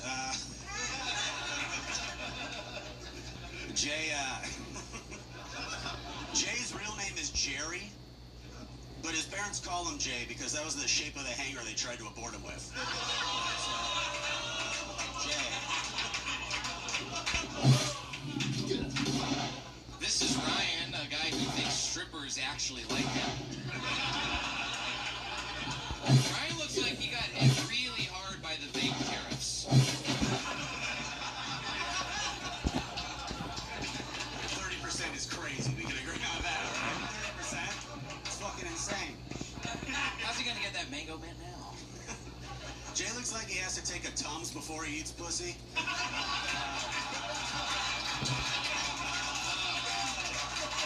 Only when it's your Mexican wives.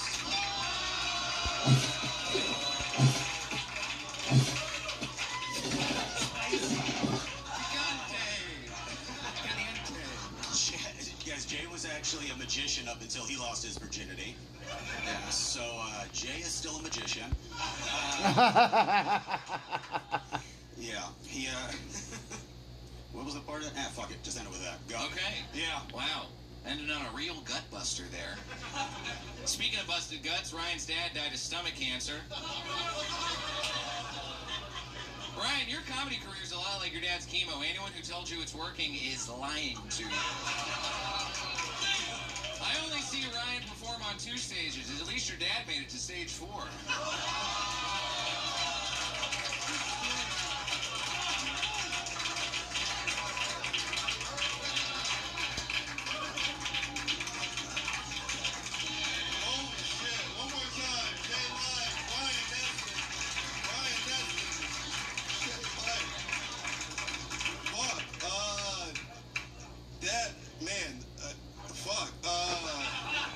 It's really good.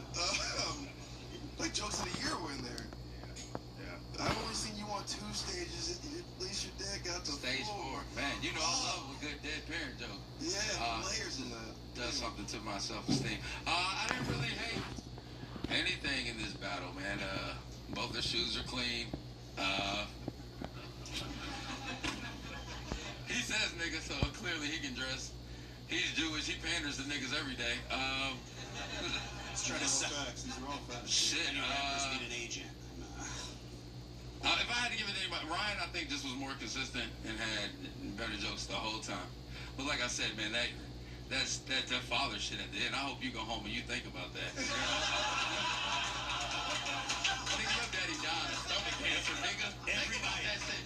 After every roast battle, that's all I fucking think about. Yeah. But you won though. But you won. Oh, thank you. He didn't win the. Never mind. This battle with cancer. I got it. You knew I was battle war type shit. Jay looks like he has to eat at Tums before he eats pussy. These are just some of the best jokes we've had in the roast battle all season. Sarah Battami, talk about this.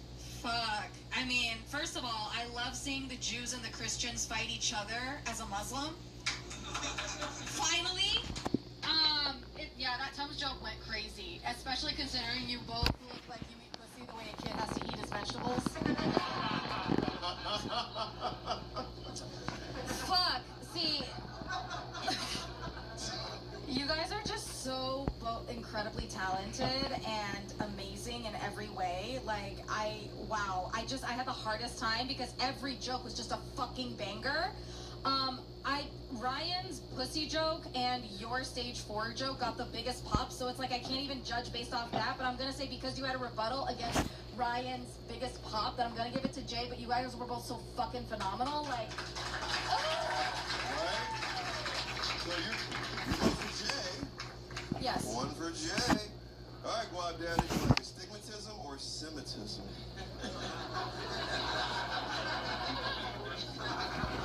This isn't fair. He's got glasses too. This is like cheating. See, I was gonna vote for you. It's fair, guys. Trust No. Trust his I'm switching. No, nah. But I really think you got it. I feel like your biggest pop, bro, was on that rebuttal. It was so clean. Like if somebody did that in a rap battle, they would have won. But this is, I'm supposed to be rating jokes, right? So I think overall, bro, Ryan, you just came with it. I think I like you more as a person, Jay. Really? I think that's what's going on. Why I'm even conflicted reading my own notes and saying shit. Because I think I like you more as a person. I feel like if any comedian up here did have a chance to get some pussy, it would be you. I just think Jay, you're talking to Ryan. No, I'm definitely not talking about Ryan. Look at this. Are y'all looking at Realtor.com without me? Honey, Mortgage Money 6 says we should keep renting. Mortgage Money 6. Reba says more realtor agents recommend Realtor.com. They track every market. Well, Ryan, you did win. I like how you started off talking about the riots, and it was funny because y'all went either way. Y'all run the business and insurance companies, and I think Jay's parents would have been able to get that abortion if. Okay, but all right, just had to make sure. Man, we're not just battling for the undercard, we're battling for our black card. So, you know. Oh!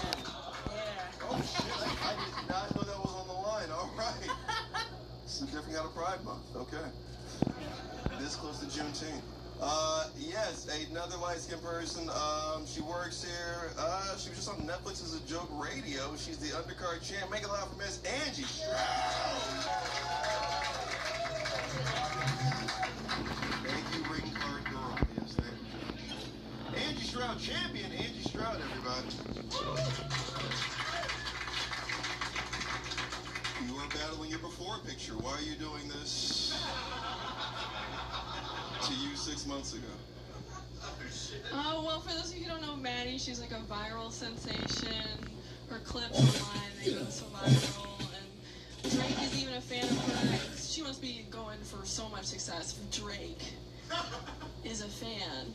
You know, that guy knows a lot about stand-up comedy.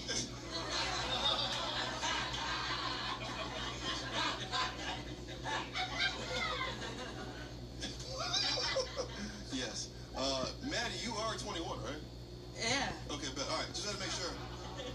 If Drake is in your DMs, got to make sure how old you are. We don't want to get in trouble, you know? 1 round, 5 jokes. Who's going first? Obviously, you're the champ. My bad. Holy shit. Sorry about that, Angie. Jesus Christ. Guys, this is the champion. I fucked up. Maddie's going first. This is Angie and Maddie. They have very light-skinned names. Angie and Maddie. Maddie and Angie. Are we ready for this? Now this is the last battle. Make it so fucking loud.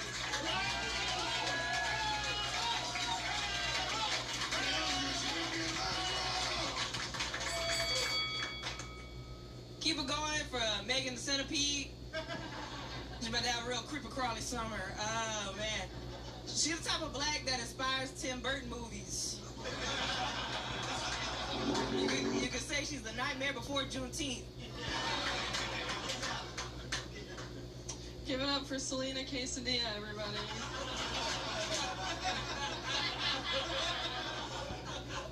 There's a bit of a difference between us. I'm a mixed girl and Maddie is a mixed girl.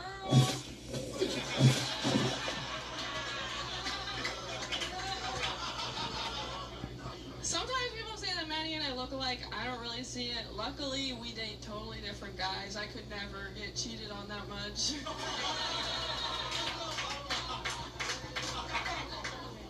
Angie got a low booty crack. She can only take long back shots. And Angie looked like if you took all the features of a Mr. Potato Head and put it on an asparagus. I'm surprised you know a vegetable.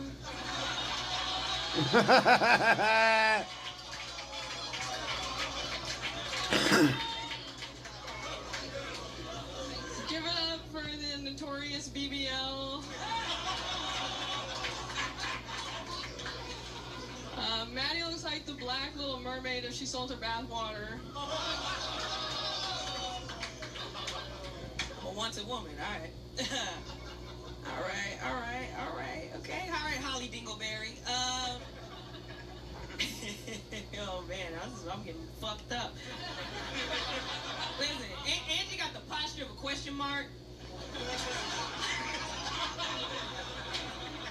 It's kind of ironic because she also owns a pet snake. And every morning she wakes up by going, "What's up, twin?" Nice.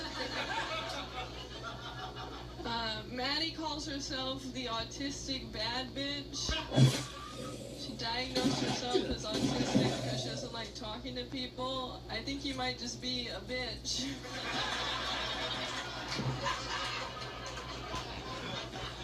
Alright. You would know. Alright, oh man. Angie can't say the N-word with confidence. And you shouldn't. Okay. Alright. Listen, the blackest thing about Angie is that she looked like a wet Newport. Minor things at Domino's.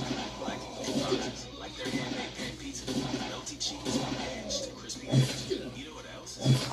You can grab one with Angie's that she looked like a wet Newport. Which is ironic because she's just so dry. Oh, fuck. Yeah, Maddie's never dry. She loves eating glue. At least I think that's glue. In the videos.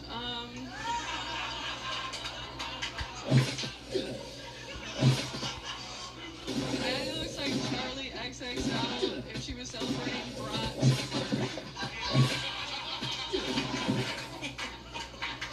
Hey, man. Andy's eyebrows are thick as me, bro. Your eyebrows are so thick, they auditioned for the role of the mustache in the Steve Harvey biopic. So did your pussy. Okay.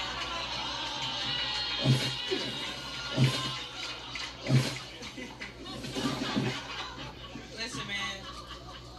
Her family feud is whether to attend the cookout or call the cops on it. Goofy white bitch. Your family feud is your dad asking you to stop saying the N-word.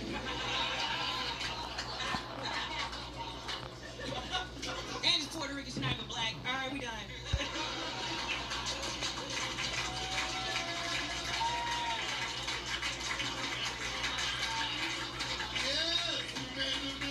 Championship match for the undercard belt. Your champ, Angie Stroud. Your challenger, Maddie Mays. One more big round of applause.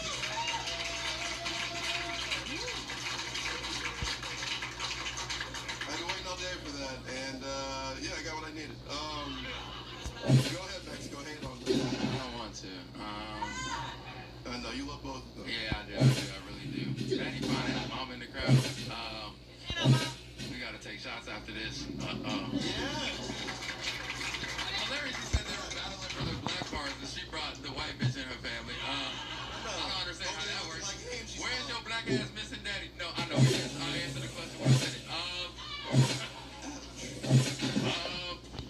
I love them both. If I had to choose, the middle, you know what I mean? Okay. Alright, that worked out.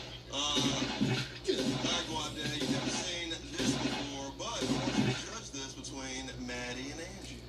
Man, I feel like, Maddie, you know you lost, girl. You know you lost that motherfucker. She just kept flipping your shit. Even what I did, while I was champion for you, though, outside of you being fine, you was coming, you did have responses, but she'll have a double rebuttal. She was debate classing your ass. And it, like, the mixed flips was nuts. The Family Feud flip. I liked all of that. Wet Newport's asparagus. I don't even think you cook asparagus, girl, but you flipped that shit for real. Yeah, Maddie, I feel like you bad enough to get fucked in Hollywood, but not skinny enough to get casted. And I'm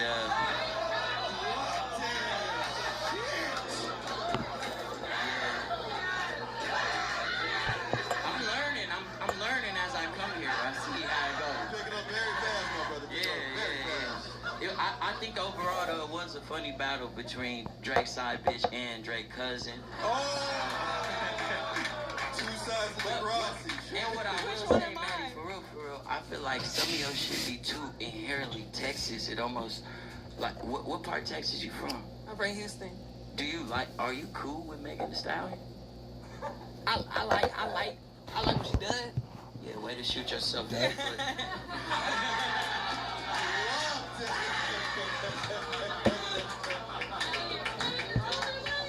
Wow. Alright, that is a vote for Angie. Holy shit. Alright, Fatimi, who'd you like, the Proud family or the Loud family? First of all, I've never seen two black people get this excited over a belt.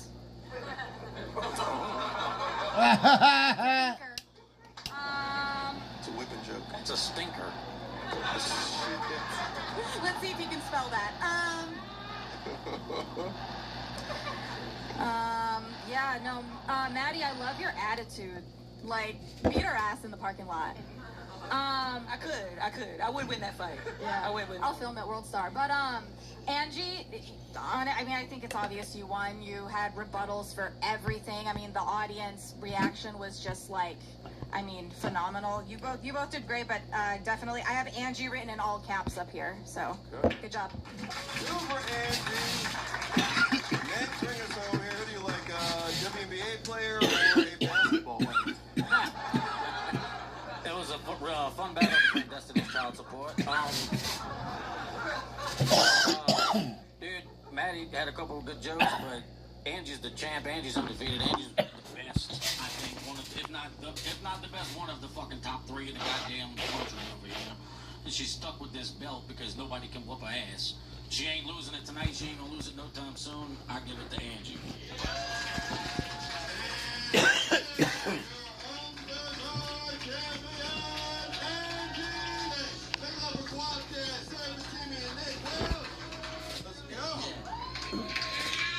Sarah, Nate, where can these folks find you?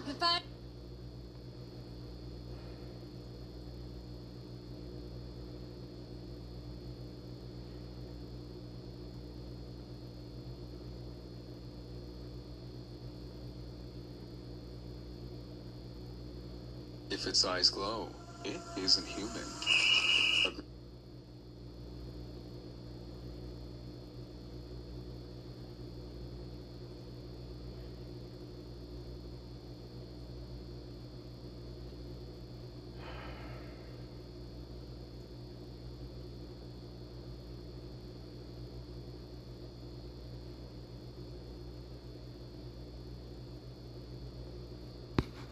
Introducing the Daria DY9Z, A striker fired 9mm. It maybe would have been June. Honestly, will you do whatever it takes to stop this?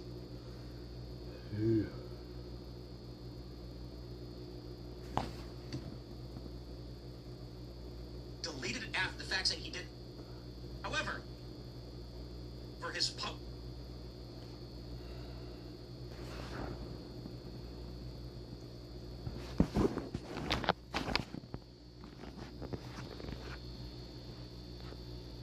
James Comey has been indicted again, this time over his post on Instagram in which he said 8647, which, depending on who you ask, means different things. Typically, it just means to strike something from an order or off a menu. So the 86, the bowl of chili, something like that. However, the origins could be 8 miles out and 6 feet under, implying a mafia hit or to kill someone. For this reason, they've indicted Comey for threatening the president. Now, I think one of the issues that Comey has is he deleted it after the fact that he did not realize, which implies the insinuation may be at least somewhat true. However, I must stress, prominent liberals and conservatives have both used this against Trump and Joe Biden. So previously, people have said 8646. The Krasenstein's following this at 8647. Many activists were posting 8647. That's probably why Comey posted it. So there's a big debate over whether or not this actually makes sense. And I suppose I could only say one thing. To quote the great Hakeem Jeffries, maximum warfare. That's it. I mean, the Democrats want to play ball. They want to try and put Trump in prison. Don't be surprised when they play ball witches. But we'll have this conversation, go through this issue. There's a lot more to go through. It's pretty crazy. The FCC is now challenging ABC's broadcast licenses. Jimmy Kimmel made a joke that Melania looked like she had a glow of an expected widow just before this assassination attempt. And, oh boy, we don't want to talk about. A new poll shows that the Republicans are actually tied with Democrats in the generic ballot for the midterms, which I don't believe for 2 seconds. But we're going to take a look at this poll and see what it actually means. It may be that once people on the right start checking back into politics, once they start feeling like they haven't been listened to enough and problems are arising, you might actually see Republicans get a big boost. The important thing to understand there is that while I don't think it's correct, it may just be a blip, Democrats have historically low favorability for this time in an election cycle.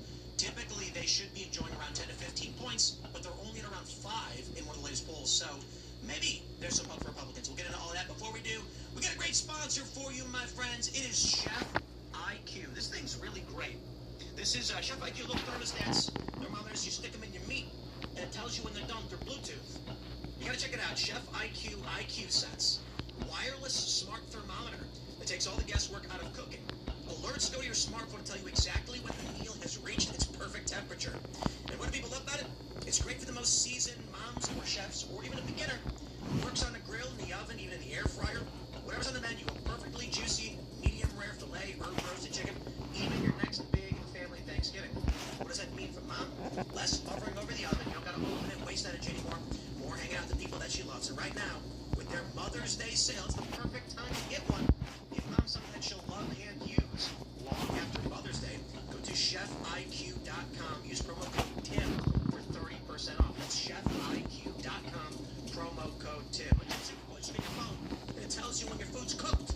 You ain't gotta get up anymore. Last Thanksgiving, we kept having to pop up with one of those green eggs. Those are really great. We kept having to pop it open and check the thermostat. Thermometer. Don't forget, my friends, to also check out timcast.com. Join us, become a member, support the work we're doing directly, and you can call in to the members-only after show after the show. Monday to Thursday at 10 p.m. You don't want to miss it. So, also, smash the like button, share the show, all that good stuff. Got a couple of great people joining us tonight. Let's start with you, Cliff. What's going on? Hey, everybody. Cliff Maloney here. Glad to be back, CEO of Citizens Alliance. Here with our next guest, we've got a book. Just came out, Run Right. Took a lot of our stuff from the 2024 campaign, all the candidate academies that we do. We knocked a lot of doors. Some great stories, but you can follow me at Maloney. Appreciate you guys having me. You, sir. Hey guys, Joshua Lysick here, the co-author with Cliff Maloney of this fantastic new book, Run Right. We're calling it the Right-Wing Organizer's Handbook. Such a book has not yet been written. We decided it was time, and we wanted to write this book with the co-author for 6 years now. In that time of lost change of book publishing, people are calling me the last ghostwriter. That's probably true. But for tonight, for now, I am his partner in crime on this fantastic book, Run Right. Is AI just taking it? Oh, 90. I did a piece for Business Insider and for The Observer on specifically this issue of AI. The output is good enough. You know, in business they say it's got to be good, it's got to be fast, it's got to be cheap, but pick two. But the issue with AI is it's actually all three. If you're only paying $20, $30, $40 a month, it's good. When the shooting happened over the weekend, I immediately went on X and started reading through all these tweets, and I'm like, I need to get something just succinct right now. So I Google it. There's a bunch of different stories. So I go on to Grok and I say, summarize what just happened with the news, and it gives me this breakdown, and I'm like, so I just go on to ChatGPT and I said, make an infographic about what happened, and it pops it up. There's no filler words. It's literally, shooter was apprehended, shooting took place this time, and I was like, wow, I'm going to post this. It was just in 30 seconds. I didn't have to read through a bunch of exposition. Often what we see with news articles is they'll say, like, Donald Trump, comma, who is the 45th and 40th. I don't need to read that. I just need to give me the bullet points. So now, I've been cranking out these infographics on news just in 2 seconds because it's honestly for me. But I think people probably would like it in news that way. It's crazy how fast AI is taking over all of this stuff. And here's the secret. It's way better than they're letting on. The technology is substantially more advanced, but they're trickling it out. So we'll talk more about that, I'm sure. You guys, thanks for hanging out. We got Ian hanging out, of course. We had a great conversation, Cliff and Josh, on the pre-show, the Discord members show. Timcast members on Discord come in and check it out. Hour before the show, we hang out. And that was awesome. So yeah, check that out. You go to timcast.com and sign up and check out our pre-shows. Tate Brown, dude. What is going on, Patriots? I'm happy to be here, and we got the great Carter on the buttons. Also happy to be here. Thank you all for coming. Let's get into it. Here's the news from CNN exclusive. Former FBI Director James Comey indicted over alleged threat against Trump. They say the charges approved by a grand jury in the Eastern District of North Carolina, where Comey alleged the photo, include making a threat against the president and transmitting a threat in interstate commerce. Comey responded to the indictment Tuesday in a video posted to his Substack account saying, I'm still innocent, I'm still not afraid, and I still believe in the independent federal judiciary, so let's go. The new case represents a reinvigorated effort to satisfy Trump demands to investigate his own foes, including Comey, who he sees as a key leader in the perceived effort to weaponize the justice system against him. It comes less than a month after the president dismissed Pam Bondi. I just got to say, with the SPLC indictment, I don't know if this is Todd Blanche just taking a sledgehammer to the system in a way Pam Bondi was not. But it certainly feels like he's coming out, swinging, for sure. There are questions about this, however. And, there's another story we'll get into in a bit. That is the FCC challenging ABC's broadcast licenses. And initially, my reaction to this and to the ABC thing is, do we really need to pull their broadcast license over a stupid joke? Comey said something dumb. Is this really warranting a criminal indictment? Well, here's the issue. To quote Hakeem Jeffries, maximum warfare. That is what they said. They tried putting Trump in prison on fake charges. And there's a very difficult question you all must ask yourselves, honestly. Will you do whatever it takes to stop people who are coming after you? So the issue is this. If they're willing to create fake rape charges, fake fraud charges, if they're willing to present fake trumped-up charges, 37 felonies, which never happened. I want to clarify this real quick on the falsification of business records. The allegation heard in court was that Trump never instructed his lawyer to falsify records. Cohen just assumed that's what Trump wanted, and that is the basis for Trump's criminal activity. If that is the basis for criminally charging Trump and convicting him, why would I defend any of these people? Yeah, absolutely. I mean, the Biden DOJ was bringing in Trump lawyers over, jaywalking charges. So, I mean, Blanche is off to an insane start. I mean, he's having a generational month here. Again, it kind of makes you ask, what was Bond even really up to? I mean, this is a question a lot of people had really across the entire conservative space was, Orrin McIntyre was making this point over and over again. It's hey, we need to see some high-profile arrests. It's great that some stuff's getting done behind the scenes, but you got to reward the base with these sorts of things, because these people, since the day Trump came down the escalator, it's been we're going to lock her up, et cetera, et cetera. Blanche comes out, boom, Comey charge, SPLC indictment. He's got a menu of charges for these Somali daycare fraudsters. We saw an associate of Fauci is now, the DOJ is breathing down his neck. So again, Blanche is just racking up some victories. And one, yeah, you're going back at Bonnie and like, what were you doing this whole time? But B, I think it's more to Blanche's credit. I think we finally got the right guy for the gig here. And I think also an issue that we're witnessing now, and I think Tim just made a great point on this, is the way to defend against the left is to use their own weaponry against them. There's a number of commentators who've made the fantastic point that, generally speaking, those who claim to be maximum empathizers, I'm an empath, I have empathy, what they're really doing is not empathizing. What they're doing is projecting. You're just like me, and therefore if you had done those things, then it would be for these reasons, because that's why I would do it. So every accusation then becomes a confession, and the reason that maximum lawfare in return works is atomic diplomacy, mutually assured destruction. That's what we saw with the Soviet versus U.S. Cold War conflict. Was the way to prevent World War III is you have nukes, we have more nukes, now what? And that keeps them in check. I don't even know if check is an option or issue. I think what we're looking at is just maximum warfare. Well, this is substantially less consequential than what they did to Trump. Even if he's convicted on this, what is it? A slap on the wrist? You made a naughty social media That's post? what I wonder, if it's more of a like a public, an op. They want to a shot across the bow. Bang the drums, yell Jim Comey's name, and then show everyone, hey, see, vote for me in the midterms, because right now the Iran thing's crushing their public support. And you saying high profile, that's exactly right. Like, they need something right now. And I don't think it's, people say for the base, I think the base, if the base is that strong and they're not seeing action, they might get a little frustrated. But this is for a lot of those people that I think jumped to support Trump and kind of came around, not necessarily that they were Democrat, but some of the Maha coalition, some of the people that the lawfare pissed them off. Blanche is just rocking and rolling right now. I mean, he is really coming out, showing that, yeah, you need to take action. And they're really, we're getting to a point where if we didn't have some of this action, it was going to get really bad with a lot of people kind of bleeding out. I think you might be right. The ethical dilemma I've got is sometimes it's like, whoever is heading your DOJ when you're in office, they're going to break the law. You're going to tell them to do stuff that's illegal. They're going to do it. Then when you're all out, next people come in, their DOJ is going to break the law, and you're going to tell them to do it, and they're going to do it, and then just let it happen, because the war is out there. The war's in other countries looking at us, and so to turn it on opposing parties concerns me. Well, I think it's a beltway knife fight. I mean, that's what you're seeing right now. These guys that have known each other for decades are now finally turning on each other because they realize, hey, our gigs are on the line right now. Like, guys are getting primaried. Look at the Democrats. They're primarying each other all the time. I wish you'd see more of that in the GOP, quite frankly. So these guys are realizing, now there's some heat on us. You got to turn on all your boys. And these guys chum it up in the halls of Congress. But then once they leave and they're on the stump, they got to use the harshest language they possibly can. So in addition to that, people are like, oh, well, this is red meat for the base. It's like, yeah, that's great, actually. Like, we're hungry. We would like some red meat, some protein, please. Like, we've been eating, slop for a while now. So, and there's been some great things the Trump administration is doing. But, outside of that, you're starting to look around the cabinet. And you're like, okay, guys, let's get the ball moving here. Because, again, like, Trump can only sign so many executive orders. Finally, we're seeing some consequential decisions here from the DOJ. I love to see it. So the question then is, will Ed Krasenstein be criminally indicted as well? Because following this, he posted 8647. I suppose the argument they might make is that his was obviously a commentary on what Comey had said. But we also have this post from Jack Posobiec in 2022 where he said 8646. The issue there, I would argue, people are going to say, is he was just responding to people saying 8647 in the past in Trump's first term.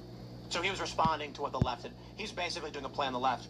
But the argument people are making is if you're going to go after Comey for this, you got to go after Poso and Krasenstein, everybody who's ever posted this. That's basically why I brought up the point of turning on each other is not really the way, because you're allowed to type 8646 on Twitter.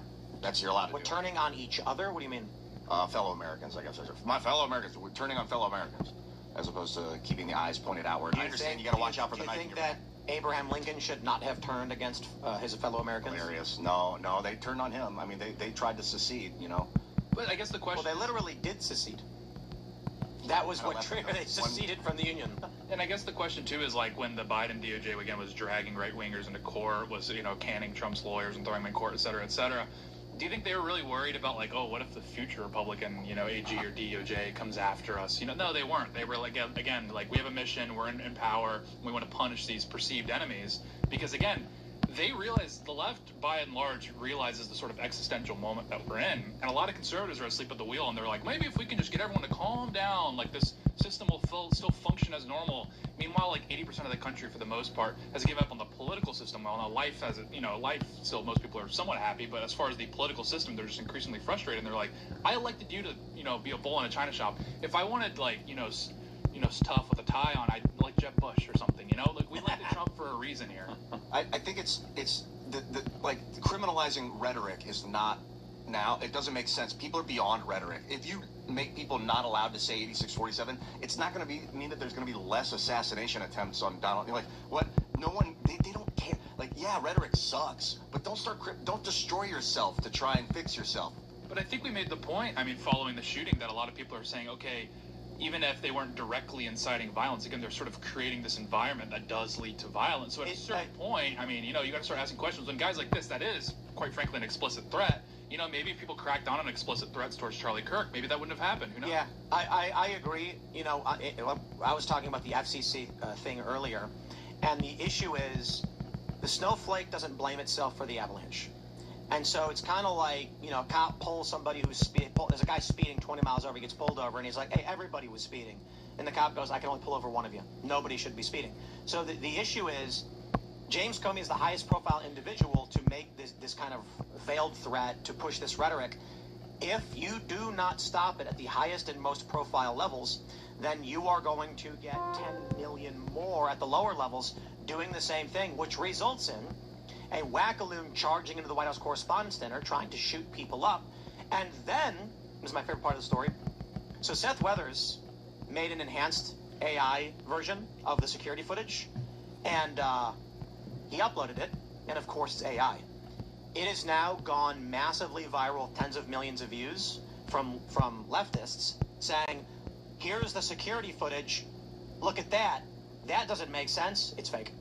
So what they're doing is they're taking AI videos and then acting like it was the official release. This is what happens when you have, it's like the inverse of broken windows. When you allow all of this just to run rampant, it becomes the worst possible form.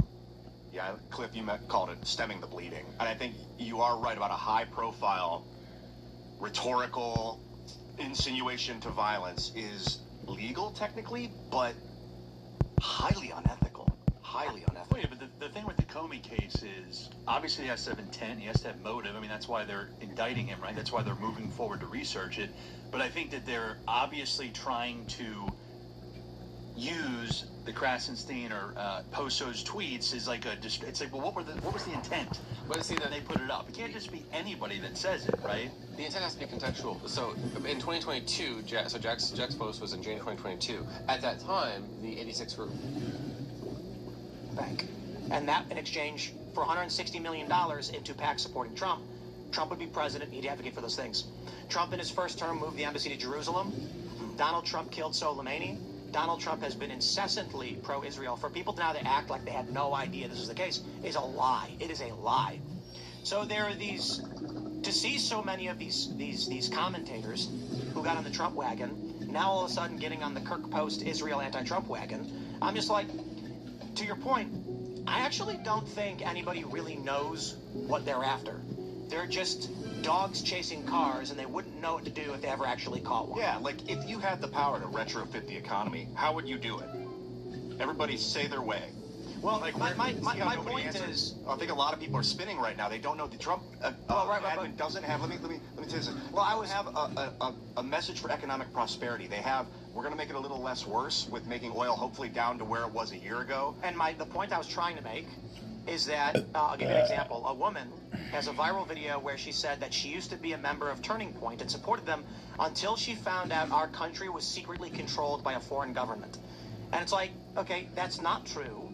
You don't now think that. You were just saying that because you're not going to get any social media attention or clicks otherwise. Yeah, it's a supply and demand problem. The same thing with the SPLC and racism and whatnot in America is you have to manufacture the content to then talk about it, fundraise off of it, or make money off of it. And while the supply of political or the demand for political content, controversial political content, tends to be lower in the off season, so then you need to supply. You're a product in search of a market. Well, so what ends up happening though is the left has been anti-Israel, anti-Trump. All of a sudden now, there were conservatives and moderates in this space who were pro-Trump and Israel ambivalent, maybe anti-foreign funding, for governments or whatever. Now they may as well be identical to the Young Turks. They hate Trump and they hate Israel, and they used to be Trump voters. Not everybody, but there's a fair amount. I mean, Tucker Carlson is a great example of somebody who basically sounds like Anna Kasparian. Seriously, he's saying exactly the things she says on Young Turks and Cenk Uygur, which is kind of surprising. Tucker may as well be the same. They're getting views from it. And their audience is now being pulled in that direction as they attach themselves to the audience of Jimmy Dore, Anna Kasparian, Cenk Uygur. I see why they're coalescing. I don't know. I don't watch their shows inherently, but that when the Americans attacked the Iranians, a month and a half ago or whatever, a month ago, I guess, it was at the discretion of the direction of the Israelis. They were like, the Israelis started a war that we then became at war because another country did it. Let me issue some caveats because you're half correct. Thank you. Marco Rubio said Israel told us they were going to go in, and if they did, we knew we would get attacks from Iran, so we decided we would go in with them. That is a fair point. That Israel decided to jump the gun, and the U.S. was basically like, okay, well then we're in this. That being said, if you take a look at the military operations leading up to what Israel planned to do, I think it's fairly obvious the U.S. was planning on going to Iran. The aircraft carriers were already en route, and we took Venezuela and surrounded Cuba. So it looked like, and we already knew this, the U.S. was gearing up for some kind of action in the Gulf. Yeah, and then Israel makes a move, and the U.S. says, okay, we're going in. Think of it as like a military action, unified military action, joint operation that the Israelis probably had some info, and they're like, we can't wait.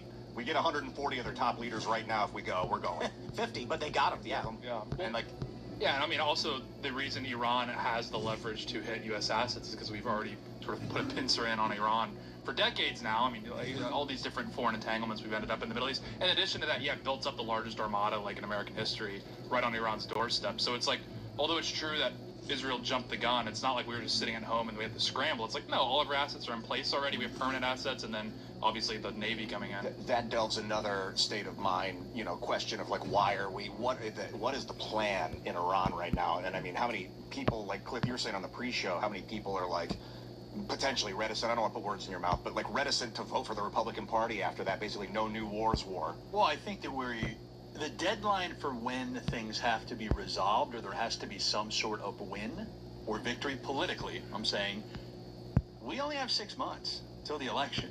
And everybody thinks it's like, oh, well, if we get things fixed by September, no. Yeah. You got to have it fixed by June so that the gas prices can come down and people can feel it coming into September and October. I don't know about June. Because people have short-term memories and short attention spans. It maybe would have been June a decade ago or 2 decades ago. I think at this point it's probably September. Yeah, but people are voting in September now. Yeah. That's a fair point, too. There's also the consideration of Trump's executive actions, and what one Trust the Planner said to me is that, have you ever asked yourself why Trump's not worried about the midterms? And as if to imply Trump's got a secret plan. My response, of course, is, yes, I have asked that question, and there's a few answers. He's really dumb. I typically don't think Trump is a really stupid guy. He's resigned himself, so he's taking tremendous action now, knowing he will be curtailed in the future. Or perhaps he has some kind of plan related to executive orders. I don't know. So it could be any one of these things. The Trust the Planners are like, Trump's got a secret plan right before the midterms. You're going to pull something off, and the executive order instructing the Postal Service not to deliver mail-in ballots is interesting, and it will create a speed bump. I don't know if it'll be a roadblock, but at least a speed bump, meaning there might be people at the post office who say, hey, man, I'm not getting involved in that. I don't want to get in trouble. Yeah. They'll come after me. The plan trusting when it comes to Iran's kind of crazy because it's like, what's the fake out here? We've executed on a 30, 40-year operation how to go to war with Iran. It's the most predictable war in America. It was just a matter of plan, not if. That's the trust the plan side. The blunder side is listen, I'm going to say a few things. I already mentioned Miriam Adelson. So Tucker Carlson and anyone else coming out and being like, I can't believe Trump supporting Israel is lying, because we all knew exactly what Trump meant. He hired John Bolton. He was pal with neocons the first time around, and we all knew it. He fired 59 Tomahawk missiles into Syria. He killed Soleimani. He moved the U.S. Embassy to Jerusalem. We knew exactly what Trump was about the whole time. So people coming out now being like, I can't believe it's happening, they are lying. As for the Iran war and where we're at, these people who are now all of a sudden shocked that we've been putting troops in the region, that Trump said we would never allow them to have nuclear weapons, that we made moves against Venezuela, this is fake. These people are not serious when they're saying these things. I think some of them maybe might have believed Trump at his word when he said, I won't get us into another war. Maybe. Which is like, duh, come on, are you gotta, serious? But still. That's only a technicality. Yeah. In that we all did argue that Trump was the anti-war candidate because he didn't start a new war in his first term, and he was the first president of my lifetime to do so. Yeah. But that being said, hiring John Bolton and taking money from Miriam Adelson, I'm not surprised that we're seeing this. I'm not happy about it, but I'm not going to pretend to be tormented by it. Right. My point is this. Right now you've got people, to your point about trust the plan. This is a 30, 40-year operation to go after Iran. It's deep state, largely. Yeah. Whether or not Trump is aligned with them or he's doing it his own way, I don't know. But there are people coming out now going, I don't even understand why we're doing it. What?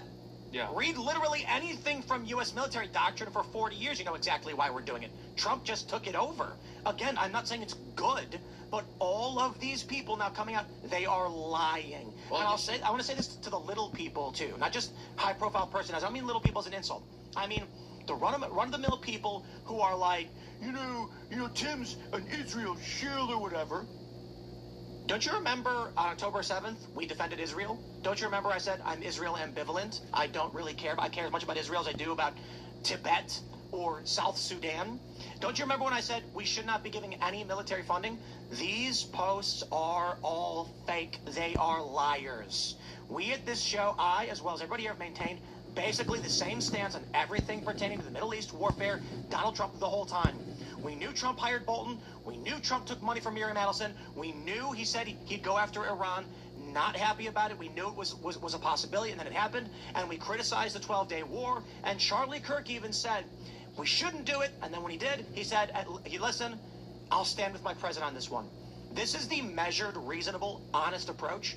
Now you have all of these commentators acting like all of a sudden they've been surprised by it. No, they are grifters and they are liars.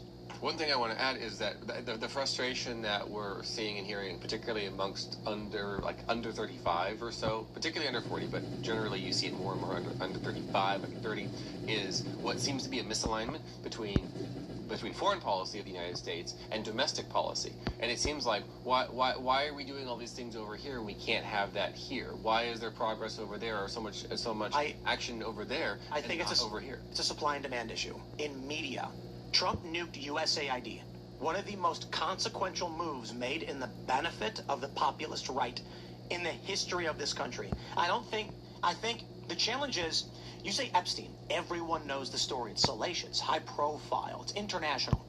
So they want a nuclear bomb on the Epstein stuff, and Trump did not deliver, and that's bad.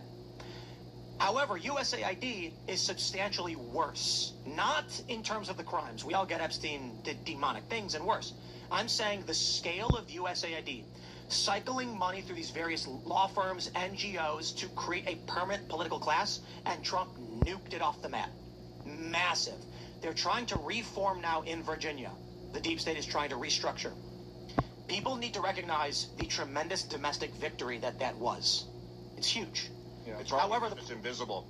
It's on a database. It's like numbers. It's not salacious. See something happen. Like we need to see new roads. Which is literally what I'm saying. It is a supply and demand issue in media. People don't understand USAID because it's hard to parse all of the networking and data points of the permanent political class. I think if you want to create a moral boost, you want to create a spectacle, like a public works or something. I wonder, because if we are going to expend so much effort and money, geopolitically to destroy and control, we really should be investing all those resources, or a lot of them, into the United States to make it like a spire, rather than try and seize what we need, build what's better, and let them buy it from us. Well, I'll say it again to Tate's point, where people are claiming there's no plan, despite this being like a 30, 40-year plan. It's fairly obvious what the effects are that's happening with the war in Iran. That is, the U.S. has now become a net exporter of oil for the first time since World War II, one of the largest oil exporters in the planet. China's been cut off. and East Asia is days away from being forced to drop their consumption to fuel minimum. This is like a major story right now. China, principally, in a few days will have to go into emergency distribution levels. So whatever you think Trump is doing or why he's doing it, by all means, again, you are allowed to say Trump's an idiot, you don't like him and the plan's bad, fine. I'm just saying, when you look at the results of Venezuela, Iran, and China, it certainly looks like something intentional is being done. Yeah, I think so. Here's my concern. 2028 comes along. We get J.D. Vance. I don't know who's going to be running. J.D. Vance, Gavin Newsom, you know, a couple of high-profile guys. Can the Republican Party win without a promising, positive message for the future about some new technology, like a real, tangible change in people's lives? I don't know if it can. If it's just back and forth, I don't see any other way than techno-communism on the horizon. It's kind of the problem with political movements. I agree. You have a 14, 16-year cap, and we just saw this with Orban. It's about 14, 16 years. That's when a new sort of slate of voters come in. They don't really remember what times were like before. Let's say Orban, for example. So they see what he's delivering. They start to see the corruption set in. They start to see these different things where you can kind of pick it apart and say, okay, let's get something new in. That could happen with MAGA. We go into 2020, and I'm not saying this will happen. I'm just sort of saying this as a warning, is that as someone that, you know, believes in the viability of MAGA, going into 2028, all right, now the composition of voters is vastly different than 2016. A lot of those people don't remember what things were like before then, and they might just start to say, I don't know what this whole MAGA thing, there's some problems here, and they start nitpicking. And to your point, you're making a good point, is that there's kind of this tendency in the conservative commentary, especially, to like over-intellectualize how voters think. Like they have these deep motives. Like with Trump, we did this with Trump, where they're like, it was about like these different populist things going on, and like it was really like pocketbook stuff, especially with Biden. The reason Biden got hammered for the most part is because oil was like through the roof, gas was through the roof, especially. Same thing happens going into the midterms, is that, again, if people are feeling the pinch economically, that's going to be the primary reason when people don't show up or why they vote for the Democrats. Now, we do have a golden parachute with Iran. I mean, we saw today, I don't know if we're going to talk about it, the UAE just bailed on OPEC. Oh, I mean, again, this is, I'm sorry, if you don't like Trump, this is the U.S. system breaking an energy cartel and taking over. And one potential hypothesis is that the liberal economic order, or the New World Order that H.W. Bush called it, was adhering to OPEC and creating this global standard, and Trump just smashed it with a sledgehammer and has put the U.S. on top. Yeah, well, I mean, so you have the UAE bailing. The Saudis have been griping for longer than the Emiratis have, so the Saudis will be out any minute now. Venezuela is, you know, dethroned for the most part, or, you know, they're incapacitated. So oil is about to be dirt cheap. If we can again take the off ramp here in Iran, that's a massive dub. Going into the midterms, production will be back up. Oil will be dirt cheap. In addition to that, I mean, I don't know specifically, but, you know, there's an interesting comment. I don't know if we talked about it on the show or not, around the WEF, was Mark Carney, the Prime Minister of Canada, came out. This is a guy that's like a total New World Order apparatchik, as far as like, this is a guy that really believes in the way the system works. He's an internationalist, right? He worked in England for years, et cetera, et cetera. He came out and very somberly said, the world order as we knew it, the Western-aligned American-led world order is dead. It's effectively every man for himself. And I think that was like kind of one of those underrated comments made this year, because that's actually really incisive. Grant, he's mourning the death of it, but for us, that just shows that Trump has single-handedly completely upended the 21st century consensus. That's what people elected him for. So all these people like chest beat all day and post Crusader edits, and they're like, we need to burn everything down. And then as soon as Trump starts to do that, everyone's like, all of a sudden has a problem with it. And it starts sounding like Mark Carney. It's like, I agree. I mean, I have a lot of criticisms of the Iran war. Most of it is for separate reasons. On the economic front, we've seen a complete rewiring of the way the world works. Can somebody that knows a lot explain what OPEC is briefly, and then why it's a powerful international oil UAE left OPEC? It's effectively all the oil producers that are not Western nations decided they would be able to put leverage on the West if they joined forces. And what they do is they cap oil production quotas to artificially keep the price high. Or the Saudis famously would start mass producing oil to damage prices. The Landman has a really good speech in it. The show's fantastic, where I think it's Billy Bobby explains, you want the price of oil. I don't know if you guys have seen this. He's like, $70, $80 a barrel seems to be the right price point, where we can produce it at a profit, but the American people can buy gas and not be constrained. When the price gets too high, then sure, well, we can make a profit off of that, but no one can actually pay for it, so it constrains the system. If we can't, he's like the profit margins might stay the same. That's the problem with OPEC being able to tell the United States, screw you, we're going to dump and pump, or we're going to put a hold on. So Trump just nuked that whole system. Yeah. So what we have here is this is what I believe, is that we don't have a plan problem, in my opinion. We have a persuasion issue where whether it's with Doge and USAID or any of these foreign policy victories or the sort of the explanation required, it's not exactly been, at least not to my knowledge, it's not been compacted into a text-free meme that captures the sentiment that then motivates under 30s to say, I'm voting for Republicans. Yeah. Well, I think the challenge is social media right now. The Erica Kirk stuff is a really great example of what appears to be an op. The RPM on Erica Kirk content is as high as finance, which makes literally no sense as to why the algorithm would do that or why people would. The alternative theory is that someone is intentionally putting millions of dollars behind the search term Erica Kirk, which makes no sense. So, I think I knew it. It makes sense. What's the number one podcast genre of all them all? What's number one? Number one listen. Rogan. One. I don't know. True crime by women. Indeed. I think my hypothesis is that the Erica Kirk thing is content that's filling a niche of like this true crime hyper drama that is largely listened to by women. That's true, but that doesn't explain why advertising dollars are placed against her name. It doesn't. If that were the case, I think then the ad rates should be low because of high volume. So when you have these shows that talk about Erica Kirk getting tons and tons of views, that means competition against that term is high, and that means everyone's bids go. Or actually, it can go either way. But if you have a massive volume of content, then the competition is low. Meaning, if I want to advertise on Erica Kirk, I've got 75 different podcasts to choose from, so I don't got to pay a high rate. Finance is expensive because financial advisors are scarce. There's very few high-profile financial shows. That means if a bank or wealth management company wants to advertise, not only is their customer base small because very few people need those services, but their choices in podcasts is small as well. So you'll get, say,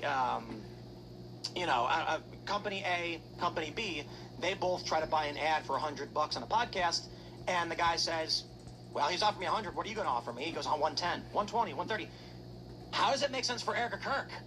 What advertisers are being like, I will pay $100 per 1,000 for Erica Kirk-related shows?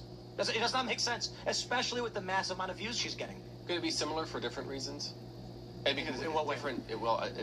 If we could consider the demographic of finance content versus Erica Kirk content, who's actually watching it? Who's the 25% viewer, 50% viewer, 75% viewer? Right. The issue with financial content, the ads are expensive because customers are going to spend a lot of money. So if you're a wealth manager, for instance, a client for wealth management generates a lot of money for that firm, whereas, selling a cheeseburger is going to be minimal margins. So then, of course, the ads are worth a lot more, and the inventory is a lot less. The incongruity with Erica Kirk is that there's massive viewership on a term that doesn't sell a product. Erica Kirk, as a search term, does not sell products. So I will just say this. This is the internal reporting and inside baseball conversations I've had with other people who produce content, explaining how videos they've done referencing Erica Kirk generate more money in a critical sense than content in other areas, which does not make sense in my experience. It would imply that someone is intentionally going on Google Ads and saying, I'm going to spend $10 million on things related to Erica Kirk, which I don't get. The other argument, however, is that advertisers are not doing it, and that YouTube has intentionally weighted their algorithm to shift ad dollars in that direction. There is a non-conspiratorial argument that content related to Erica Kirk is just, to your point about true crime, it has a higher retention rate and sells more lipstick. And maybe YouTube unintentionally is like, if we're getting more click-through and we're selling more ads and they're competing like crazy. But I got to be honest, that's not the simple solution. The simple solution would be high-volume content has cheap ads, not high-volume content has high-volume ads. That does not make any sense. Yeah. Unless it's an op. Well, perhaps. Women are drawn to it. But let's think about this with our conspiracy hats on, our tinfoil caps, or Alex Jones caps. Did you say our tinfoil? Tinfoil. Tim. Oh, Tim. I think you did say tinfoil. New product. Oh, I remember it. Speaking about Erica Kirk and selling Charlie Kirk is killed.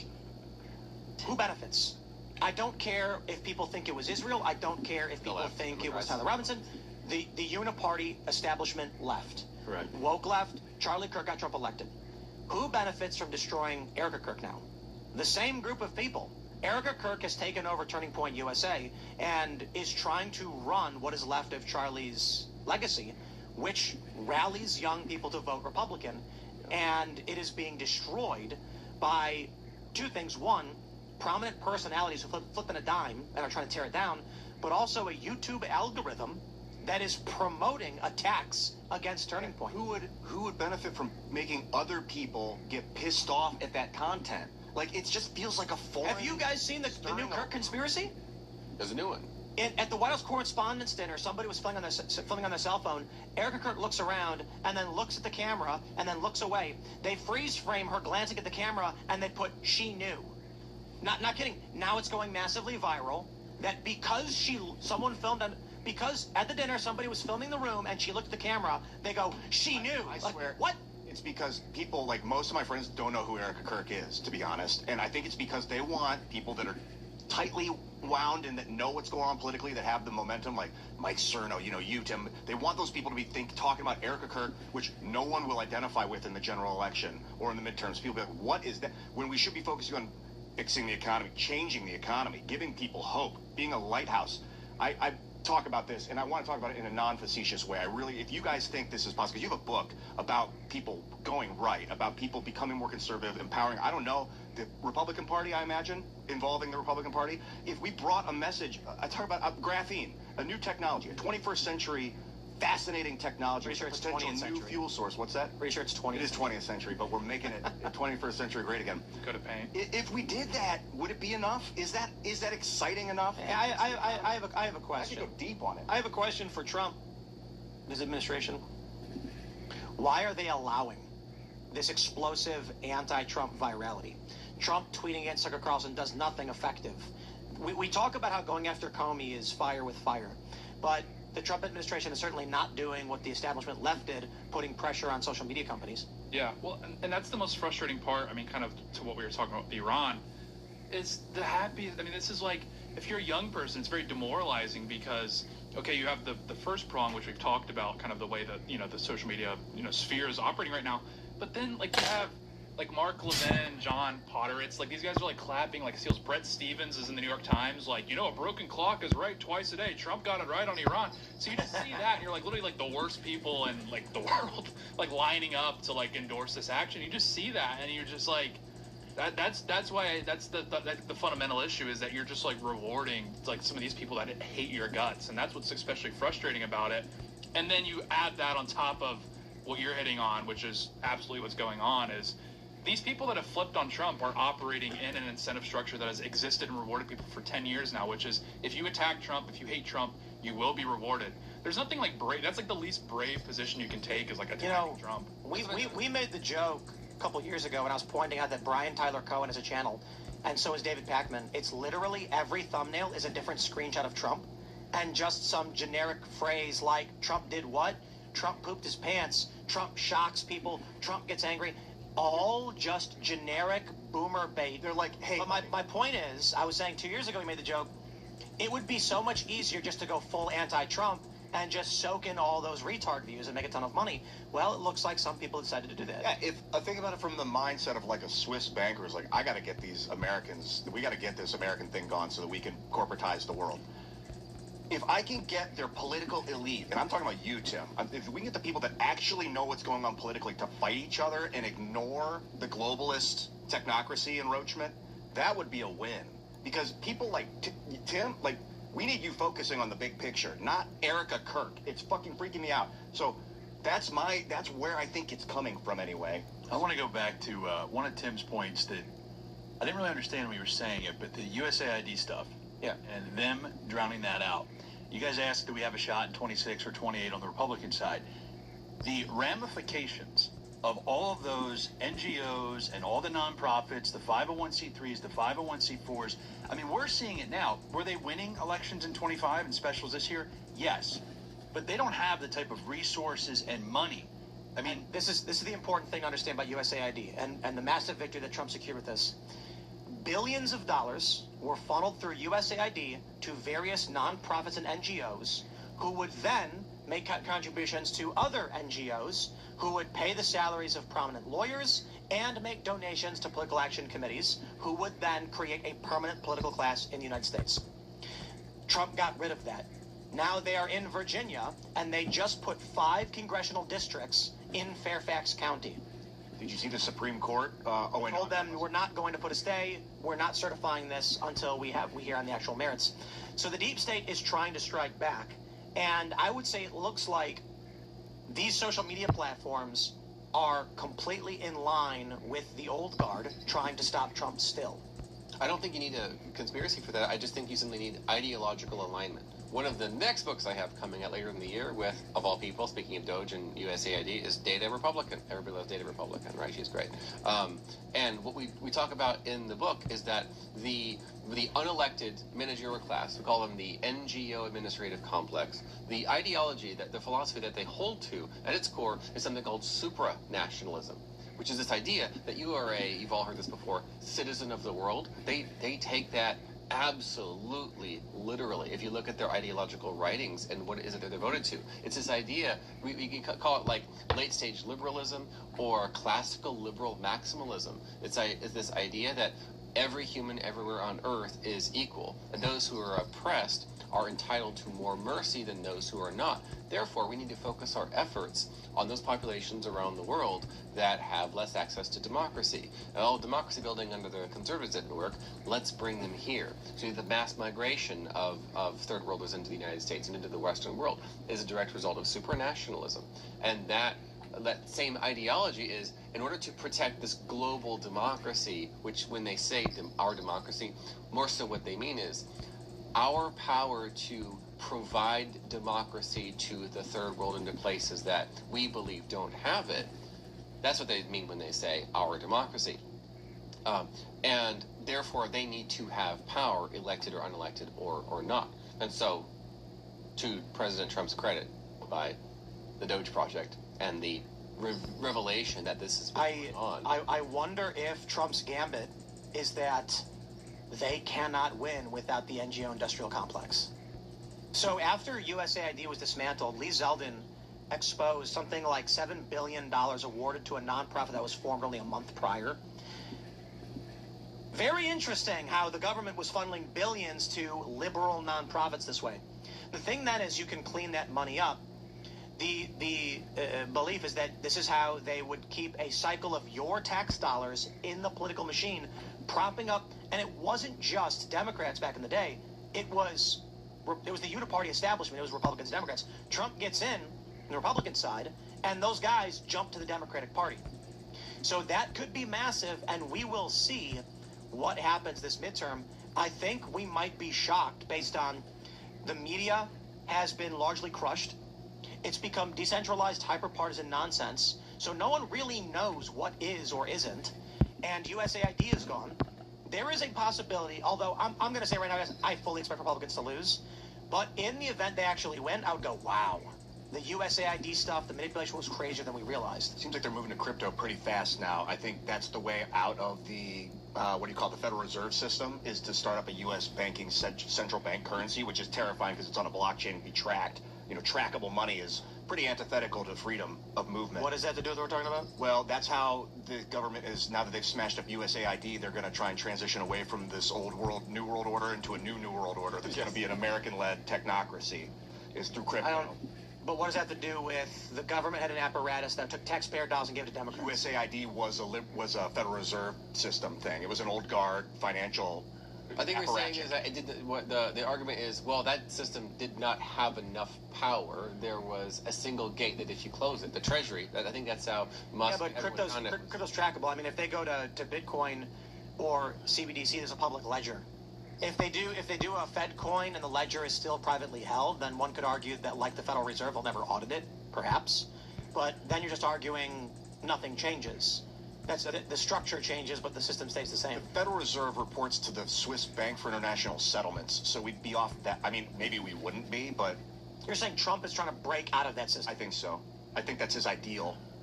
But he might be in their pocket. That's why... Didn't he just recently say crypto is the future and he's going to protect it? That would be interesting. If he breaks the liberal economic order, SWIFT payment system, all that stuff, by switching to a decentralized crypto network. Yeah, they wanted Ripple to be the global currency, I think, but it looks like it's going to be Well, we don't know yet. Well, It'd be the US Bitcoin's always going to be the gold. Yes, this is why I do hold out a little bit of hope for the midterms, is because of what you just said. I mean, we're talking, you said $7 billion just for that one organization, right? This is hundreds of billions of dollars. We used to have, the Democrats would always have these ballot chasers and door knockers, and they would never go home. Like, they would never not be in the field. And we know, we run these programs, we know what it costs to keep 30 people in a congressional district for 2 months is extremely expensive. Now they're there for 24 months. Like, they don't even leave when the election's over. So I am excited to see how much does it deplete them. And that's what, you know, like I said, I have a little bit of a glimmer of hope that maybe they hold on in the midterm. I really want to talk about your guys' book if you guys are into it. I'd love to just ask you, what is it? Like, what's in it? What is the impetus of this thing? Yes, so this is 18 steps to go from basically rage posting on Twitter to making your values the law. No, I don't want to do that. I want to rage post on Twitter. I don't want solutions. I want to be angry. I want to do both. Let's go. How do we do it? What's the plan? Yes, 18 steps. So the quick rundown on the process of writing. This is how it is typically with my co-authors on these projects. Is there's some sort of this initial source of the data. So of course Cliff has been teaching this stuff. We're doing workshops for years. So he's got the slideshows, he's got the notes, he's got time on the phone with me.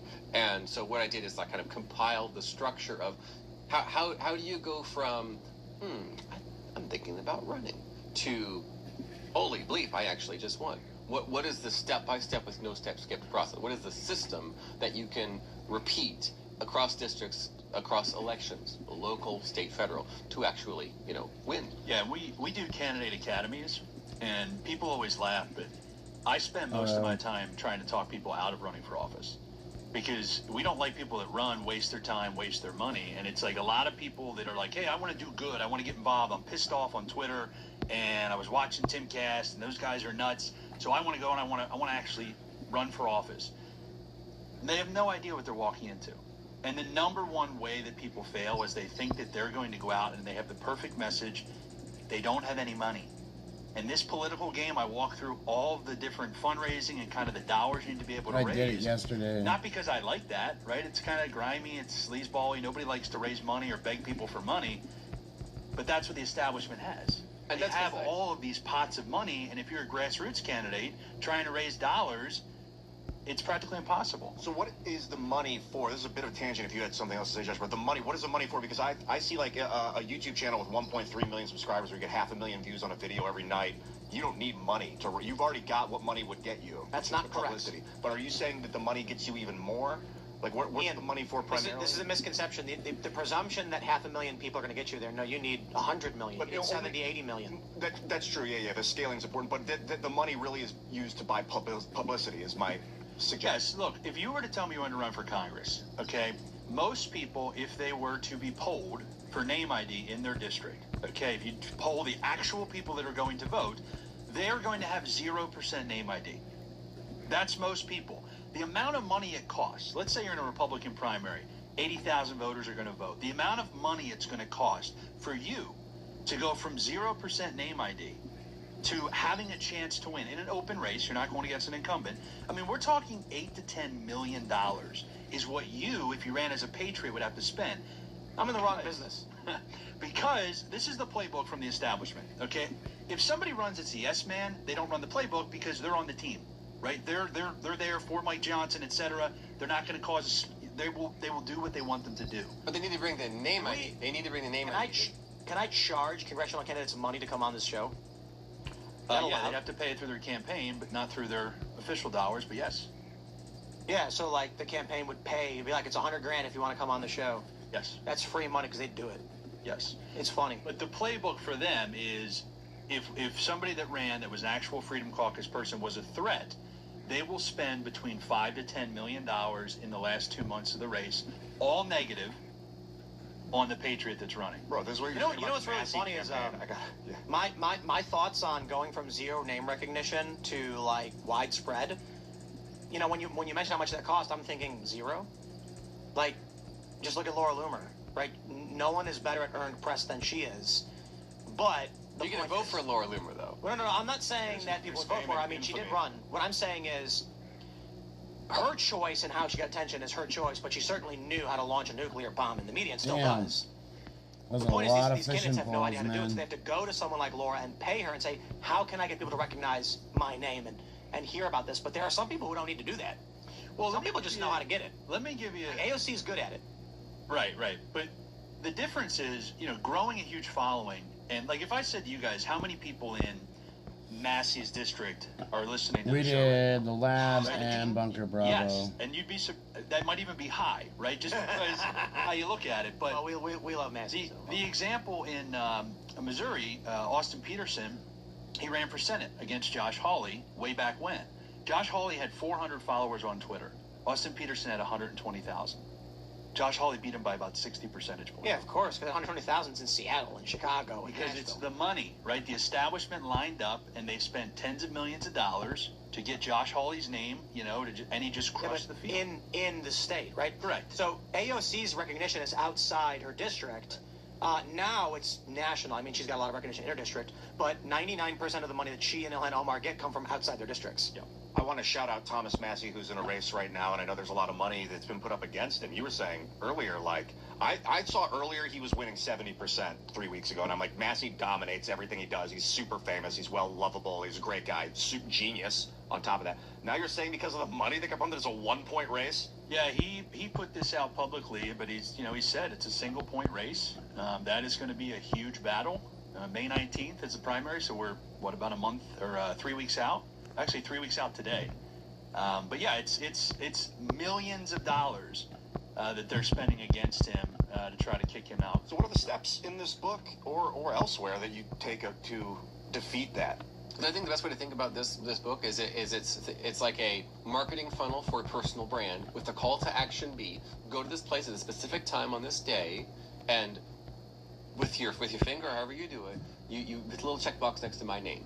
So that if it's marketing, if it's sales, if it's PR, if it's whatever, that's actually what to do. How do you go from don't know who you are to you're actually on the ballot? You have a product to sell. People feel good about the product because it's an identity-based choice. So some of the early stages are actually about creating a persuasive message so that when people see your name on that ballot or they hear your name, they think, oh yeah, he's the guy or he's the gal who... These are these 3 issues that I think about in the constellation with their word cloud. Imagine a word cloud. I think of the person's name. The word cloud of words around the person's name. Oh, that's me. That's what I believe in, stand for, and value, and want in my county, country, city, state, etc. I would say the biggest thing we're trying to do is stop wasting time. There are so many candidates that just spend all this time. They're looking at every single comment online, right? And they're responding because they think, oh, everybody's seeing this. And it's like, no, there's 3 people that saw that. None of them are voting for you because they're friends with the opponent. So this is like 10 years of just doing campaigns, take the lessons that I've learned and just trying to give it to people that are, of the same ideological ilk to win. You ever hear that saying, there's no such thing as bad press? Yeah. That's not true at all. I know. And I think you guys... know what the call to action is. If you're Laura Loomer... There is absolutely such thing as bad press. And for the sake of the families listening, I will keep this... I will just say... actually, I should say that for the after show, but I'll say... I would say it in a more crude way, but... Have relations with a pig in Times Square and tell me how the press did for you. You telling me what to do again? Well... Yeah. When there's such thing as bad press, that is not true. If... That pig got it. Who was it who said yeehaw or whatever and his career ended?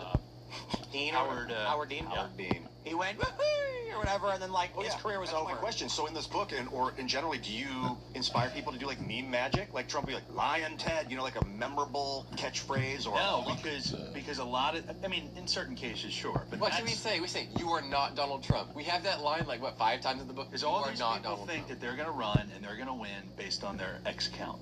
And it's like they're not understanding that in a Republican primary, still one of the most, obviously knocking doors is the most or the best ROI, but direct mail, like all of us here, direct mail to us is a joke, right? The average voter in a lot of these GOP primaries is 80 years old. Yeah, we're screwed. Think about that. Because they're at what's called the mortality shelf. So you can't count on those people for 2028. That's why I wrote the book with Rich Barris about this exactly. Yeah. When the boomers are gone, different book. Fuentes 2032 is what you're saying, right? Yeah, when the Well, we talk about a lot of that in the book. And basically, like you talked about earlier about creating some sort of an on-ramp to ascendant in your life and your career for Americans specifically. We actually have a whole chapter, no, like 3 Did you chapters guys, just that in the book. Nick addressed taking an abrupt vacation to Italy at the exact same time that Candace Owens did. It was actually really funny. He was like, how is it possible that when I decide to go to Rome, Candace Owens abruptly announces a last-minute vacation to Rome at the same time, and no one is going to believe me? I thought that was really funny, because no, Nick, I don't believe you. Like, there's no way that's a coincidence.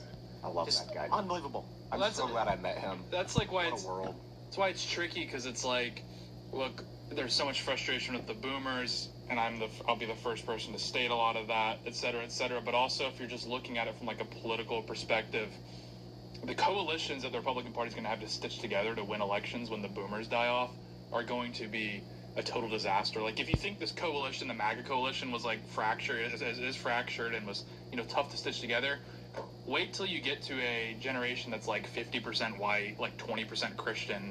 It's going to be a complete disaster. Even right now, I think, have you guys been tracking this in polling trends and midterms? The boomers are dying rapidly right now. So boomers are at life expectancy. Where we are right now is under what they call the mortality shelf. When a generation reaches 79, or it's when they reach life expectancy, so if it goes up or down. But 79 is life expectancy on average for an American, and boomers are now a little bit older than that. So I think actually Trump is the oldest boomer. So they are literally hitting right now what's called the mortality shelf. We are expected to see something like more than half, maybe 60% of boomers will die off in the next 5 years, 10 years. So what appeals to the It's going to completely reshape the electorate. People don't understand. I want to mention this too. People think that when you sway people left and right, we're talking about, Republicans are doing better. They think this is largely a product of some guy sitting in his living I've room seen was people like, do like am I a Democrat or X's and Republican? stuff. Well, I saw a commercial. I think I'll vote Republican. And while that is something that matters, for the most part, it is the generational values, is what the person had as a child. The question people need to be asking if they want to win 2032 is, what does a 15-year-old right now think politically? And I don't mean, do they like Trump or not? I'm saying, what is their moral worldview? Are they racists? Well, then you have a big racist voting bloc. Are they incels? Are they anti-feminist, pro-feminist? They are going to, in 10 years, not even 10, they're going to be voting in 3 years, but they're going to have an impact in 10. So these elections that are coming up, 2032, children, so, I mean, we're looking at 6 years from now, a 12-year-old today will vote in that election. What do those... Listening right now. What is the moral framework right now that 12-year-olds have? I will argue this. Conservatives have substantially more children than liberals do. However, they are bringing in substantially more illegal immigrants and non-Americans. So it may very well just be that in 6 years, you are going to have Nick Fuentes versus AOC. I think what the Democratic Party realized sometime around the victory of Barack Obama as a lesson from 2008 victory was his coalition of supporters was primarily ethnic. And that if we promise these various ethnic and other interest groups the thing that they want, then it's relatively easy to get them. And so I believe that's why the importation of voters, you're creating the birthright citizenship, you basically create something like a loyal coalition based on ethnicity or tribe or some sort of interest group, whereas Republicans have appealed to nostalgia. Go to any county or city GOP group, 90% of all the people who show up are boomers. Yep. At least 2/3 of them are women, female boomers. And the remaining 10% are like guys under 25. I want to give it to Gabe Gitterini, for example. He's with Turning Point. He's been doing a lot of stuff in Ohio. He lives in my town. Follow Gabe Gitterini. I believe he is something like the closest spokesperson to Generation Z men, specifically white men in America, that we have. He has a sense of where we're coming. I think there is going to be a massive white identitarian movement in the United States that is mainstream in the next maybe 5 to 10 years. I would agree, except it seems astroturfed. The more that these things are coming out with USAID, I think that whole racist thing was kind of like intentionally. Tate, what say you? Do you agree with me? There's a variety of factors. I think that there's two problems with that emerging. A lot of people that I know are banking on that happening. But there's two problems. Is that one, settler colonies typically have a tougher time sort of building a movement like that. Like, these are actually you can find these in Europe, like throughout the continent, are like sort of identitarian movements. The problem in the United States is twofold. One, you still have like more recent like Ellis Islanders that identify with their like core group. Like, I'm Italian, I'm Irish. It's going to take a lot to like make those people just identify as like broadly white. Those divisions still exist. And two, if you look at other settler colonies who are further down the road, so to speak, like South Africa, yes, there are like white identitarians there, but the vast majority of white South Africans are still like committed to the idea of post-racialism, and they're like 50 years ahead of us. I got to push back on that, because the issue with South Africa is that by the time apartheid ended, it was 8% white, 92% It was like non-white. 20% when apartheid ended, and even then they were still like living in places that all they could see around them was white people. But what I'm saying by that is, again, as the white share decreases, that doesn't guarantee that like white people will all of a sudden start to like, you know, I didn't say that all white people were going to come together and say we're white people. I said there's going to be a large white identitarian movement. It could be. It's just I don't know if like them again. I don't know if the white share of the population means that people will start to like petition for their ethnic group's interests necessarily, because there's something intrinsic to white people where they just don't really do that. I mean, you see this all across the West. Now again, that's what I mean. We're both wrong. It could change. Okay, I think I'm done for the day. We got almost 5.5 hours in, so did pretty well. Oh, I thought this fucker was on. So, yeah. I'll see you guys tomorrow. I gotta do therapy in the morning, and I might play, possibly. So, thanks for watching, everybody. Thanks for all the follows. If you're new here, hit follow, hit subscribe, hit like, you know, write a comment or something. Be cool. So, but I'm gonna go and get ready for bed and shit. So, I'll see you guys tomorrow. Have a good night.